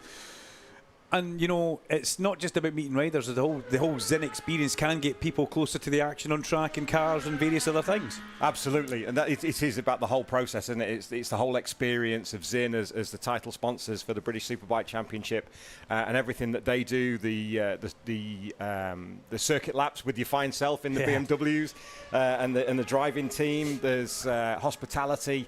There's all sorts going on that you can win on the spin the wheel, and obviously from a nicotine point of view, you know, there's the line that you put together so well in terms of what you have to. Is that you put me under pressure there, Dave? No. I'm not putting you under pressure. I thought you got it off pat. Go on. Well, I do. After you, sir. 18 plus Zin is not risk-free and contains nicotine, which is addictive, only for use by adults who would otherwise use nicotine products, other nicotine products. I didn't mean to put you under pressure there, Tom. Not at all. I thought you had it. You've done it enough times this season now. Alan has it programmed into the computer. It's just a button, but and that sounds great this weekend as well. The new jingles and everything going on. Listening on the way in this morning, it sounded fantastic. Were you listening on TSL? Both. Oh, because Alan I fixed swap the between TSL. the apps and between the app and TSL. Sometimes the app stops when I'm depending on the signal, but then I'll switch to TSL on Chrome. So I listen through both. I don't miss much. He's delighted that he's managed to fix the actual output and what it sounds like. It doesn't sound like we're in the dark ages anymore. It sounds really, really good. So Duncan in high fidelity, I heard. Well, he said high fidelity. And I've got no idea what that means. I thought that was something. I don't know. It doesn't matter. Let's not say the wrong thing. We're on radio. We're being recorded live on YouTube. Duncan Vincent in the commentary box, joined by Dave Neal, who's just come down from the Scottish area where he was watching Bon Jovi last night. So. I had another couple of friends that were at the Bon Jovi concert as well. They said it was really, really good. So, yeah, I hope you enjoyed yourself. But what we're seeing here is we're seeing a lot of people not actually going faster in session number 2, free practice 2, than we did in free practice 1. And the people not going faster, Luke Stapleford, Jack Kennedy and Dean Harrison. Ollie Bayliss has gone faster. Ollie Bayliss in 4th place. Max Wadsworth, a very good 5th place for Max. They've improved in time and they've gone faster. Just having a little look. Ollie Bayliss on track. Dad's down there. First man in the pit wall. Troy just keeping an eye on things. I sent him a text message. Welcome to Cardwell Park. He says, great to be here. Or yo, great to be here. It's great to see Troy at the circuit. And what a season that Ollie's having. We've had him on stage a few times this season in the Zin Zone. And a credit to his mum and dad. And he can pedal a bike around, that boy, can't he? Well, and he's also here doing things on his own. You know, his mum and dad haven't been with him every round. You know, dad's maybe in a couple. But for him to be over here, I think's fabulous. Another person having a good run, I'm delighted, is his countryman Jack Mahaffey. Jack sits in 8th place on the Astro JGR Hippo Suzuki, just behind the returning Ben Curry. But Jack really needs something. He really does. He's had so much speed that we've seen from Jack Mahaffey, but something's got in the way, whether it's gravity or grip. Something has always got in the way, and it's robbed him of a couple of big results. When he said he's basically here, but he's only here as long as the results keep bringing him here, if you know what I mean. He has to perform to be able to continue, and it's a big ask for that young man to come all the way over from Australia. And I'm part of the Mahaffey fan club. I loved the way he arrived. He was fast at Oulton Park, and we've seen it continue. But he needs to get that podium that he was so close to having at Snetterton, and he would love to do it for the end of the year's out. And it needs to kind of keep him and his motivation and the sponsors coming in. I agree completely. We had him on stage a couple of times earlier this season, and another great Aussie to come over into the British Supersport Championship. We've seen so many of them over the years, alongside Ollie Bayliss as well, who came a little bit later. But Jack, he's a great character. He's definitely got the speed. He's definitely got the talent. Luck hasn't been on his side, as you rightly say, for one reason and another. And that early speed in the championship when he came in at Donington Park and at Oulton Park, and we were like, wow, who's this guy? There's this big yellow ominous GSXR 750 coming up against the regulars, and you're like, okay, this guy's good, he's got it. We welcome to the championship, Jack. Things haven't gone his way since a little bit, and you're right, he said it right from the start of the season with us. It's so important to have those results to be able to do next year, which he so desperately wants to do. And just to finish out this year as well, you know, he said I'm at a critical point in my championship that results are, and he said that just before Snetterton, because the results are so important, and he was almost on for a podium. And let's not remind him of what happened there. But, you know, he's not the only one, because we've seen quite a few people have done that in Super Sport. It shows how hard they're pushing towards the end. Ben Curry was leading a race for Steve Wolfmoor, and he fell off at Redgate in the last lap of the race while in the lead.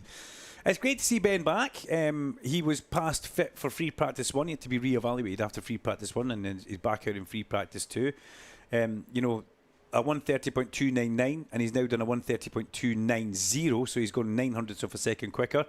He's right with his teammate Harry Trulove, you know, taking nothing away from Hazard, but a fit Ben Curry would possibly be, you know, in second, third, fourth, maybe even first. He's going to be in that podium fight, isn't he? He needs to fit be. Ben Curry around here, but it's great to see him back. I did send him a message actually, as I was disappointed that Chalon Chu wasn't here, because he's far funnier on the stage. Did you tell Ben Curry that? Absolutely, I did. Brilliant, I like that. It's great to see Ben back, and what's a couple of punctured lungs and a couple of dodgy ribs to come back to Cadwell Park. I know, exactly. There's easier places to come back to. He could have come back to Aston later on, but let's but fair play to him. Welcome back, Ben. Wish him the best. Lucas Brown up into 7th place, and Oliver Barr improves up into 5th. Now, OB, he only did one flying lap in free practice 1 before he stacked it and caused a red flag at the top of the gooseneck. But in free practice 2, Oliver Barr showing, so Auntie Nessa, who's at Phillip Island this weekend, she already dropped that name in earlier on. She'll be pretty impressed with that. But also, his uncle, I believe, there was a 3B construction bike racing at Knockhill last weekend, put it that way. Oh, okay. One of the Aprilias. It looked like the X kind of bike that Seeley had been on, so need to do a bit of digging about for that one. But if Ian Barr's listening, he'll be happy as well that Oliver's putting a good run in 5th place. And Carter Brown as well. Carter Brown in 11th was pretty strong earlier on. Those two young teammates seem to work very well together, but it's been an interesting year for Dave Binch on the Binch Pro bikes across there. The lovely Liebherr yellow. That's the colour they are. I've always been. I was calling them JCB yellow at one point, but he says no, it's Liebherr yellow, and that came from the boss man, Oliver's dad, Ian. So we need to go with that, Dave. Slightly darker yellow than the JCB yellow, the Liebherr. Is it? All right. Okay, I'll take your word for it. Yellow. Yellow. Listen, but as an ex-printer, yellow isn't yellow. You have had the whole topic of colours this morning. That even people were texting in saying, "Well, it's not pink, it's not magenta." I know. So let's just not go there. No, it's subjective to a lot of people, especially if you're colourblind. Ollie Bayliss now goes P3, 128.9 for Ollie Bayliss. Puts himself within half a second as Troy Bayliss likes that one. He leans forward and has a little bit of encouragement to the pit board team that are down there for the Macadam Factory Racing squad. That's good for Ollie. He's been hovering just about on the second away, but he's now within half a second. And it's what we've seen from him do for most of the year, actually. We've seen him get quicker as the sessions go, and ultimately he arrives at circuit not knowing it, and then chips away and gets quicker and quicker and closer to the top time. I've never really seen him latch on to anybody for a toe. That's another thing that I think is impressive. He may be doing it when I can't see on the day like today, which is the Friday, even though it's a Saturday.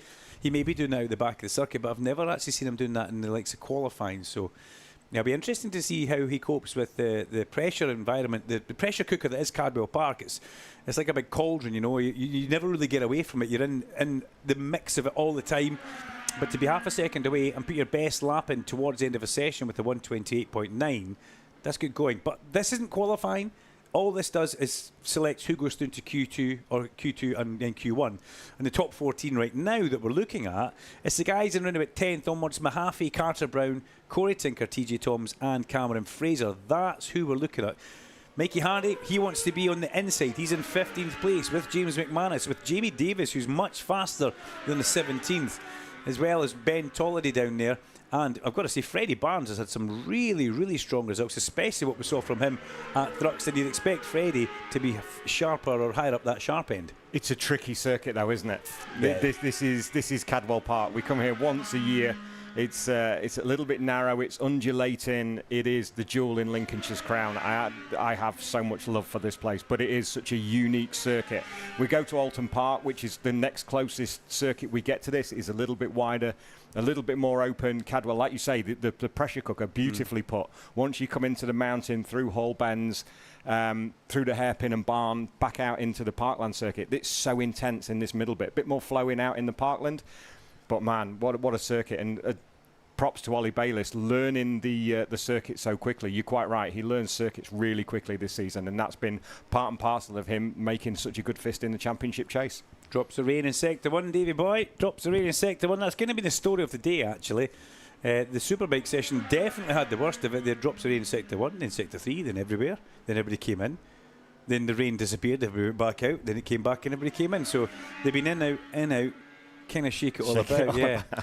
The great thing about Lincolnshire, that I know we're in the Wolds at the moment, we're in the valleys and the peaks and the troughs of the Wolds, the area of outstanding natural beauty that is the Lincolnshire Wolds. But once you get onto the top shelf where Belmont Mast is, where it flattens out through the Trent Valley, you can see what the weather's going to do for the next 5 days. You can see that far. Oh, I like it. Patriotic for your location, Dave. I like that for where you stay. I do like that. Very much like myself. Now we can look across there and see an Ash Barnes flag, the flag of Lincolnshire, which we've seen for years on Rhys Stevenson's helmet. We've seen it on the side of Harrison McKay's race bike when he was in the Talent Cup. And the colours all signify a bit of sky, a bit of the earth, a bit of the yellow wheat, and the red could be something else I can't remember. Is it clay or is it fire? The red and the green are the sea because of the coast, the Lincolnshire coast. The green for the green hills that we're in and around. The red cross is, I'm sure it's the cross of St George. Oh, I never thought of that, actually. The fleur-de-lis is in the middle, and the yellow that goes around it, that borders it, is for the corn, because we're Lincolnshire and it's arable farming. And you're corny. Corny. They don't come much more corny than me. We know that.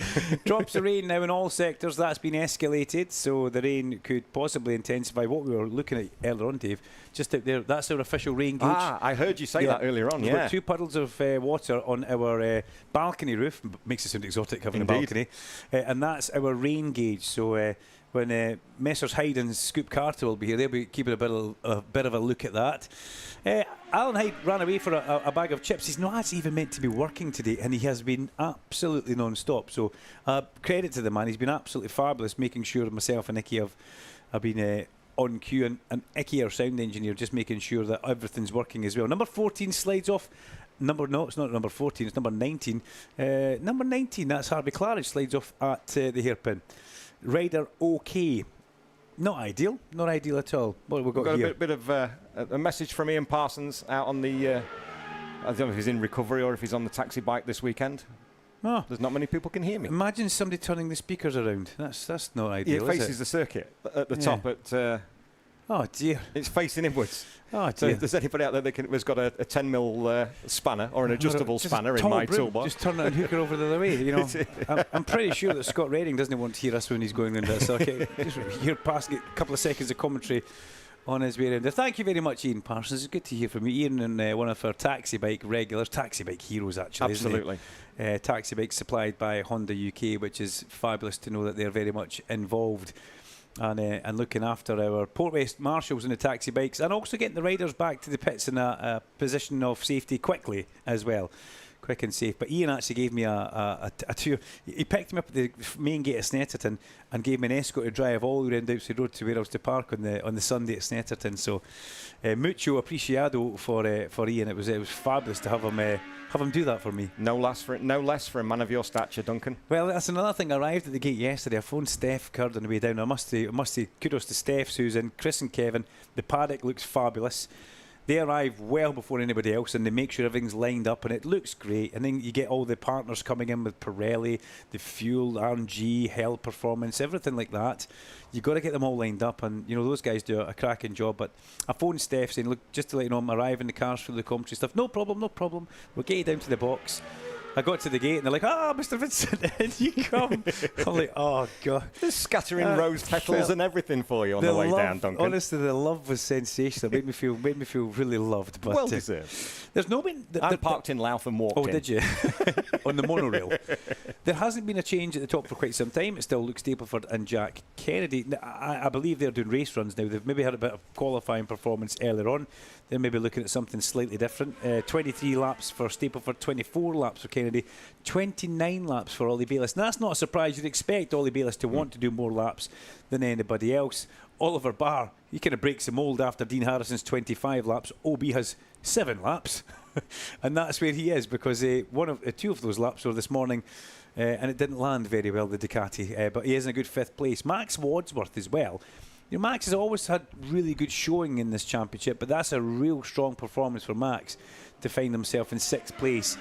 To have 2 of the Macadam Factory Triumphs up there in the top 10. That's good to see. Impressive run, Dave. Very, very good to see. And it is. I think it's nice for Max to have had as a big shout to Brad Peary, who unfortunately we lost from the championship. Ollie Bayliss stepping in. If Brad's listening, we wish him continued good health and recovery with the injuries he sustained at the start of the season. But with Ollie coming in and Max as his teammate, it's interesting to see the dynamic between the two. They seem to get on really well from the social media that we see that's put out from the Macadam Factory Triumph team. But great to see him up in the top 6. This is what we want to see from Max Wadsworth, without a doubt. Want to see the young boys coming up and challenging those of an older disposition.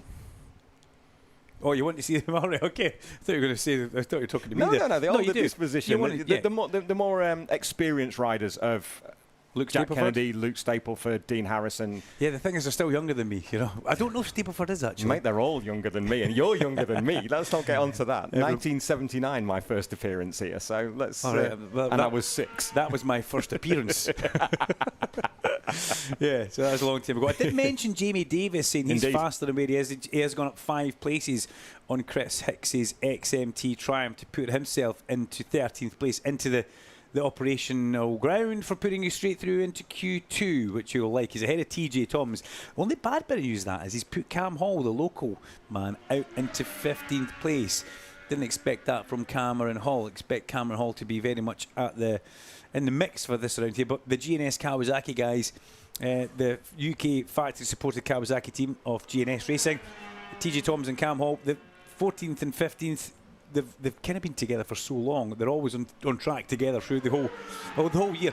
A little bit of a bromance, like what I'm trying to say used to be with David Allingham and Sean Winfield when they both raced stock 1000 for Tag Honda. You saw them in the paddock, you saw them in the cars arriving, you saw them on track together, you saw them everywhere together.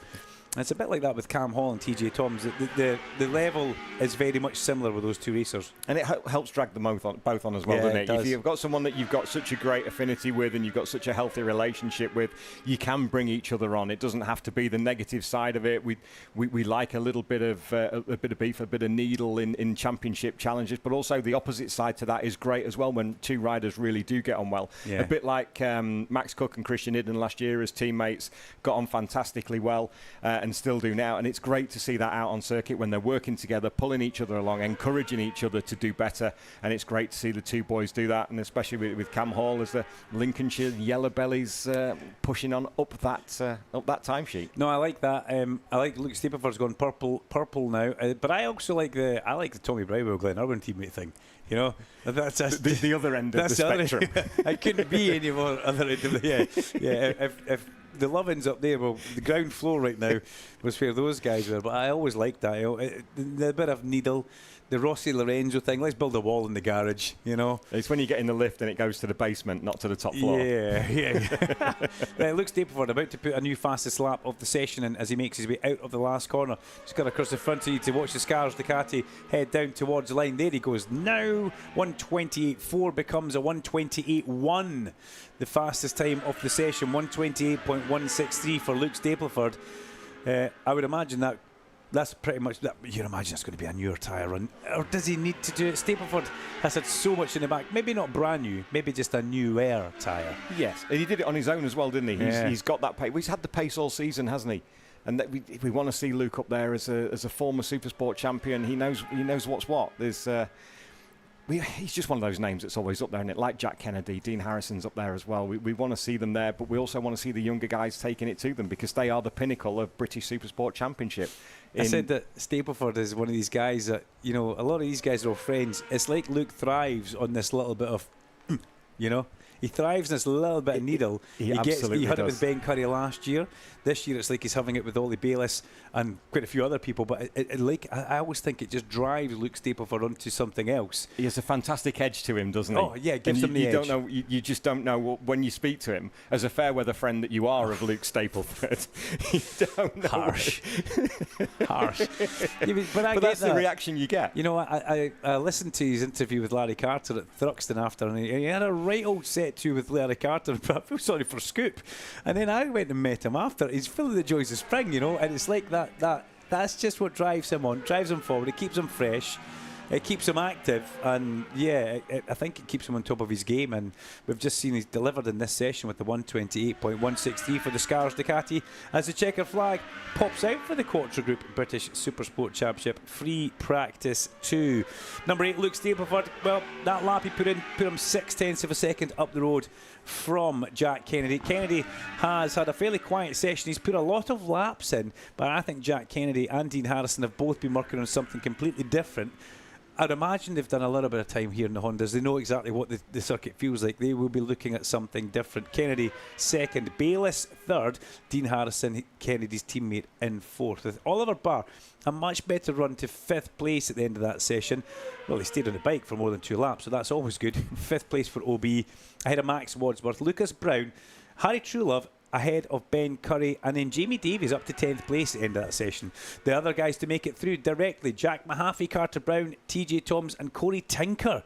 So TJ Toms does get through. Corey Tinker, the last man on the bubble, but that JDM Ducati will feature in Q2 tomorrow for the Quattro Group British Supersport Championship. On the outside looking in, that needs to go through from Q1.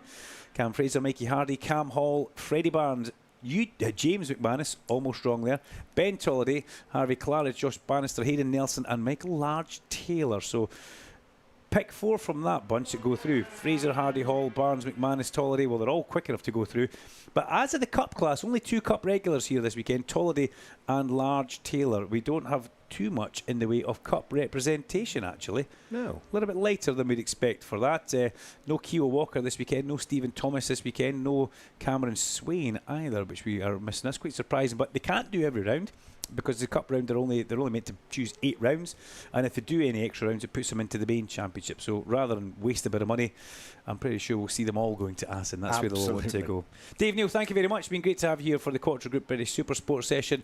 We'll pause for a quick bit of water inside the commentary box, and the next session that comes towards you guys will be the British Superbikes in association with Pirelli, 4:20 till 3 o'clock.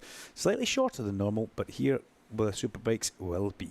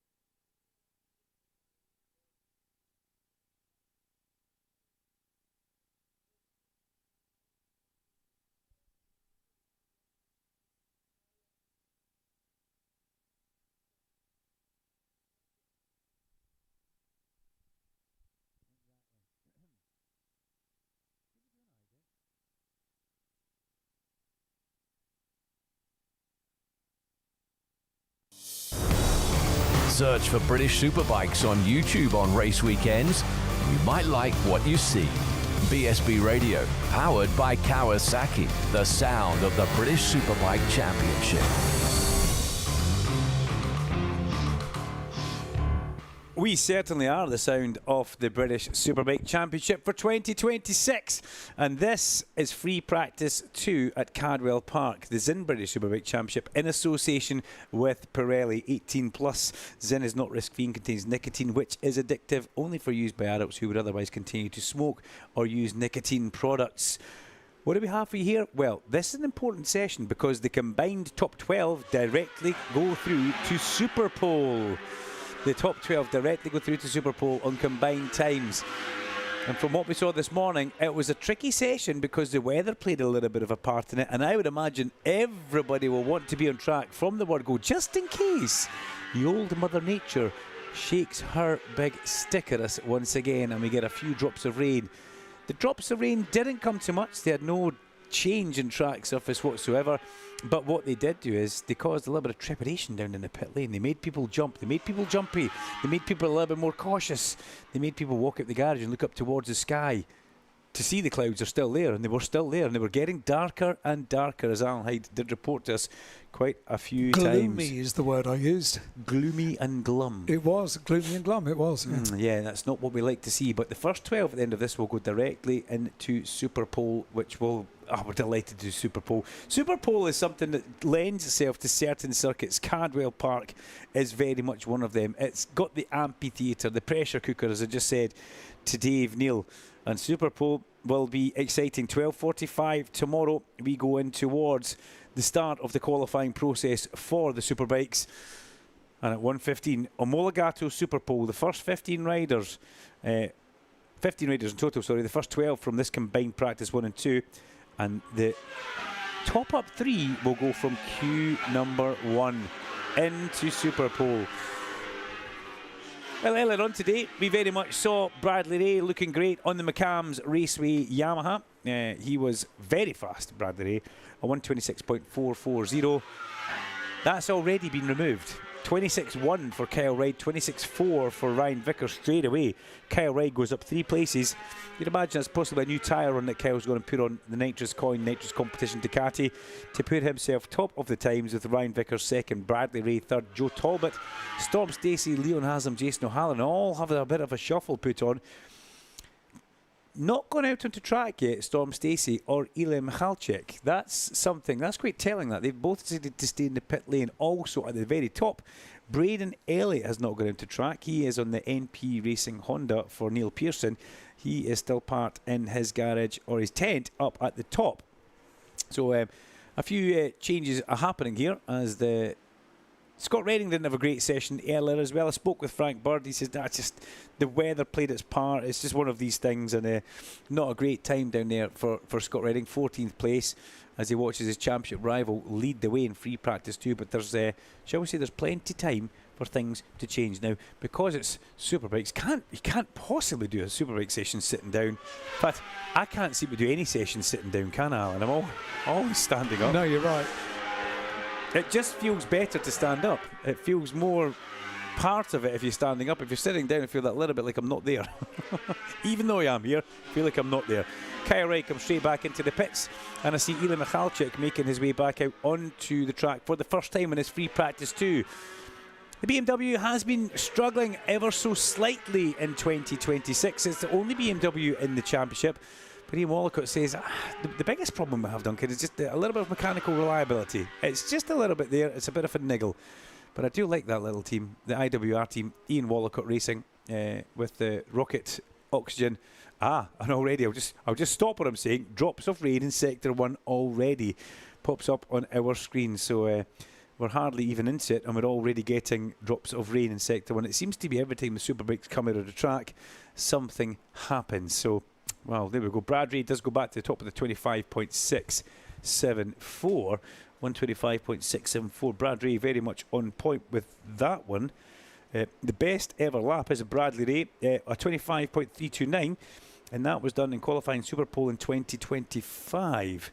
So, Brad, knows how to get round here pretty quickly, and we've seen that before. Remember the year when Rory Skinner almost took pole position on FSD Kawasaki, but then Brad from the mountain round to the start line pulled half a second back and absolutely annihilated the lap time that Rory Skinner had put in. Sensational. Now, the drops of rain has clearly been head on the visor for quite a few riders, and it's like everybody wants to come into the pit lane now. Our rainometer out the side is also hitting back, saying that we have got drops of rain in our area. Not literally inside the commentary box, but close by. As Scott Redding points up to the sky, he's not happy with that either. He's not really had a good run of it this weekend, Scott Redding. Every time he's gone into track, the rain has made a bit of an appearance, and it has hindered his assault on getting into the second phase of qualifying. Last couple of bikes coming into the pit lane, Max Cook, and we do also see Fraser Rogers rumble into his pit box. Fraser, the man who's done the most laps out of anybody, 27 laps for Fraser Rogers so far, as we see the great Roger Marshall making his way down the grass on the inside there, just coming down to make sure he's a little bit late, Rog, but I think Honda will let him off for that. They will. It's not a problem. Former factory Honda rider, now very much in the Ryan Vickers camp, making sure everything works out fine. But drops of rain in all sectors. You know, this is the worrying factor. We might not see too much more. If the rain intensifies, everybody's done what they've done. They might not need to go any faster. So how critical were those early laps? Massively. And how critical, well, you're saying critical, how right was Scott Redding to be annoyed when you see Scott Redding sitting in 16th place? Yeah, not what you need. Here comes Rory Skinner back into the pit lane. Rory, 10th place. Where's his teammate? Danny Kent, 17th. That's not what Danny Kent needs at all. And Rory points towards the sky as well, I believe, as he comes in. Here goes Danny Buchan. Danny, boom, Buchan. Where me and Alan would be braking, he's grabbing another gear. You wait until we hear his music. It's perfect. Oh, really? Yeah. Perfect. Yeah, Marshall's now starting to put jackets on. Alan, you can actually see rain now falling out the window here. Yeah, so you can. This is not great for what we expect to have to happen. If it stops now, it might not wet the track too much, we hope, but we need to very much keep our eyes on what we've got going on around the circuit, which is two bikes, one about to make its way in. I would imagine Eli Michalczyk will make his way in. Yes, he does now. He comes directly back into the pit lane on the Rocket BMW Motorrad Superbike team by IWR, and he comes and then Rhys Irwin just slowly making his way along towards the mountain. Yeah, Rhys Irwin very, very slow. Rain flags not just out, rain flags getting waved at these riders now. And Danny Buchan will be another rider who's trying to take it so incredibly slow and be timid, so he brings the MET Phonacab Ducati back in one piece because he won't want to do anything silly on his one stand-in appearance that he is getting. We wait to see Danny coming through the chicane just after the bottom of Mansfield. And tippy-toeing round now, these guys, purely not wanting to get caught out. Yeah, Danny's actually, he blew the chicane as well, so he didn't have to go and be too tight going through it. Just when we were getting set for something really super exciting and good, Mother Nature once again shakes her big shaky stick at us and brings not the proceedings to halt, because the clock will still tick down, but so many people have put laps in now. I mean, Storm Stacey, they must have had some sort of weather app that was absolutely on point for Storm Stacey. They've decided not to go out, and right now they're still in that transfer spot. And now we know why Roger Marshall wasn't rushing. Yeah. He knew. Yeah. Never rush the reg. Yep. That's very true. But also, you know, Eli Michalczyk, he's going to come back into pit lane in 12th place. He is the last man on the mythical bubble that I do talk about, as if it was bump day in Indianapolis. He is in that 12th place, and yeah, what a great shame for us watching spectators and lovers of bike sport around Cadwell Park. But you know, we want the riders to remain safe, and that's one of the most important things. So with all the pit box full downstairs, just wondering if I could maybe grab the mic. It means I would get myself wet, but it might not be a bad thing for me to go and do. So I'm watching people. They don't seem to be too worried. No. We can see the rain coming down, but maybe it's just very, very fine rain. Go on, go for it. Go for it. Yeah, I'll grab the mic and we'll go and see if we can have a word with a few riders down in the pit lane, and then once it starts getting a little bit busier on track, we'll probably pop back upstairs. But it'd be interesting to get the take on the riders and where they're sitting just now and see how they feel, Alan.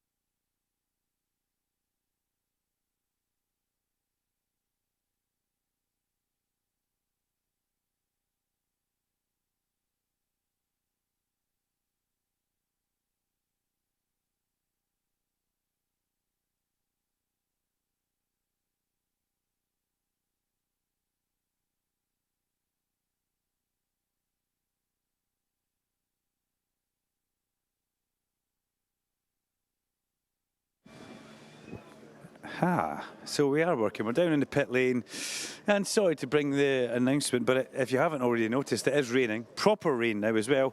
Fraser, you're staying inside the garage, you don't get your hair wet. Come to see me because it's raining. Yeah. I thought you're probably the only person in the entire circuit that's happy. Yeah, no. It's funny actually. I know the position doesn't look great. I'm 15th. But the lap time I've done isn't water in the mic, isn't a million miles away from my best ever time here, and it is coming easy, and we're not changing the bike. So I think the way that myself, the team have changed the way we're working and our kind of approach to the weekends is definitely helping, and it's starting to come together a little bit more. Like, we completely lost our way at the start of the year. Last year I was relatively competitive, and it's starting to come back. The gap to the front's big, but if you look to sort of 4th place, I'm 1 second off. So yeah, I'm relatively happy, but I'm happy if the rain stays as well, because I'll be much more in the mix then. I'm not, I've got shorts on. Yeah, it's Scottish though, isn't it? So yeah, I'm used to this, it's fine. Alan, if you can hear me, just to let you know, it'd be nice if it could go up on the FM in my ears. It sounds great around the circuit, but my radio's absolutely Harry Flatters right now. Very good, yes. Yeah. Loud and clear. Let me see if I can just nip in here. Christian Iden.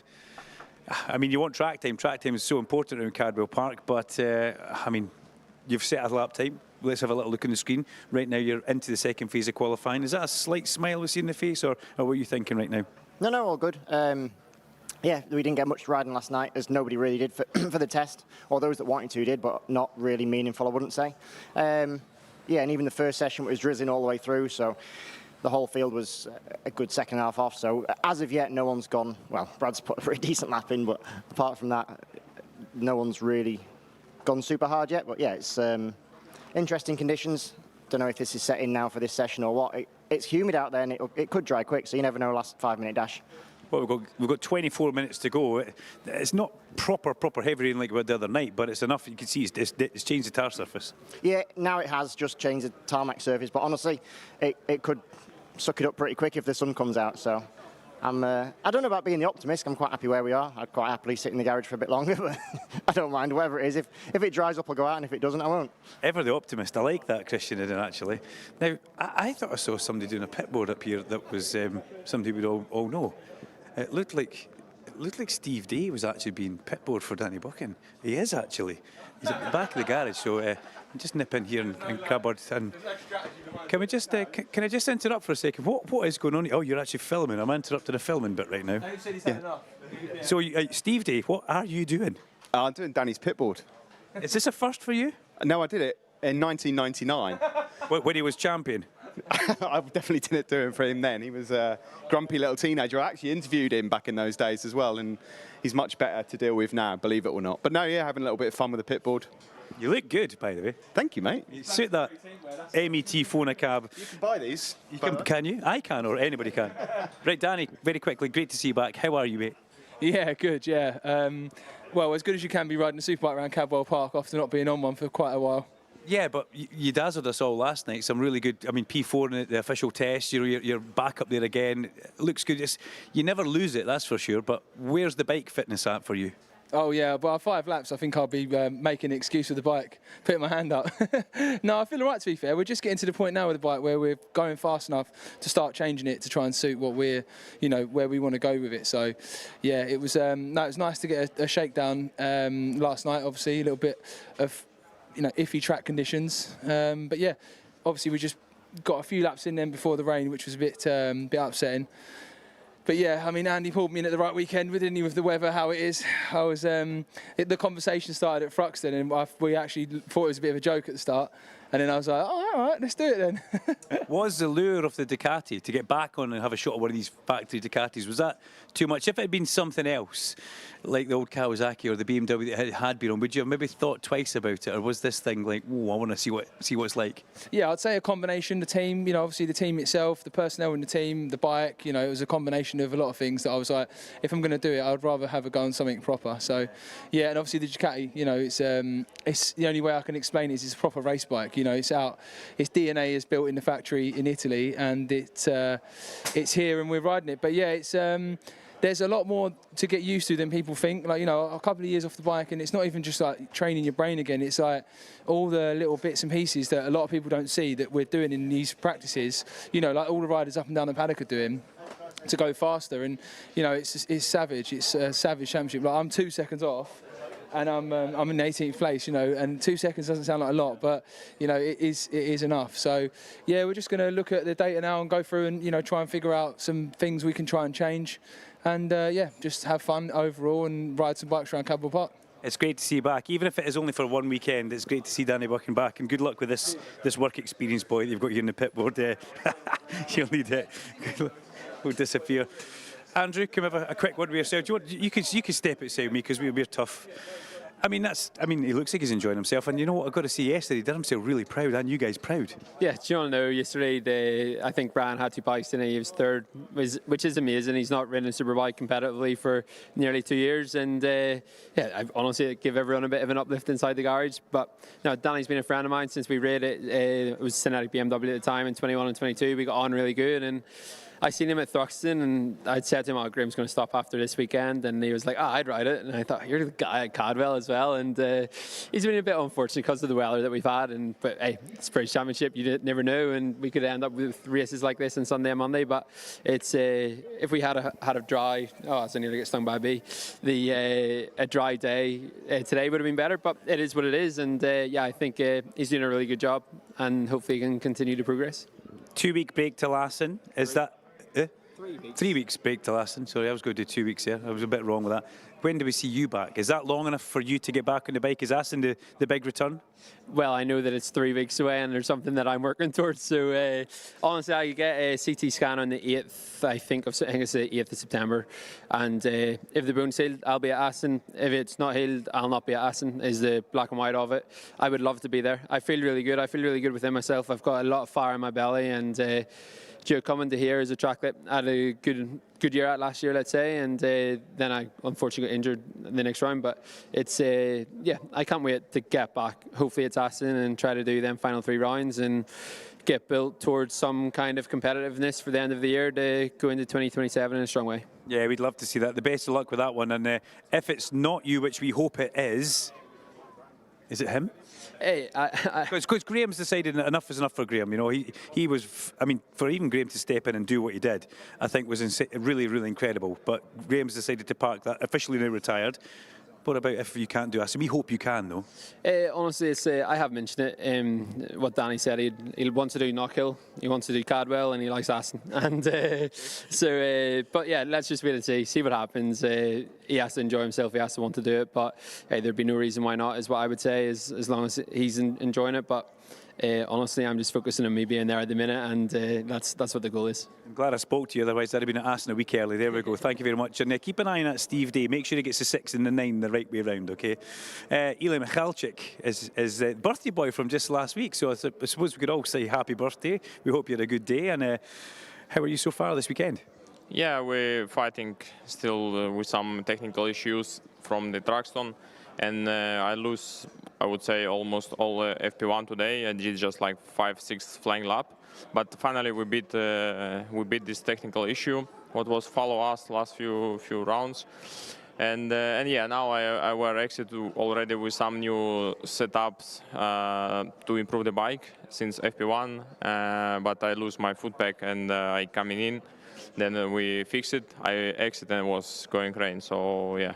Not a lot of laps today, but anyway, I think looks like we are in top 12 for tomorrow, and yeah, for sure on this track it's really good. Also, not a lot of track times, and still I'm doing just like around 60 laps around this track in all my time. So for sure you need maybe 600 more to understand.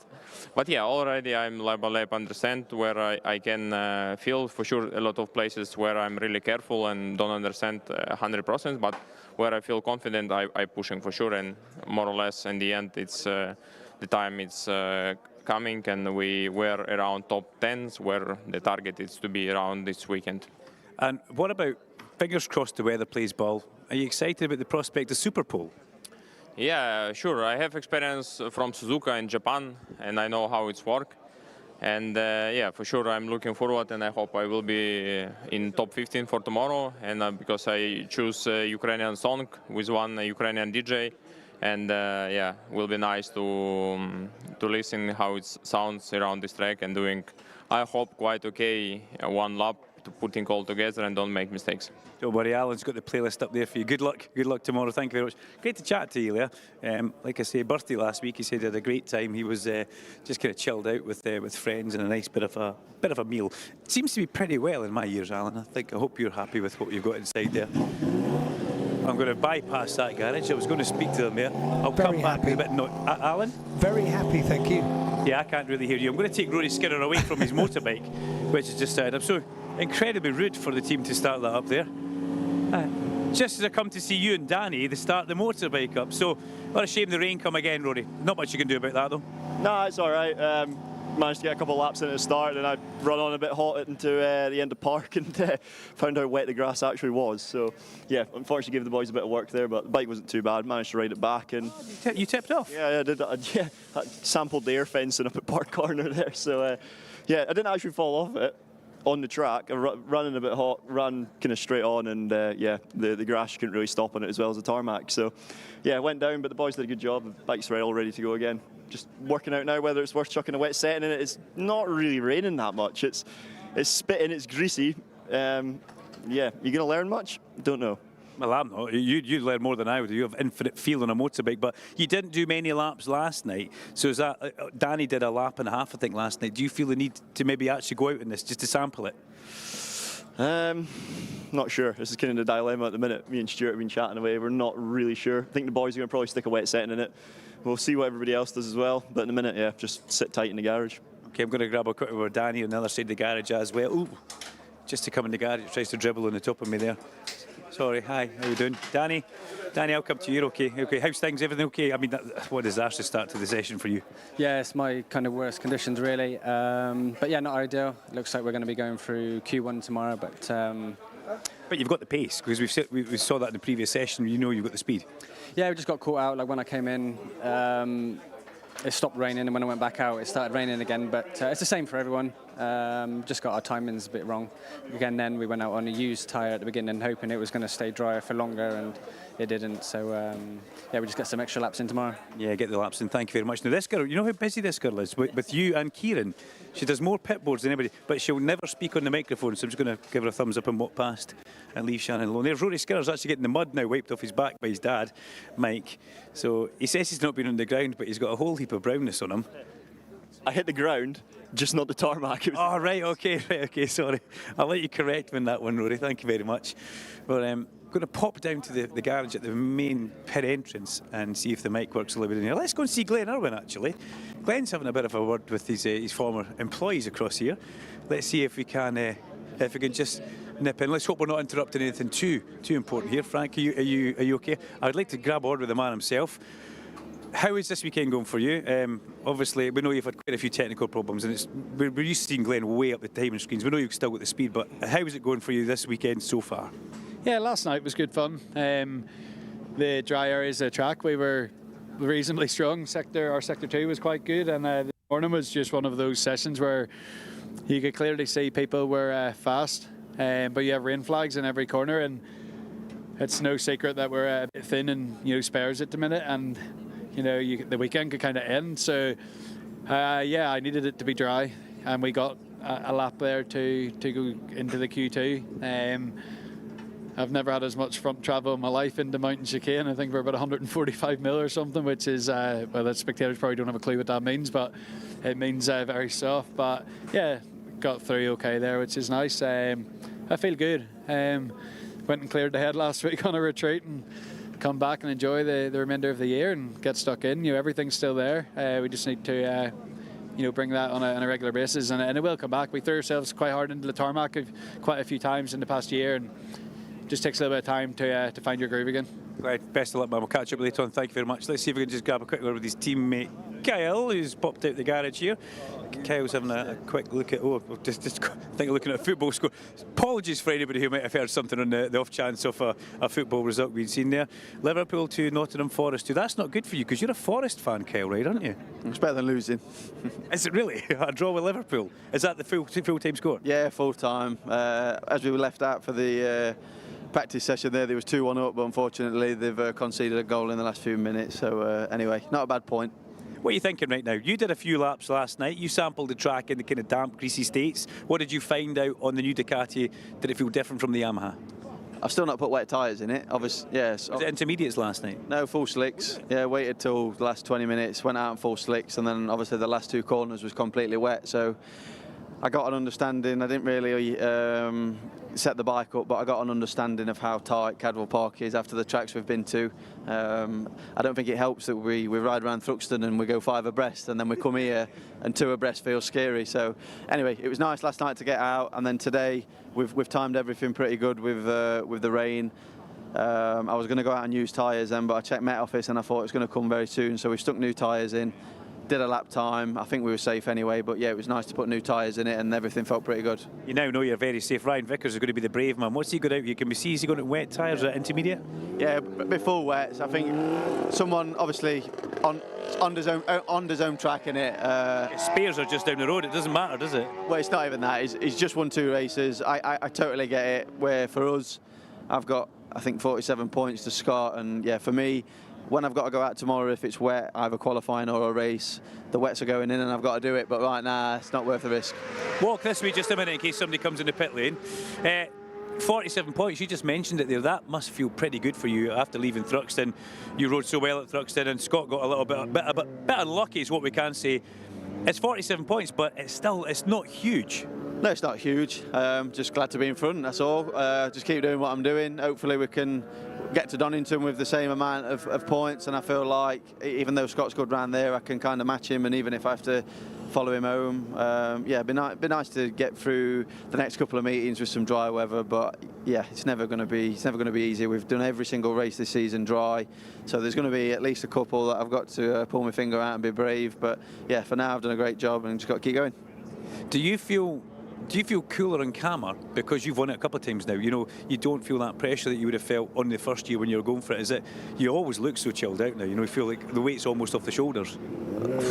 I really want to win again, obviously, and I'd be so gutted if I didn't with how much points I've got in front. But could have asked Brad the same question at Brands Hatch last year when he had 52 points. If he doesn't have those 2 crashes, then he wins the championship. So changes so fast, but yeah, I've just got to keep doing what I'm doing. I'll be all right. Right, okay, I'm going to let you go, Kel. Thank you very much. Scott Redding about to come out here on a brand new wet rear tyre and front tyre. Redding needs to do something here. He is on the outside looking in, and that outside looking in is not a good place where he wants to be just now. Let me get a quick word with his crew chief, Johnny Moore. Johnny, you've sent the boy out there, brand new wet tyres. Unfortunately, the rain came at the wrong time. We could see how annoyed he was as he came in the pit lane. Yeah, I think so. Obviously, just on the second flying lap, I think we're 0.7 off the top spot, and obviously just didn't manage to complete the lap, and it's a little bit frustrating. But hey, it is what it is. People see the rain on the visor or whatever, and they're going to pull in. But obviously, round here it's very tight, and well, I think safety's number one. I think the riders need to just pay a bit more attention and have a look around and see what's about. What's the idea of putting him in wet tyres? Just give him a bit of feel and give him a bit of ride? Yeah, just have a spin around, see what it's like in the rain. But it's not really wet, so you're not going to achieve anything. It's more greasy than anything. So obviously intermediate tyres is probably the way to go, but we'll see. Yeah, thanks, Johnny. Thanks, Johnny Moore out there. Crew chief for Scott Redding. Now, sitting in the back of his garage is Bradley Ray. Is Bradley Ray about to go out on track? Are we can I quickly nip forward and see the man himself? We'll pass Steve Rogers. Good afternoon, gentlemen. Sorry for interrupting here. Are you sitting pretty? You've done a really good lap in that session. Everything looks pretty good. Is there any need for you to go on track, Mr. Ray?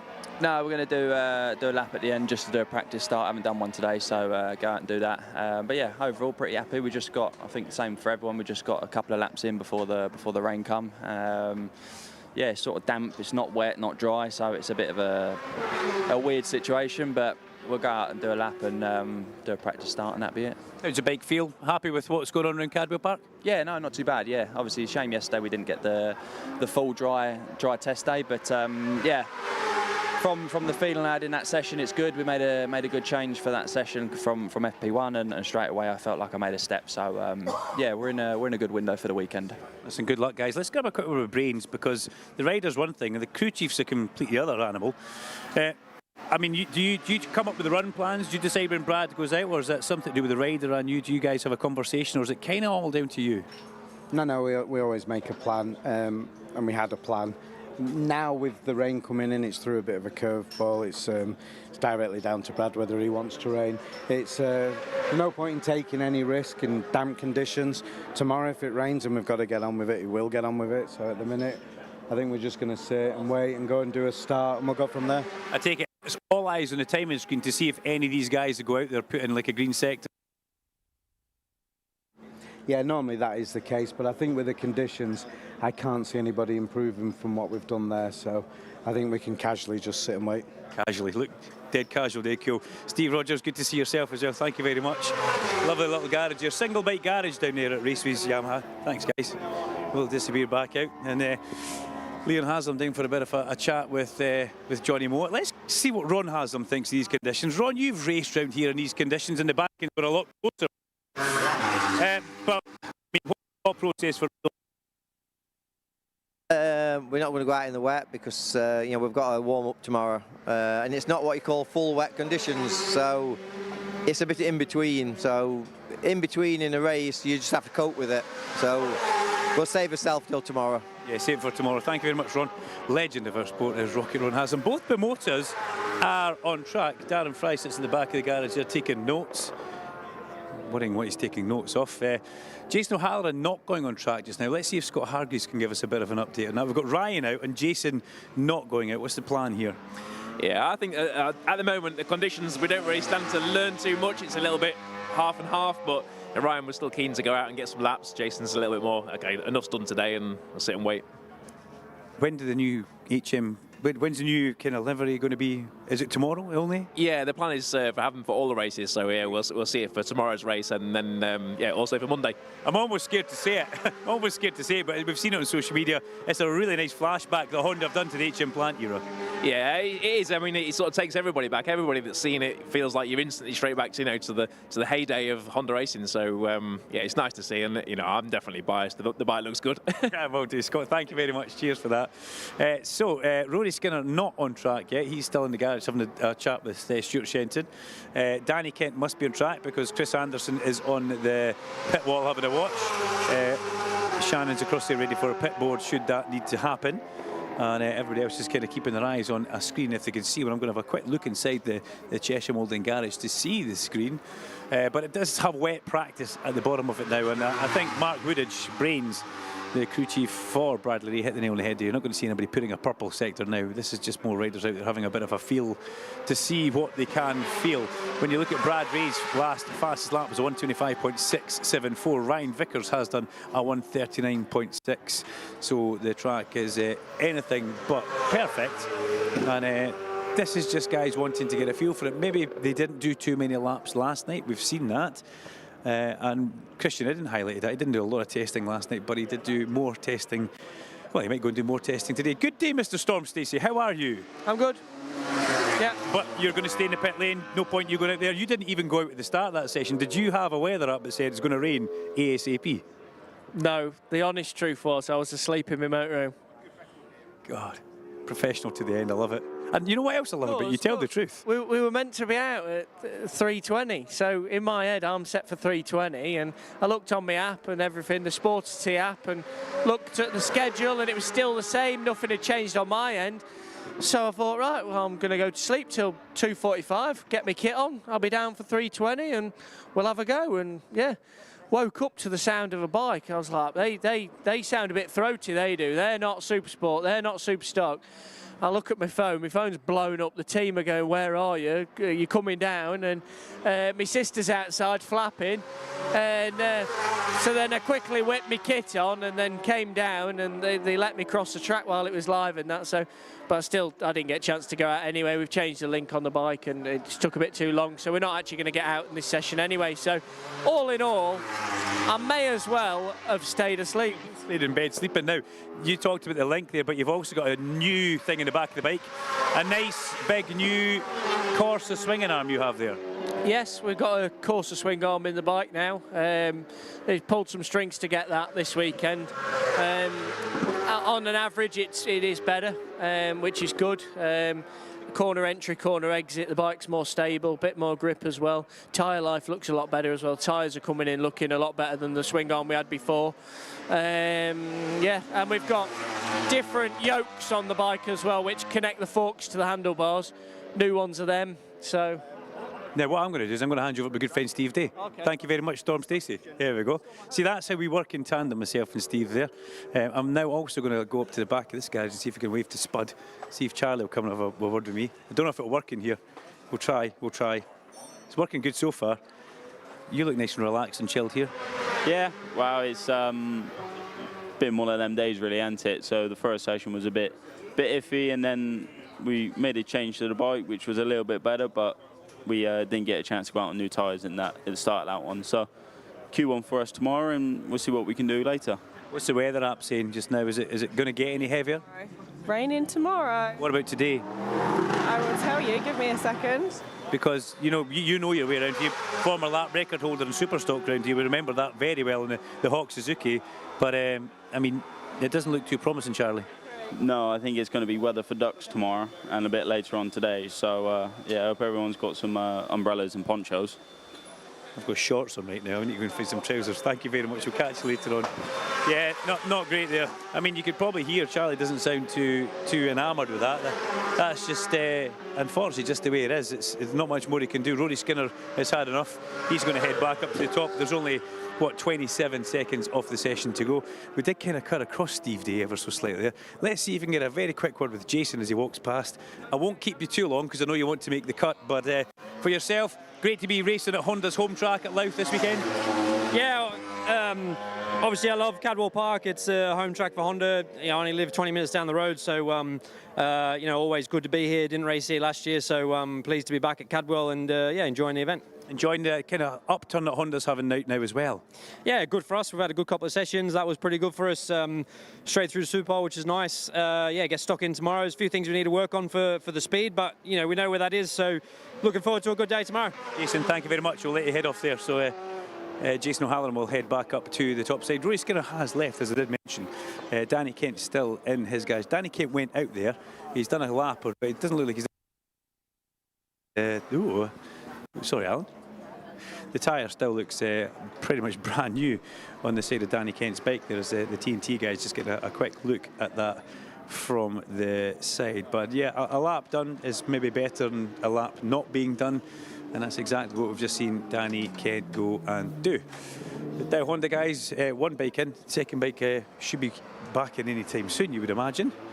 As we'll probably head back upstairs, but I'm going to have a very quick word with a friend of mine who I've not seen for quite some time, if I can, and we can just say welcome back to Harvey Bertram. How are you doing, Harv? Hey Duncan, how are you doing? It's great. Sorry for interrupting. It's so great to see you. It really is. Welcome to Cadwell Park. What are your thoughts about this weekend ahead, the party in the park? Fair play. I mean, it's a shame the weather's just changed out to how it is now, but I mean, it's due to get better for the rest of the weekend. And it's good to see all the guys here and everything what's going on. It's quite busy. There's a lot of spectators, a lot of fans here, so I'm sure they're all going to put on a good show. Fingers crossed the weather plays ball for us tomorrow and we get Super Pole, because it's a special thing that happens at Cadwell Park. I think you could be lucky with the weather for tomorrow. It's I know you hear this week, I mean, the thunder and lightning we had the other night was unbelievable, but I think the crest of that's gone and hopefully see the better side. Harv, great to see you, pal. Thank you very much. Good stuff. Always good to catch up with Harv. Not seen him for a while. As the Superbikers now disappear, make their way to the top. They'll be heading back over. We'll head back upstairs and see Alan Hyde. And maybe he could take a screenshot of the screen when the checker flag goes out so I can give you guys the results. But a session that was kind of almost done in the first 5 minutes of that one.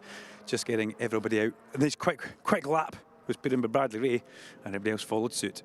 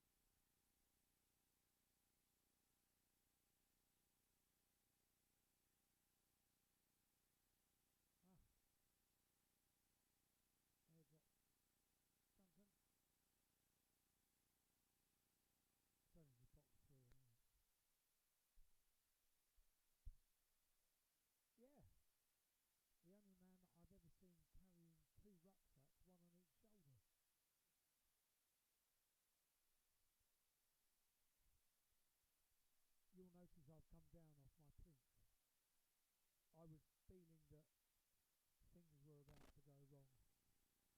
It was flexing a bit. They cost too much money to break, to be honest.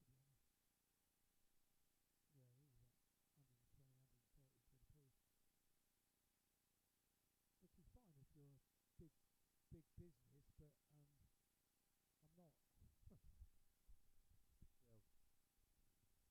So as promised, back in the commentary point, let's give you the top 12 who make it through directly into Q2.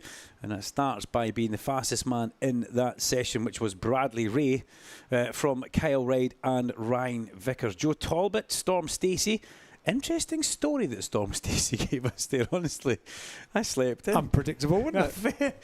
It's just so Storm, you know. My sister's flapping. I don't believe that either, by the way. Not at all. Spielberg does not flap, no matter what. But fifth fastest, Storm Stacey on combined time. Sixth place for Christian Eden, Leon Haslam, Glenn Irwin 8th, Jason O'Halloran, Rory Skinner, Josh Brooks and Ilya Michalczyk in 12th place. That's your top 12. They go directly through into Q2 from Q1. Pick out the names in this.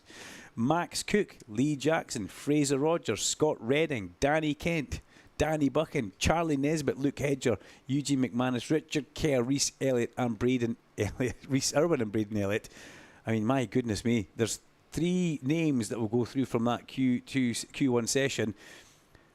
And it's pretty impressive names. It's going to be an interesting one tomorrow. And as Harvey Beltram said, I think we might get lucky with the weather. So remember those wise words from that wise man. Who knows? Let's hope Harv's right.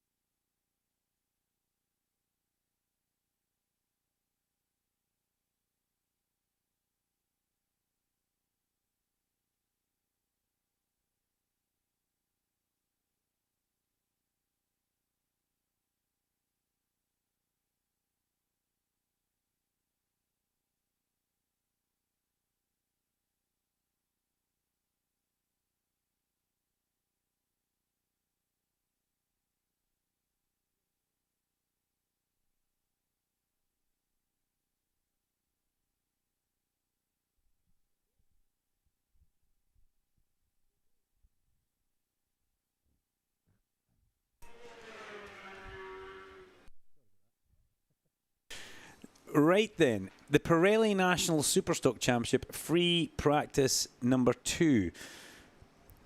And the same kind of goes for this session as well. The top 14 from the combined 2 sessions go directly through into Q2. And right now on my screen, that would be everybody down to classification. Now, I wonder if there's an amended classification here, because the classification I have on my printed sheet doesn't match up the classification that I have on screen. That's interesting, because Jamie Van Secleris is in 14th place on my screen, but 15th place on my sheet, Alan. Now, I don't know what to trust. Who do I trust with that one? Timekeepers or? Printed copy. Printed copy. Yeah. Okay. Now I need to multitask. Okay. I'm going to try and talk and type at the same time, and we'll see how we get on. Yeah, but don't do it. No, why not? No, because it's incredibly difficult to do, and inevitably you will say a word out loud that you are typing. And sometimes that's not good for broadcast. No, sometimes that's not good for broadcast, is it? It's really pouring with rain, Dunk. Yeah, it's proper rain now, isn't it? Yeah. We've got big. Is that big boy rain? Is that what you'd call that? Oh yeah, that's proper rain. That. Not great. But the Pirelli National Superstock guys, thanks, Alan. The Pirelli National Superstock guys have. I mean, some of them will be. They've got. Typically, Ian Hutchison's gone out, and that doesn't surprise me at all. Hutchie. Out there on his BMW, because he's not done much racing with us this year, so he'll be wanting to get a feel for what the Pirelli wets are like, because on the roads they don't race technically where he's been racing on the wet. He will be wanting to get a feel for what the bike does and just get himself brought back up to speed before they go. But Hutchie on track. Josh Owens has gone out as well, Jack Bednarek. But there's another thing. I mean, down there, it was said to be quite a few times with riders. This is maybe what it's going to be like tomorrow. So we just need to get on with it. It's a really good point. Charlie Spud Nesbitt, Christian Idden said the same thing, didn't Practice he? with what you're going to get. Yeah. Yeah. So it's quite interesting that what we have got is a lot of riders who want to go out and do a few laps on track, and other riders who are not too bothered. Luca Jennings out there for Sam Cox's Armada SE31. But you're right, Alan, the rain's probably coming down now, isn't it? But this was always forecast. Yes, it was, yeah. You know, it gave us a little precursor, just a little ninja shower, popped up over the fence line, got us a little bit worried, and then disappeared. The weather forecast that I looked at said it was 100% certain that it would do this at this time, yeah. Did it? Oh, well, there you go. Yeah. Well, that's not going to fill us with much hope, actually. But Scott Swan and David Allingham in the top 12. Well, let's give it the top 14 as it sits right now, because I can't see too many changes. Scott Swan and David Allingham with Ash Barnes and Lewis Rollo. Yeah, Matt Truelove is the one that's missing from that screen there. I wonder if Matt Truelove has been deemed unfit. That could possibly be what we are seeing. Because Matt Truelove did slip off. He went off to the medical centre this morning. He did slip off, and what I can do now is I can do a little bit of Alan Hyde jiggery, like multitasking is what we like to call this, Alan. Is that what it is? Very impressive, yeah. Multitasking. If we go and refresh the unfit list and we go to super stock. Well, you say multitasking, but you're literally commentating on what you're doing. Yeah, Matt Truelove is now on the unfit list, so he's been removed. Oh. That's a great shame for Matt Truelove. That's not what he wants to see. Sam Jones has just said Matt Truelove is unfit, so just say we've worked that out. Impressively how we actually managed to work that out, actually, but there we go. I was panicking at the start of that, though, wasn't I? How does it not work? How does it not match up? Let's wish Matt Truelove the best. Hope you get well soon. Hope it's nothing too serious with Matt. He's, you know what? It's almost like the young Harrison McKay thing, riding the crest of a wave, and then the next place you go to, you end up doing yourself on the unfit list. Harrison McKay, back-to-back victories in Sportbike, went to Oulton Park. Didn't think he was invincible, that's not what I'm saying, but he tried to put himself through the shrubbery quite a bit, and actually spun the bike 180 degrees mid-high say before he left it, which is an impressive thing I've never seen anybody do. But what it does do, it removes Matt Truelove from that top 14 place, and Jamie Van Secleris on the second of the Tag Hondas, the sole Tag Honda now, becomes the man who is in that area where he will go through into Q2. Rain ever heavier. I like having you sit next to me in a test, you know that? Yeah, because you've got a TV to look at, and I'm looking straight out on the circuit, which is I think you said it to me yesterday. I've got the best room in the commentary box. I really have. I've got a superb view. And he's taking up more and more space as well. For the smallest person in the commentary box, he's got the biggest footprint. Yes, I have. But that's okay because you've got the most kit. I have. You've got the biggest equipment. Let's keep our eyes on what's going to be happening here, though. Simon Reed's going to be a bit upset. Speedy Reedy 2.0 finds himself in 15th place.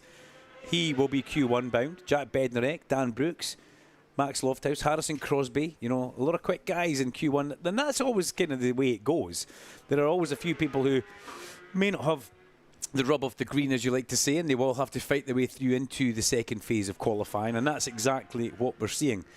I don't expect to see the likes of Scott Swan and David Allingham come out. But Swanee maybe, actually. Swanee might want to do some exploratory wet laps on his Scott Swan Racing SMR BMW. I would imagine that would be the case. We have had Ash Barnes out on track. We've had Lewis Rollo out on track as well. Mossy, I think we're almost categorically bound that Mossy will not turn a lap. He said to us, where were we before when it was wet? Was it Knock Hill? And he said, nah, absolutely no point. We know it's going to be different. Or we've done enough laps around here in the wet. There's no point risking it. So Mossy, who sits in 5th place, let's see if he goes out. Owens and Beach have been out. Ryan Campion and Billy McConnell. Well, Ryan Campion really does shine at Cadwell Park. We've seen that quite a few times. He rises up at, whether it's his favourite, whether it's his local, whatever it is. Alan Hayden wants to look at the timing sheet, which is a rarity, by the way, ladies and gentlemen. It's not something Heidi does a lot. I just wanted to compare the times, the dry lap times and the times that we're getting now. 1:44.6 for Lewis Rollo will be the fastest wet time, and 1:29.1 is what he did. So a good chunk of time, isn't it? It is. Yeah, significant. A huge, big chunk of time. And that's a bit, right now these guys that are on track are not trying to get anywhere near the time they had this morning. They're out there for feel. Just to see what the bike's doing underneath them, to feel what the tarmac does. There's a few different areas of tarmac around this Cadwell Park circuit. You're guaranteed that one surface will feel different from the next surface. One will be more porous. One will offer a little bit more grip. One will offer less grip or maybe hold on to more water. And the surface water will be a challenge, and it might be in a braking zone. There might be a river at this point. So they're out there getting a look at the circuit. They're getting a feel for what the bike and the Pirelli tyres do.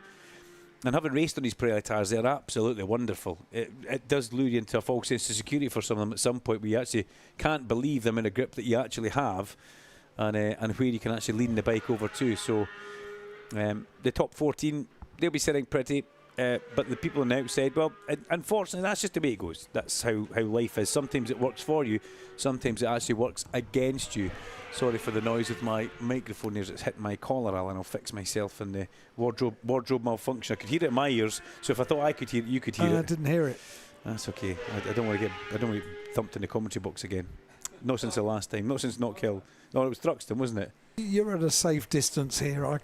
For those of you who didn't join us at Thruxton, you can actually go back and watch it on the YouTube stream from Thruxton on, was it Sunday? I have done many a time. Yeah, Alan Hyde punches me in the commentary box. I did. Well, you put your hands up. Yeah, I was defending myself. He has this moment when he goes to Thruxton. Last year, somebody took his studio apart. mid weekend. I will never recover. Moved it all the way in. I've never seen him go so mad. And Larry Carter actually said he turned into the Incredible Hulk. Yep. Called him Slugger Hyde and everything. So he arrived with these kind of children's-esque boxing gloves that looked like the Incredible Hulk. But obviously they were children's. For any other adult to be tiny, but for Heidi they were absolutely fine.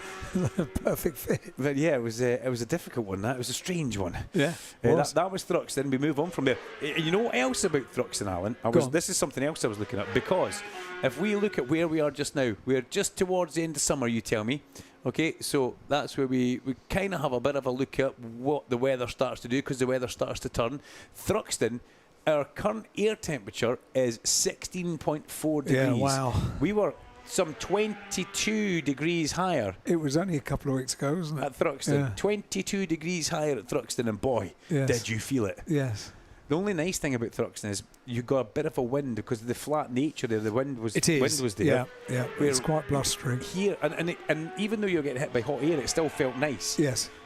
Yeah. It did wonders for the tan. I would like to point out when I got home. My kids thought I'd been abroad. But here we've got minimal wind, and that's the big thing. So the rain slowly crept in towards us. And because there's no wind to move it on, it's going to slowly stay with us, hang around for a bit, and then creep away overnight, if it does. So that's my weatherman bit done. But you're all out there. You can also agree with me and say, yeah, there isn't really much in the way of wind. Somebody will be standing at the top of Park Corner holding onto an umbrella that's about to take off, though, because it depends where you are on the circuit, of course. So the laps are being put in, basically for feel. Ash Barnes, the third place rider on the sole Rapid Honda machine, who's out there at 146.142. Lewis Rollo's gone from a 46 to 45 to 44 to 43. The 1 minute would be in front of that, but really has showed some great progress all the way through the majority of this session. You know what? He's one of the best wet weather riders around in this paddock, not just in this championship, in the paddock. If you think back to Lewis Rollo's mighty pathway run on the Aprilia at Snetterton, where he took on Storm Stacey on the full superbike and he almost won the race, but it was Storm who came away with the victory at Snetterton. I reckon it's a good idea to be out in this, you know. Oh, I see what you're doing. I reckon it's a really good idea to be out in this. I see what you're doing. What am I doing? You say, oh, right, I thought you want me to go into the pit lane. No, certainly not. No, I just think if you are a rider, and the chances are that this could potentially be the conditions that you deal with tomorrow. No, I wasn't sending you on your way. You were sending me outside no, again. Certainly not. No. I know we put a bit of gain on the radio, Mike, but do we really need to test it in the heavy rain? We do need to test it again. Yeah, and that's what I thought you were getting at there. So we've got one qualifying session next, which I'll need to do the top 3 for anyway, and we could do a bit of that from the pit lane, so we can do it then. Oh, Simon Reed's gone down at Barn Corner. Rider is okay. As we look up, we can see where the machine has gone down, the kind of black smear in the grass up there. Simon's standing at the side of the tyre wall around the back. You can see the very bright helmet that he's got on. That's been on the exit of Barn Corner. And, poor Speedy Reedy's now got to stand there and watch it. But you can have a squint, as we say, through the binoculars at that as well. Don't make a comment that I open my mouth when I look through binoculars. Why do you do that? I've absolutely no idea. It's quite funny. It's quite funny, that, isn't it? It does always happen. I don't know why I do. I'll let you off. You're funny. So Simon Reed down, but perfectly okay, which is what we like to see. But you can see there's the mark in the grass goes down towards the wreck to sail over a bit of grass that's been actually hurt before. Simon's standing there perfectly okay, which is what we like to see. But that's the nature of it. You know, Alan Hyde saying I think it's a good idea for people to be out there. I agree with that. Get a feel for it. Simon Reed now knows, got to watch when I tap that power on at Barn, because a couple of things matter there. You're underneath the trees, and what the trees do in the summertime is they sweat. So the trees actually drop some sap onto the track there, which can actually then become pretty slippy. Most of it will get rubbed off on the racing line, but if you're a little bit off the racing line and you get on some wet area that has got that sap from the tree on it, that can be pretty slippery. And unfortunately, Simon may have just been caught up with that. It could be a completely different reason why he's gone down. It might have been a baby rabbit or something like that, or who knows, a river of water. But getting an eye and getting a feel and getting out there and getting to see what is actually going on. So most of the riders have now put a second lap in. I'm impressed with Jake Major Bird. A 1:46.5 from Jake Major Bird. That's pretty good. The man in 27th place. That's only 3 seconds away from Lewis Rollo. Now, considering in the dry, he's 6.5 seconds away from Lewis Rollo. That's a big leveler. Jake Major Bird, that's a good lap for him. And also, Luca Jennings, the new rider. How many riders? Not the second, not the third, the fourth. Is he the 5th rider for Sam Cox's team? Luca Jennings with a 1:45.254. I did remember Sam Cox saying that this is a circuit that Luca Jennings likes. He's from around this area. Jack Bednarek, 1:43.887. He's just about 7 tenths away from the fastest lap that Josh Owens has put in of a 1:43.1. And Lewis Rollo with his 1:43.4. So that lap for Jake Major Bird is very impressive.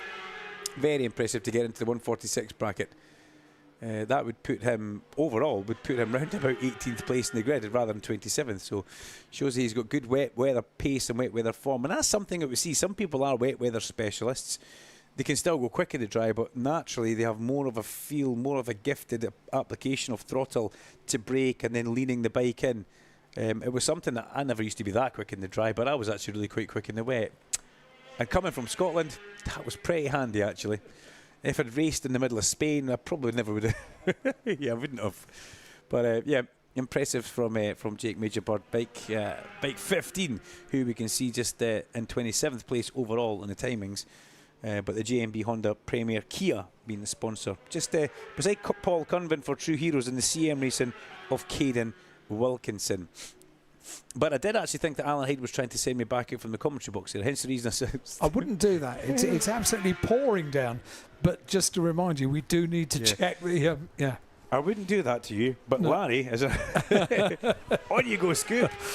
Now we're actually very nice because we get Larry's a massive help on the Monday morning, where you guys cover warm up for me. Let me go and do my extra duties that I've got to do for BSB with the thrill of the race filming and Rogie and his team.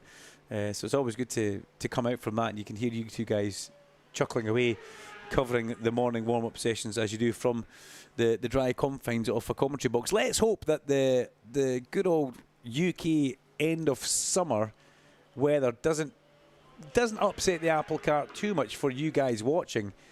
But having said that, for the actual racing, it could be one of the best curveballs for us to throw out in the middle of the playing field for the end of the main season. It really could be.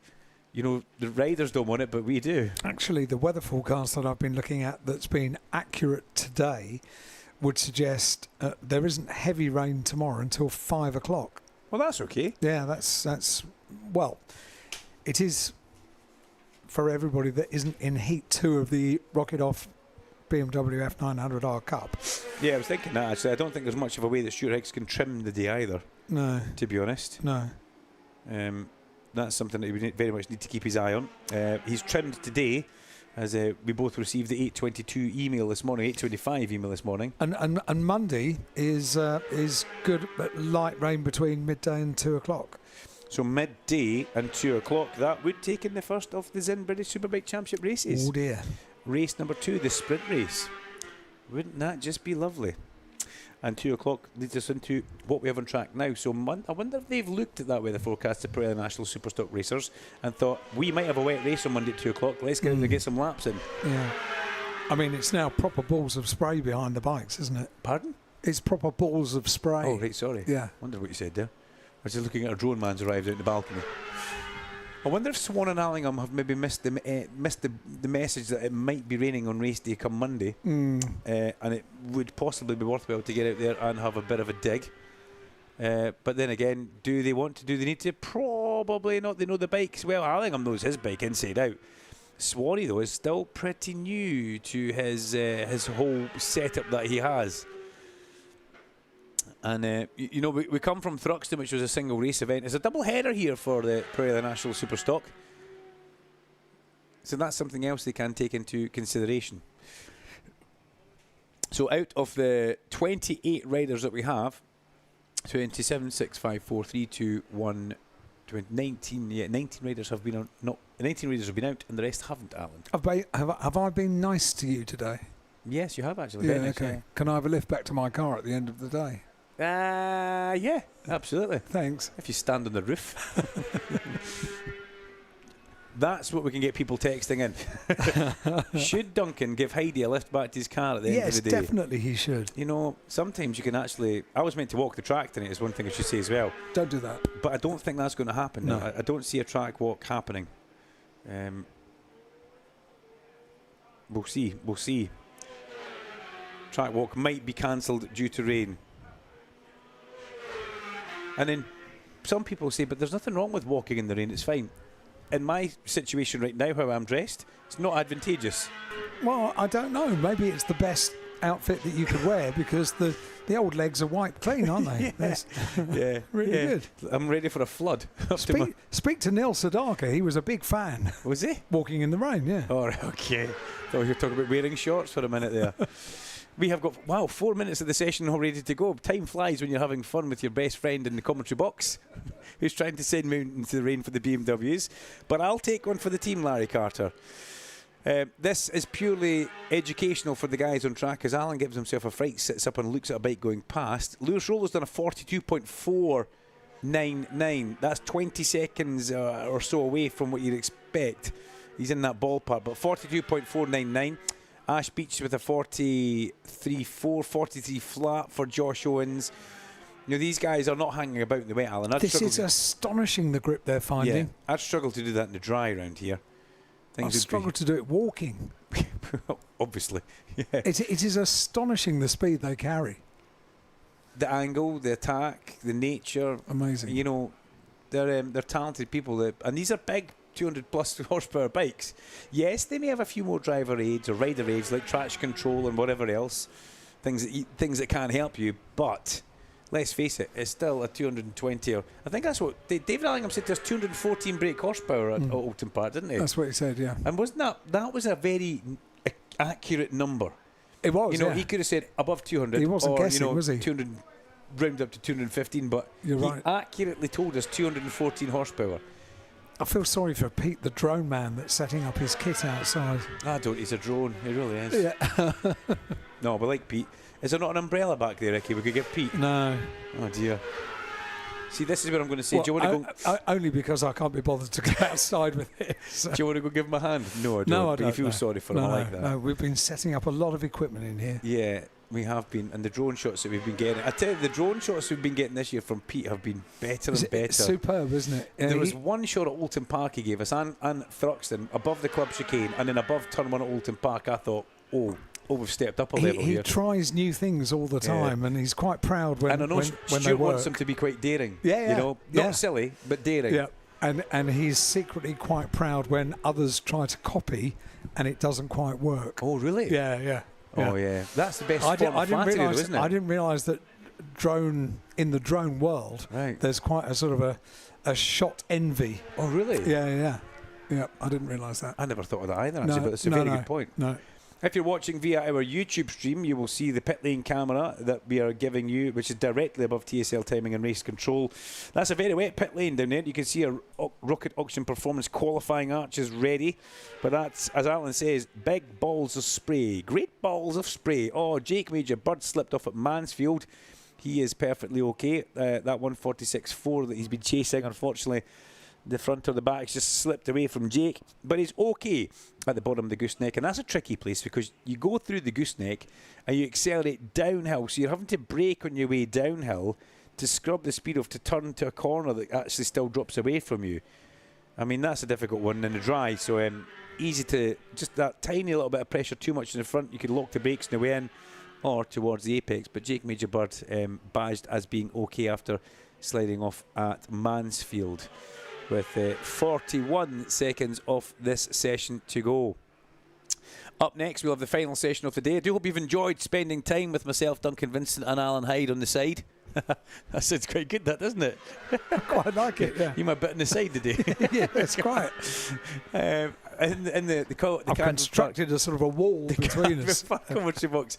Well, remember I said that he'd raised himself 18 inches by setting himself in some plastic boxes. Yeah. That's now gone, ladies and gentlemen. Bailed out. He's because the boxes started to flex too much, and he thought he was going to have a happening. Yeah.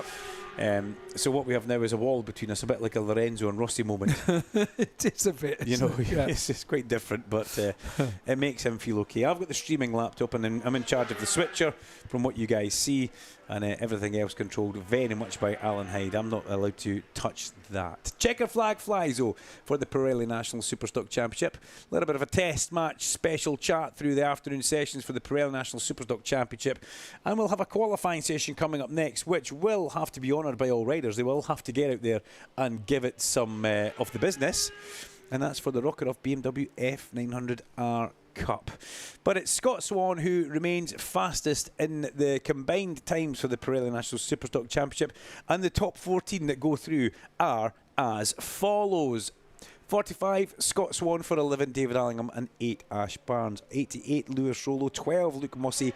65, Danger Scouse himself, Josh Owens. The veteran, 55, Ashley Beach, crosses the line in 7th and goes through. 50, Ryan Campion. 3, Skippy McConnell, ahead of Ian Hutchison. Number 9, Blaze Baker. Number 51, 80, Callum Bay. 52, Cam Dixon.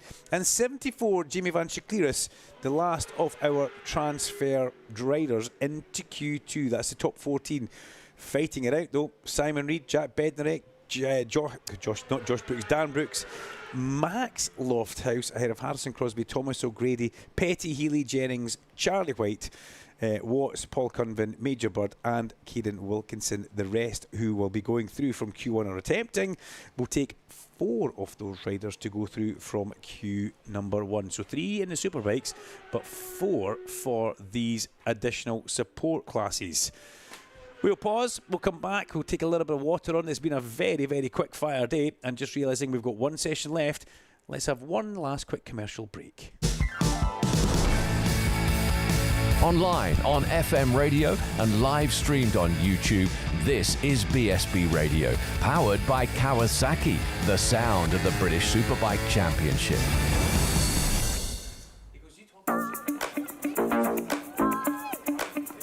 Whether it's weekend tours or continent exploring, adventure comes for free with Kawasaki this summer. Purchase a 2025 model year Versys 650 or Versys 1100 and you can receive a free touring kit upgrade that includes a set of panniers and inner bags, tank pad and handguards. Plus, the machines are available on low-rate finance through Kawasaki K Options.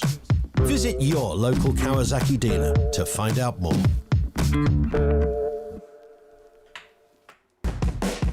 R&G, the world leader in damage protection products for motorcycles, is back as an official sponsor to the British Superbike Championship for the 12th year. Alongside offering a full suite of R&G products, R&G's official technical centre is the one-stop shop for essential race products such as Easy Grip, Renthal sprockets, DID chains, Motul fluids, Alpine Stars protection and so much more. Located in the paddock at every round, visit the R&G Technical Centre today for the latest essentials at the best prices. The 2026 Zin British Superbike Championship in association with Pirelli. 18 plus, Zin is not risk-free and contains nicotine which is addictive. Only for use by adults who would otherwise continue to smoke or use other nicotine products.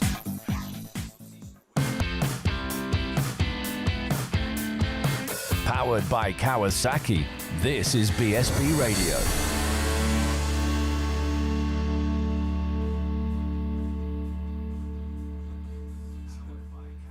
Laura's arrived at Market Fraser, which is where I'll pick her up. And she found a little coffee shop and ordered a hot chocolate.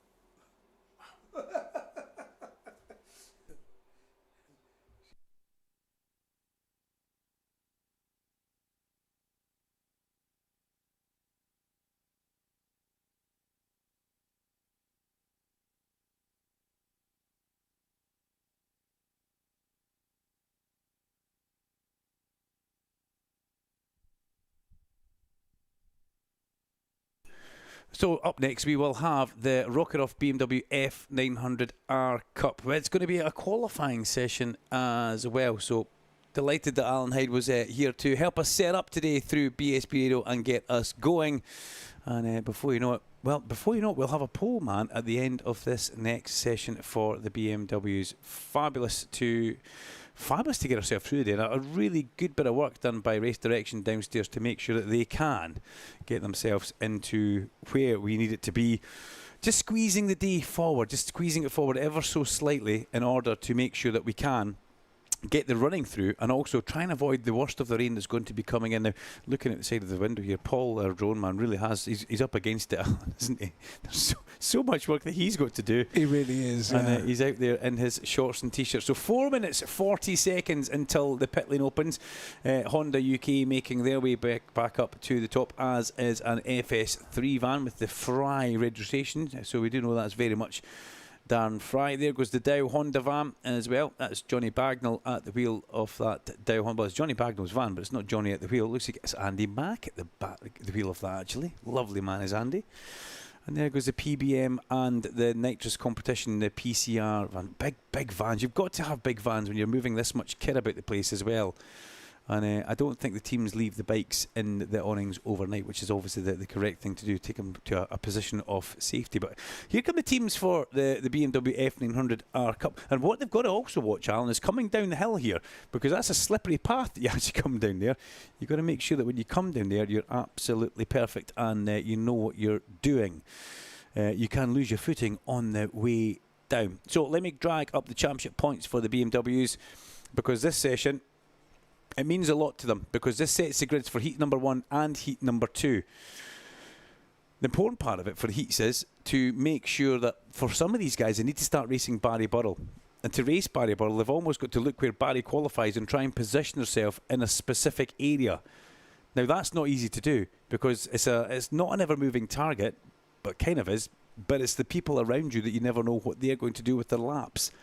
Barry Burrell does lead the championship coming in here, and he has got a 23-point championship lead. That 23-point championship lead for him is pretty much putting him in a position of not safety, because you still get 25 points for a victory and you get 12 points for a heat victory.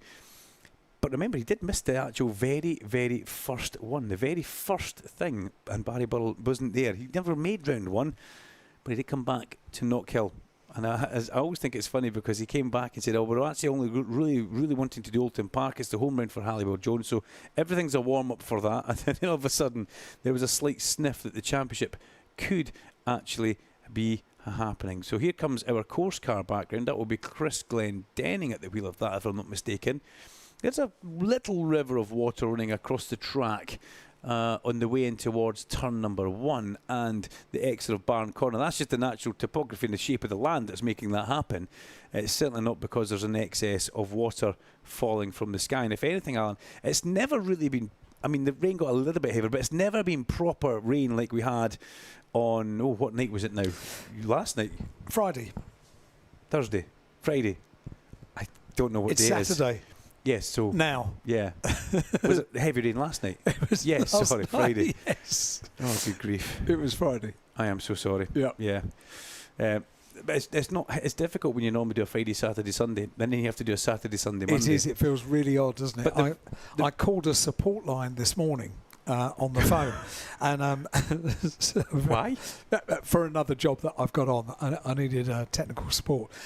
So I called the support line, and there was an answer phone message that said, if you want out of hours help. And I thought, well, it's not out of hours, it's after 9 o'clock. It's Saturday. So I rang back, and then finally the penny dropped, and it's not Friday afternoon. Yeah, it's Saturday. Yeah, I know. It's just one of these things. It's great. I love how we do the Saturday, Sunday, Monday party in the park at Cardwell. I think it's fabulous.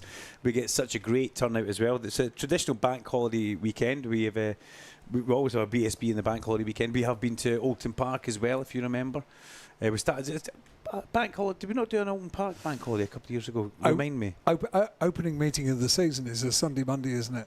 Yes, it is. Yeah. And it caught us out this year. Yes. With Jordan Bird, and it was quite funny. And I'm going to tell that story on a later date once we're through the season. It was a really, really funny story as to why we had to jump about from hotel to hotel. Great stuff though. I don't think we were the only people, that's a bit. But 1 minute until the pit lane opens. And well done for staying trackside and watching all the action that we've had today. The pavilion still has a few people on the side of it who are having a watch. And good to see so many people up there at the Cardwell Park Cafe as well. Thank you very much for all the messages that have been coming in to us in the commentary point. It means a lot that you guys want to get in touch with us. And all the messages that are coming to Alan over the course of the weekend. Remember, there is a number you can do that on, and the number actually is 07482877877. I got that right. You did. You were reading it off my screen. And if anybody was watching on YouTube, they'd have seen me squinting like that to try and look at it with a glasses on, and you'll see it's nice and clear. It is actually. Oh, it's not. No. Is it good? My glasses seem to help down there. They don't really help here. You know? Down there's good. And up there. So you're short-sighted. Okay. Which means you can see okay close up, and you need that for distance. Yeah, I think so. And then you correct the distance, and it makes the closer work not so good. He's the brains. I'm just the Scotsman. That's exactly why we're here. The BMWs are now on track for their qualifying session. 25-minute session. The BMWs all housed in the top paddock.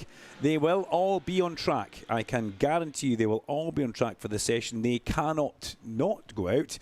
It's the minimum number of laps that they... You've got to do 3 laps to qualify. 3 laps, yeah. But, you know, well, Barry Burrell, do you think Barry Burrell will go out and do an out lap, a hot lap, an in lap, you know, something like that? Possibly not. You know, technically a super pole. We'll see what Barry Burrell does. One man that will need to be out there quite a lot is Kenny McLeod.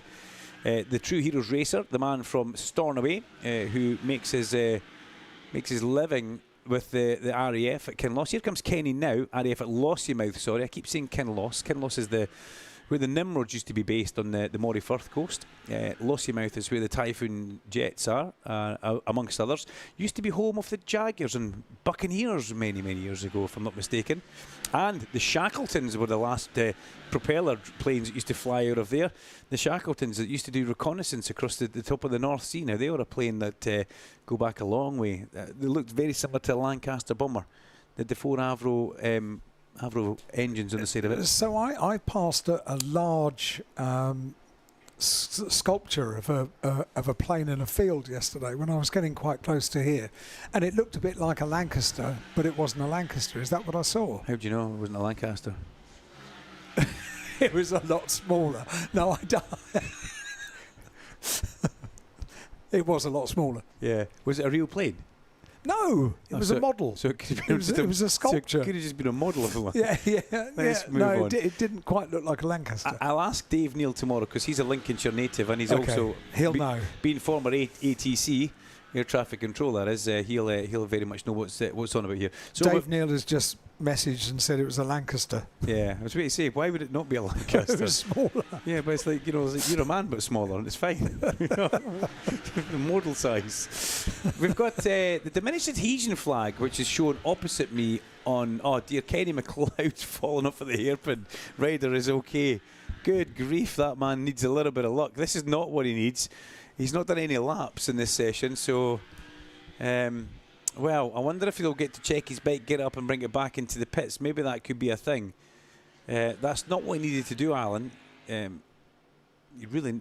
Nobody has set a lap in this session effectively, because whatever happened in free practice was a free practice.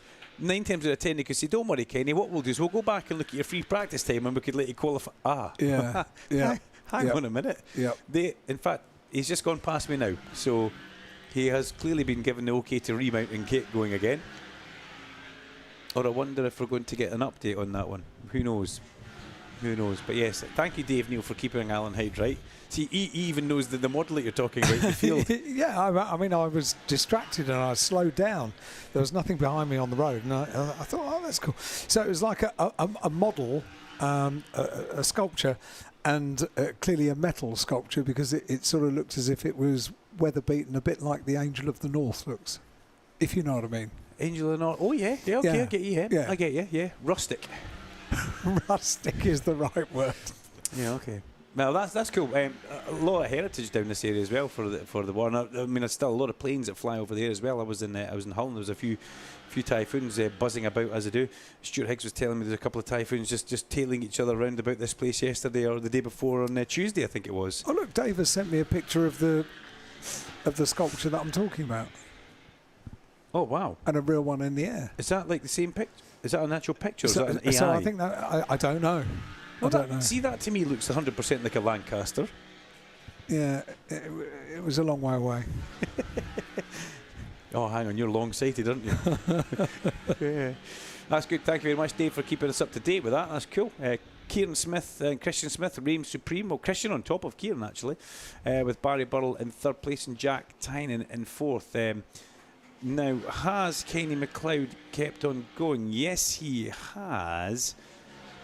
Number 34, Fault Hairpin Rider, okay. That was 46, so yeah, it was Kenny McLeod in this session. The big question is, has he been back into the pit lane? Because he will need to do that to get the bike checked over and get the okay from the Port West technical team. Tricky stuff though. Christian Smith, Kenny McLeod goes P2, then back to P3 because Barry Burrell puts himself at the sharp end. And we also need to keep our eyes out for Nicky Coates in this one as well. Nicky Coates could very much be the fly in the ointment for Barry Burrell. Coates has always been really good, really strong in the wet conditions. He's a smooth little rider, and he's been around long enough as well to know exactly what he needs to do. But I also agree with Larry Carter on this. When will Nicky Coates' luck change? When will it come good? Because 4 years in the championship, there's always something that kind of pops up and gets in the road for Nicky Coates. I mean, look, he was having a great championship run, and we went to Aston last year, and the bike was some 30 feet in the air in one of the heats. And he came back out for the final, tried to race the main event, actually did it, but had a separated collarbone or something, and you know, that's the type of luck that does actually follow Nicky Coates around now and again. So let's hope that he has a good qualifying session here and can do exactly what he needs to do. Burrell is top though from Christian Smith. In fact, Christian Smith now goes to the top of the times, 1:51.088, and we're going to see a lot of this, Alan. We're going to see people just willing to push it a little bit extra more. Oh, I felt more grip there the last time, I'll go that little bit harder.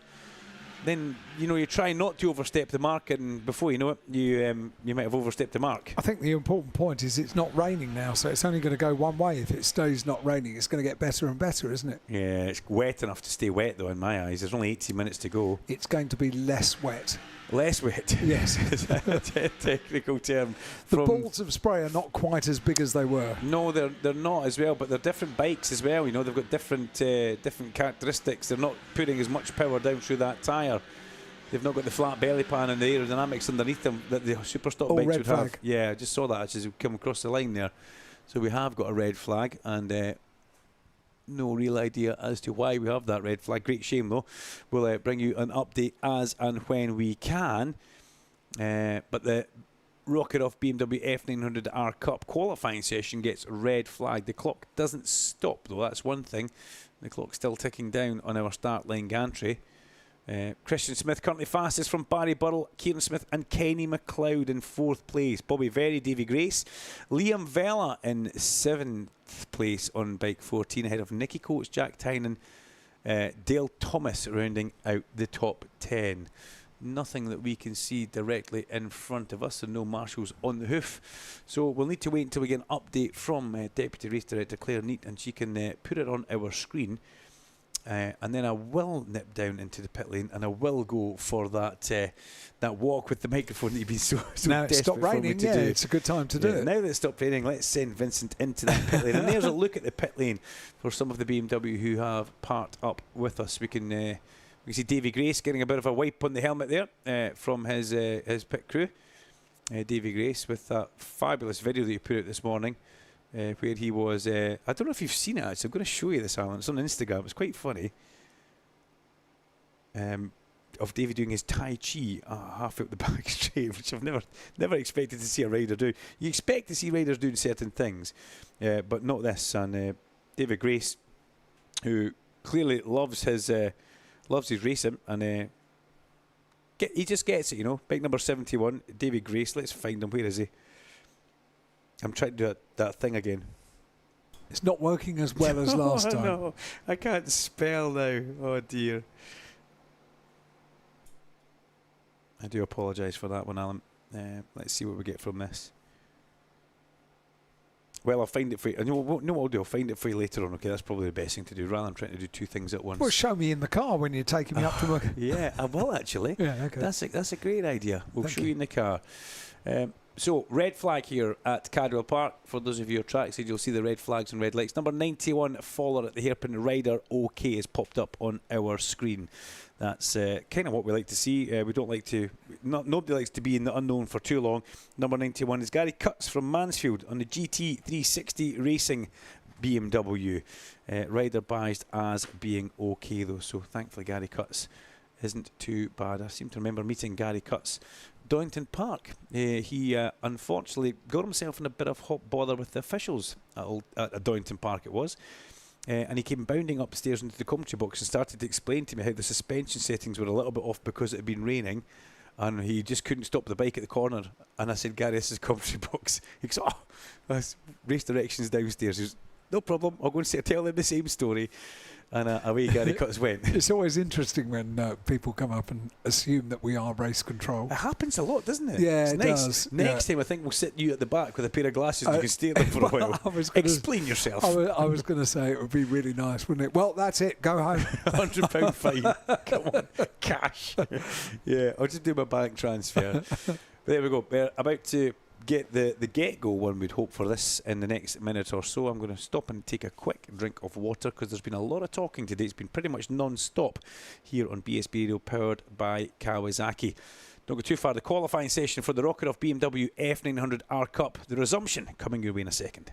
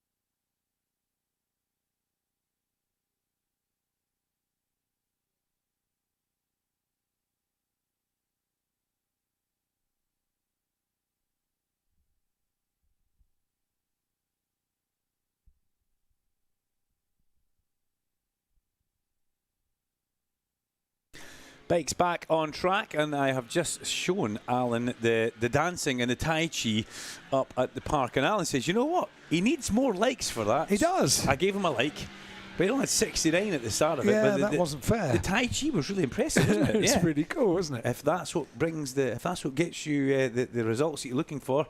Peter Pan Racing, that was what it was under. That's why I couldn't find David Grace. I was all over the shop.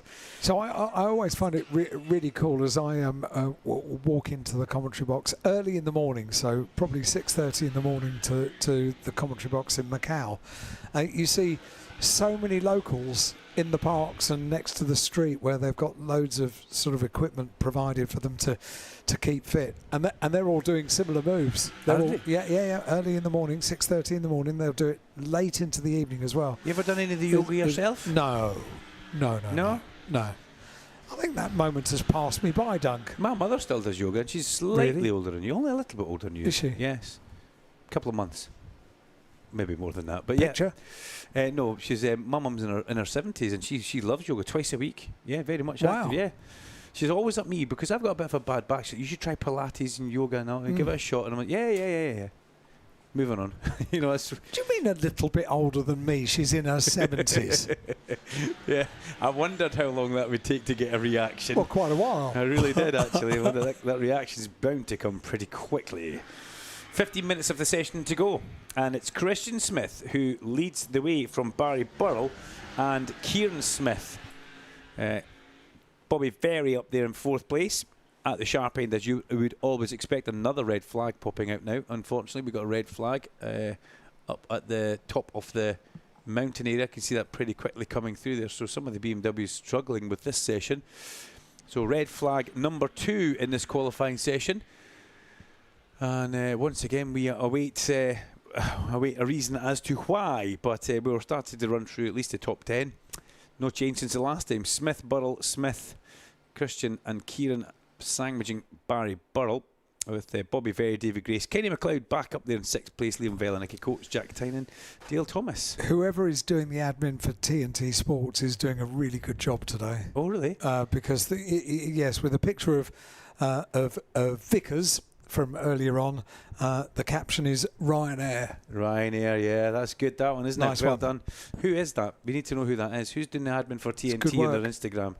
Is that you, Cov? Is it actually Cov that's doing it? Probably not. Cov struggles to WhatsApp, never mind Instagram, so... I know the problem. Oh dear, I know you do. So unfortunately, another red flag pops out. As I can see Harley Preble parked in the pit lane down there. He's got Macy next to her. Macy looks like she's ready for some sort of winter. You can see she's got the massive big dry robe on. But I obviously want to stay warm and dry, that's for sure. Harley Preble parked down there. Barry Burrell's in the pit lane, also down here with us on the Halliwell Jones BMW. As we also got Josh Wainwright, there's a name that we know very well. Josh Wainwright on 26, parked up alongside 41 Liam Walker from Grimsby. And Liam sitting there with his arms folded, just waiting to get going. 71 follower to the gooseneck rider, okay. Oh no, that's Peter Pan racing himself, Davy Grace. So unfortunately, the video and the shout-outs we've just been giving him exit stage left. Thankfully, he is okay. But great shame for Davy Grace, bike 71 faller at the gooseneck. That's the top. Not the first person we've seen go down to the gooseneck today. Remember, if you remember, we've also got number 50 off at the hairpin, which is rider okay as well. That's Leon Milton, it is. It's one of the True Heroes bikes. So 2 bikes off at 2 separate corners, in quite quick succession. But if you also remember, we had Oliver Barr who went off there earlier in the day. Oliver Barr slipped off his 3B Construction Binch Pro Ducati. Oh dear, another red flag though. It's going to be a session where we're now just coming up for 2 minutes past 4 is where we are. And one red flag into another. It's like what they say in NASCAR. Alan, let me pull the seat forward and change the camera. Cautions breed cautions in the Great American Racing NASCAR. When the race cars on ovals, you put them all back together and they'll unfortunately cause another incident. So that's kind of unfortunately what we've had here at Cardwell Park with Leon Milton and then Dave Grace. Dave Grace at the gooseneck, Leon Milton at the hairpin. But it is the last session of the day. It's a qualifying session, so it does very much need to be honoured. But the Rockeroff BMW F900R Cup will get the last 15 minutes of their session. What we'll do is we'll push this button here and we'll have a very quick commercial break in the studio. We are now streamed all weekend around the world on YouTube, video, TSL timing, and audio. We are fully loaded. It's BSB Radio, powered by Kawasaki, the sound of the British Superbike Championship.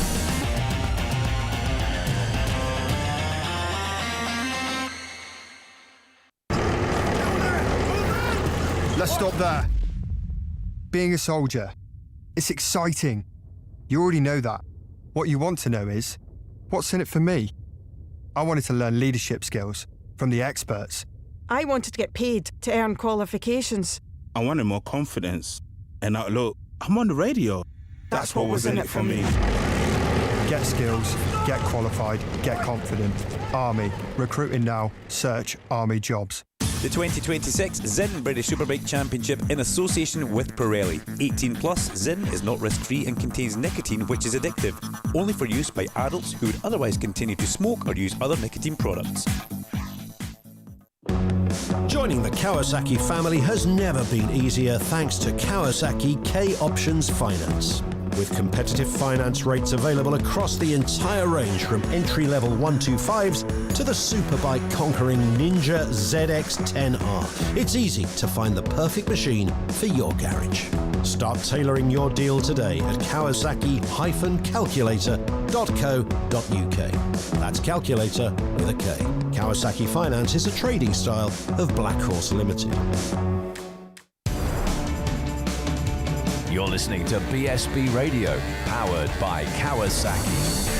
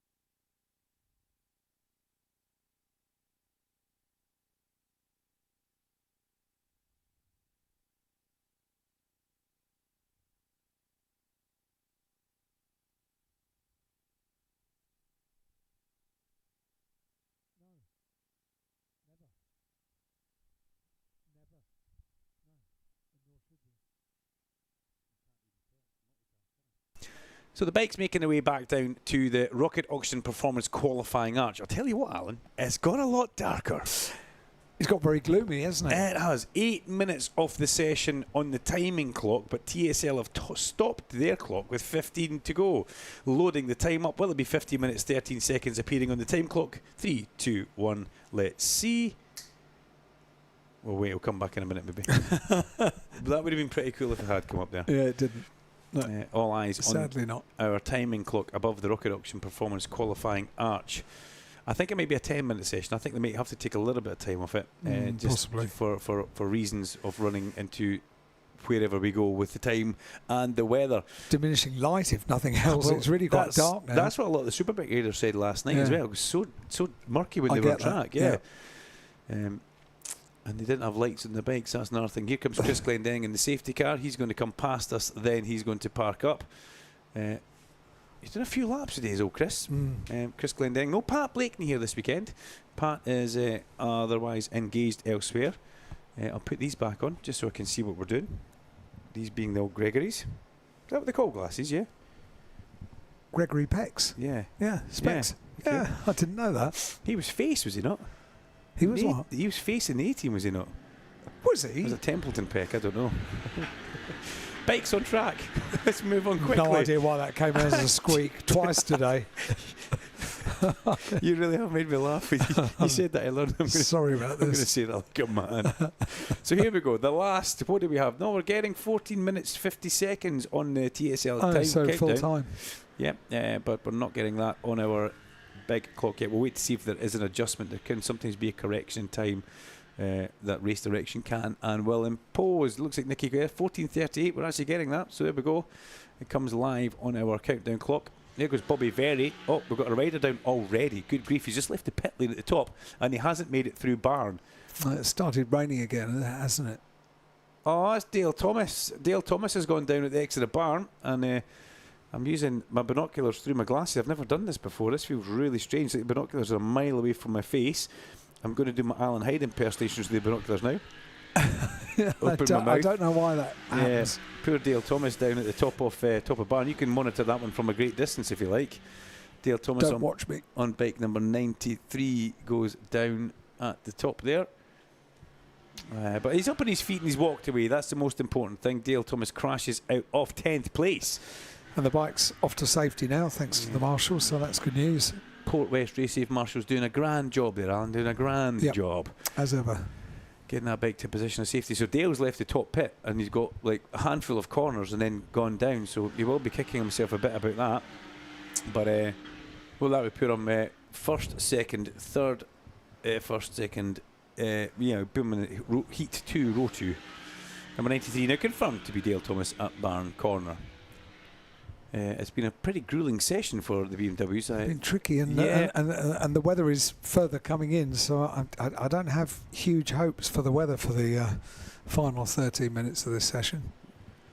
A little bundle of joy from the corner. I'm sorry about that. No, it's okay, and you're 100% correct. You're right. You know, you said that this was forecast to come. Listen, Stuart Higgs told us that this morning the weather was meant to. In fact, he told me yesterday this was going to happen. And it's why the timetable was shuffled up as much as it could be, wasn't it? Shuffled up for around about 4 finish, and that's kind of what we're online for. Some possible corporate activities to be taking place at the end of the day, whether we get into them, if there's a need for them or not. But what we have right now is the last 12 minutes of qualifying for the Rocket Off BMW F900R Cup, and it's the two Smith twins who sandwiched Barry Burrell. Christian Smith fastest, Barry Burrell second, and Kieran Smith in third place. Both the Smith twins are in the pit lane. That would put one on pole for heat number 1, and the other one, Kieran Smith, would be in the middle of the front row for heat number 1. Bobby Verry's had a good run though. He finds himself in 4th place, ahead of Davy Grace, who's in 5th place. That's an impressive run for Davy Grace in 5th place, but unfortunately he never made it back round after the outlap. Kenny McLeod in 6th place, Liam Vella, Nicky Coates, Jack Tynan and Dale Thomas, who also hasn't made it round on his outlap. Both Grace and Thomas slid off after the restarts. Great shame that. James Higginson is in 11th place ahead of James Dutton and Josh Wainwright. Alex Pearson, Josh Connor in 15th place. That's a man who's out of position in my eyes, and here he comes now across the line on the chasing the racing bike. That's not Josh Connor. It was a lookalike in a vest, and the rain intensifies now. I've just realised it's pouring down now, isn't it? Yeah, big time. There goes Josh Connor now chasing his teammate across the line. But umbrellas are now making an appearance, and rain jackets in the pit lane for our Port West Race Safe Marshals. And you can tell that the Port West Race Safe Marshals haven't really had their rain jackets on much this year in the pit lane, because they look like the sun down there. They're so they are very bright, incredibly bright. Yes, they are. Yeah. So apart from possibly not killing, they might not have had the gear at that point in the year, or it's maybe still drying out from not kill. This is maybe their second jacket. Just having a look down pit lane, Christian Idden's still down there, still dressed in his leather, still getting ready to go for tomorrow, I think. I love somebody that's keen and early, a bit like Alan Hyde. Bobby Very goes to the top of the times, 150.260 for Bobby Very, 150.260. Bobby Very goes to the top on bike 88, and that's exactly where he needs to be and where he wants to be. That's a good lap for Bobby, actually. Very good lap. Puts him 0.8 of a second up the road from one of the Smith twins.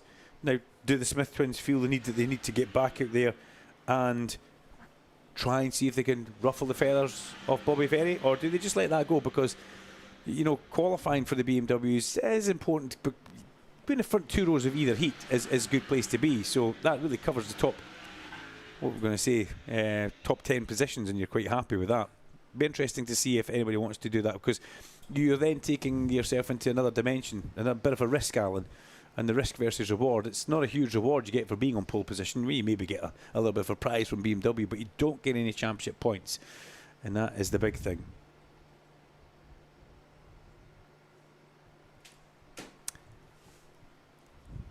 Out of the last corner, down towards the finish line. Are you okay there? Yeah, just looking at the rain, it's heavier than it's been all day, isn't it?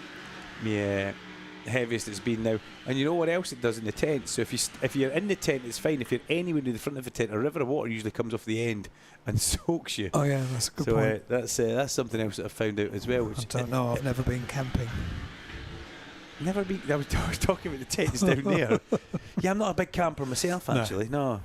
Morning campers and all that. It's this is the heaviest the rain has been now, and now they're getting a bit of standing water on the main street as well. So it's just coming straight down, isn't it? Yeah, but we mentioned before, there's no wind to move this rain on, so if it does intensify, that's why we were hopefully to be finished by now, but the BMWs managed to halt the session 2 or 3 times. And if you have a look at your window, you can just look at the stuff out there, which is getting a proper drilling with the rain now. Even Pete the drone has given up. Yeah, Christian Edden's given up as well. He's had enough. He's going to head back across towards his pit garage and then probably head up towards his motorhome. Don't know if the family are here with Christian this weekend, actually. That's something we need to keep our eye on. Not too far away from home, so they might be. As McLeod crosses the line, is there a change? Yes, McLeod goes P2. Kenny McLeod's in a bit of a roll here, as long as he's not literally going to do a roll. 0.6 away from Bobby Very. He's taken 2/10 out of Bobby Very's lap. Staggering that they're going quicker in these conditions. It's about feel, Alan. That's just all it is. They want to try and get some feel. The more feel they get, the quicker they will go. And yeah, it's a bit. Be careful, please. Is that what you got to do to make yourself taller? Stand on the chair. It works. Yeah, I'm not sure about that. It's okay. These guys will be loving the feel that they're getting from these bikes, and if you're in a good place and the bike handles well, that's perfect. But what you don't want to do is overstep that mark, because then it can be a bit of an issue. 7 minutes and 30 remain of this final session of the day. Things get underway 9 o'clock tomorrow morning, don't they, with the BMWs, their warm-up. Yeah, so last at night, first in the morning. Yeah, and they have a pretty busy schedule through the course of the weekend anyway, with the 2 heats and the main event. No last chance qualifier this weekend, if I saw that correctly. Correct. Yeah, no last chance, no LCQ. Don't know why I picked that up to try and convince myself when you'd already pointed to it there. Yeah, no last chance qualifier, so into the bottom pit lane. Towards the end of the session, we're going to have to stop squinting for that one. Where's those binoculars going, Alan? Parked right down the far end of the pit. Is that Luke Foreman? Most certainly isn't. It's bike number 16 who's parked down there. That's Josh Smith. Sometimes Luke Foreman parks at the Scott Redding end of the pit lane. Just gets himself a little bit of power from his friends. We've got a yellow flag, a green flag on the straight, which means we must have a bike down at Barn Corner, and we do. We can see the Port West Race Safe Marshals on the hoof. Is that a yellow helmet? It is. Is that a True Heroes racing bike? It is. Is it Kenny McLeod? Unfortunately, it is. So that's the great. Oh, somebody did the grass. Good grief! All the way down the main street on the grass. That is what I would class as save off the day. He's not saved it yet, though. Good grief! And thank goodness for that one. My heart was very much in my mouth there.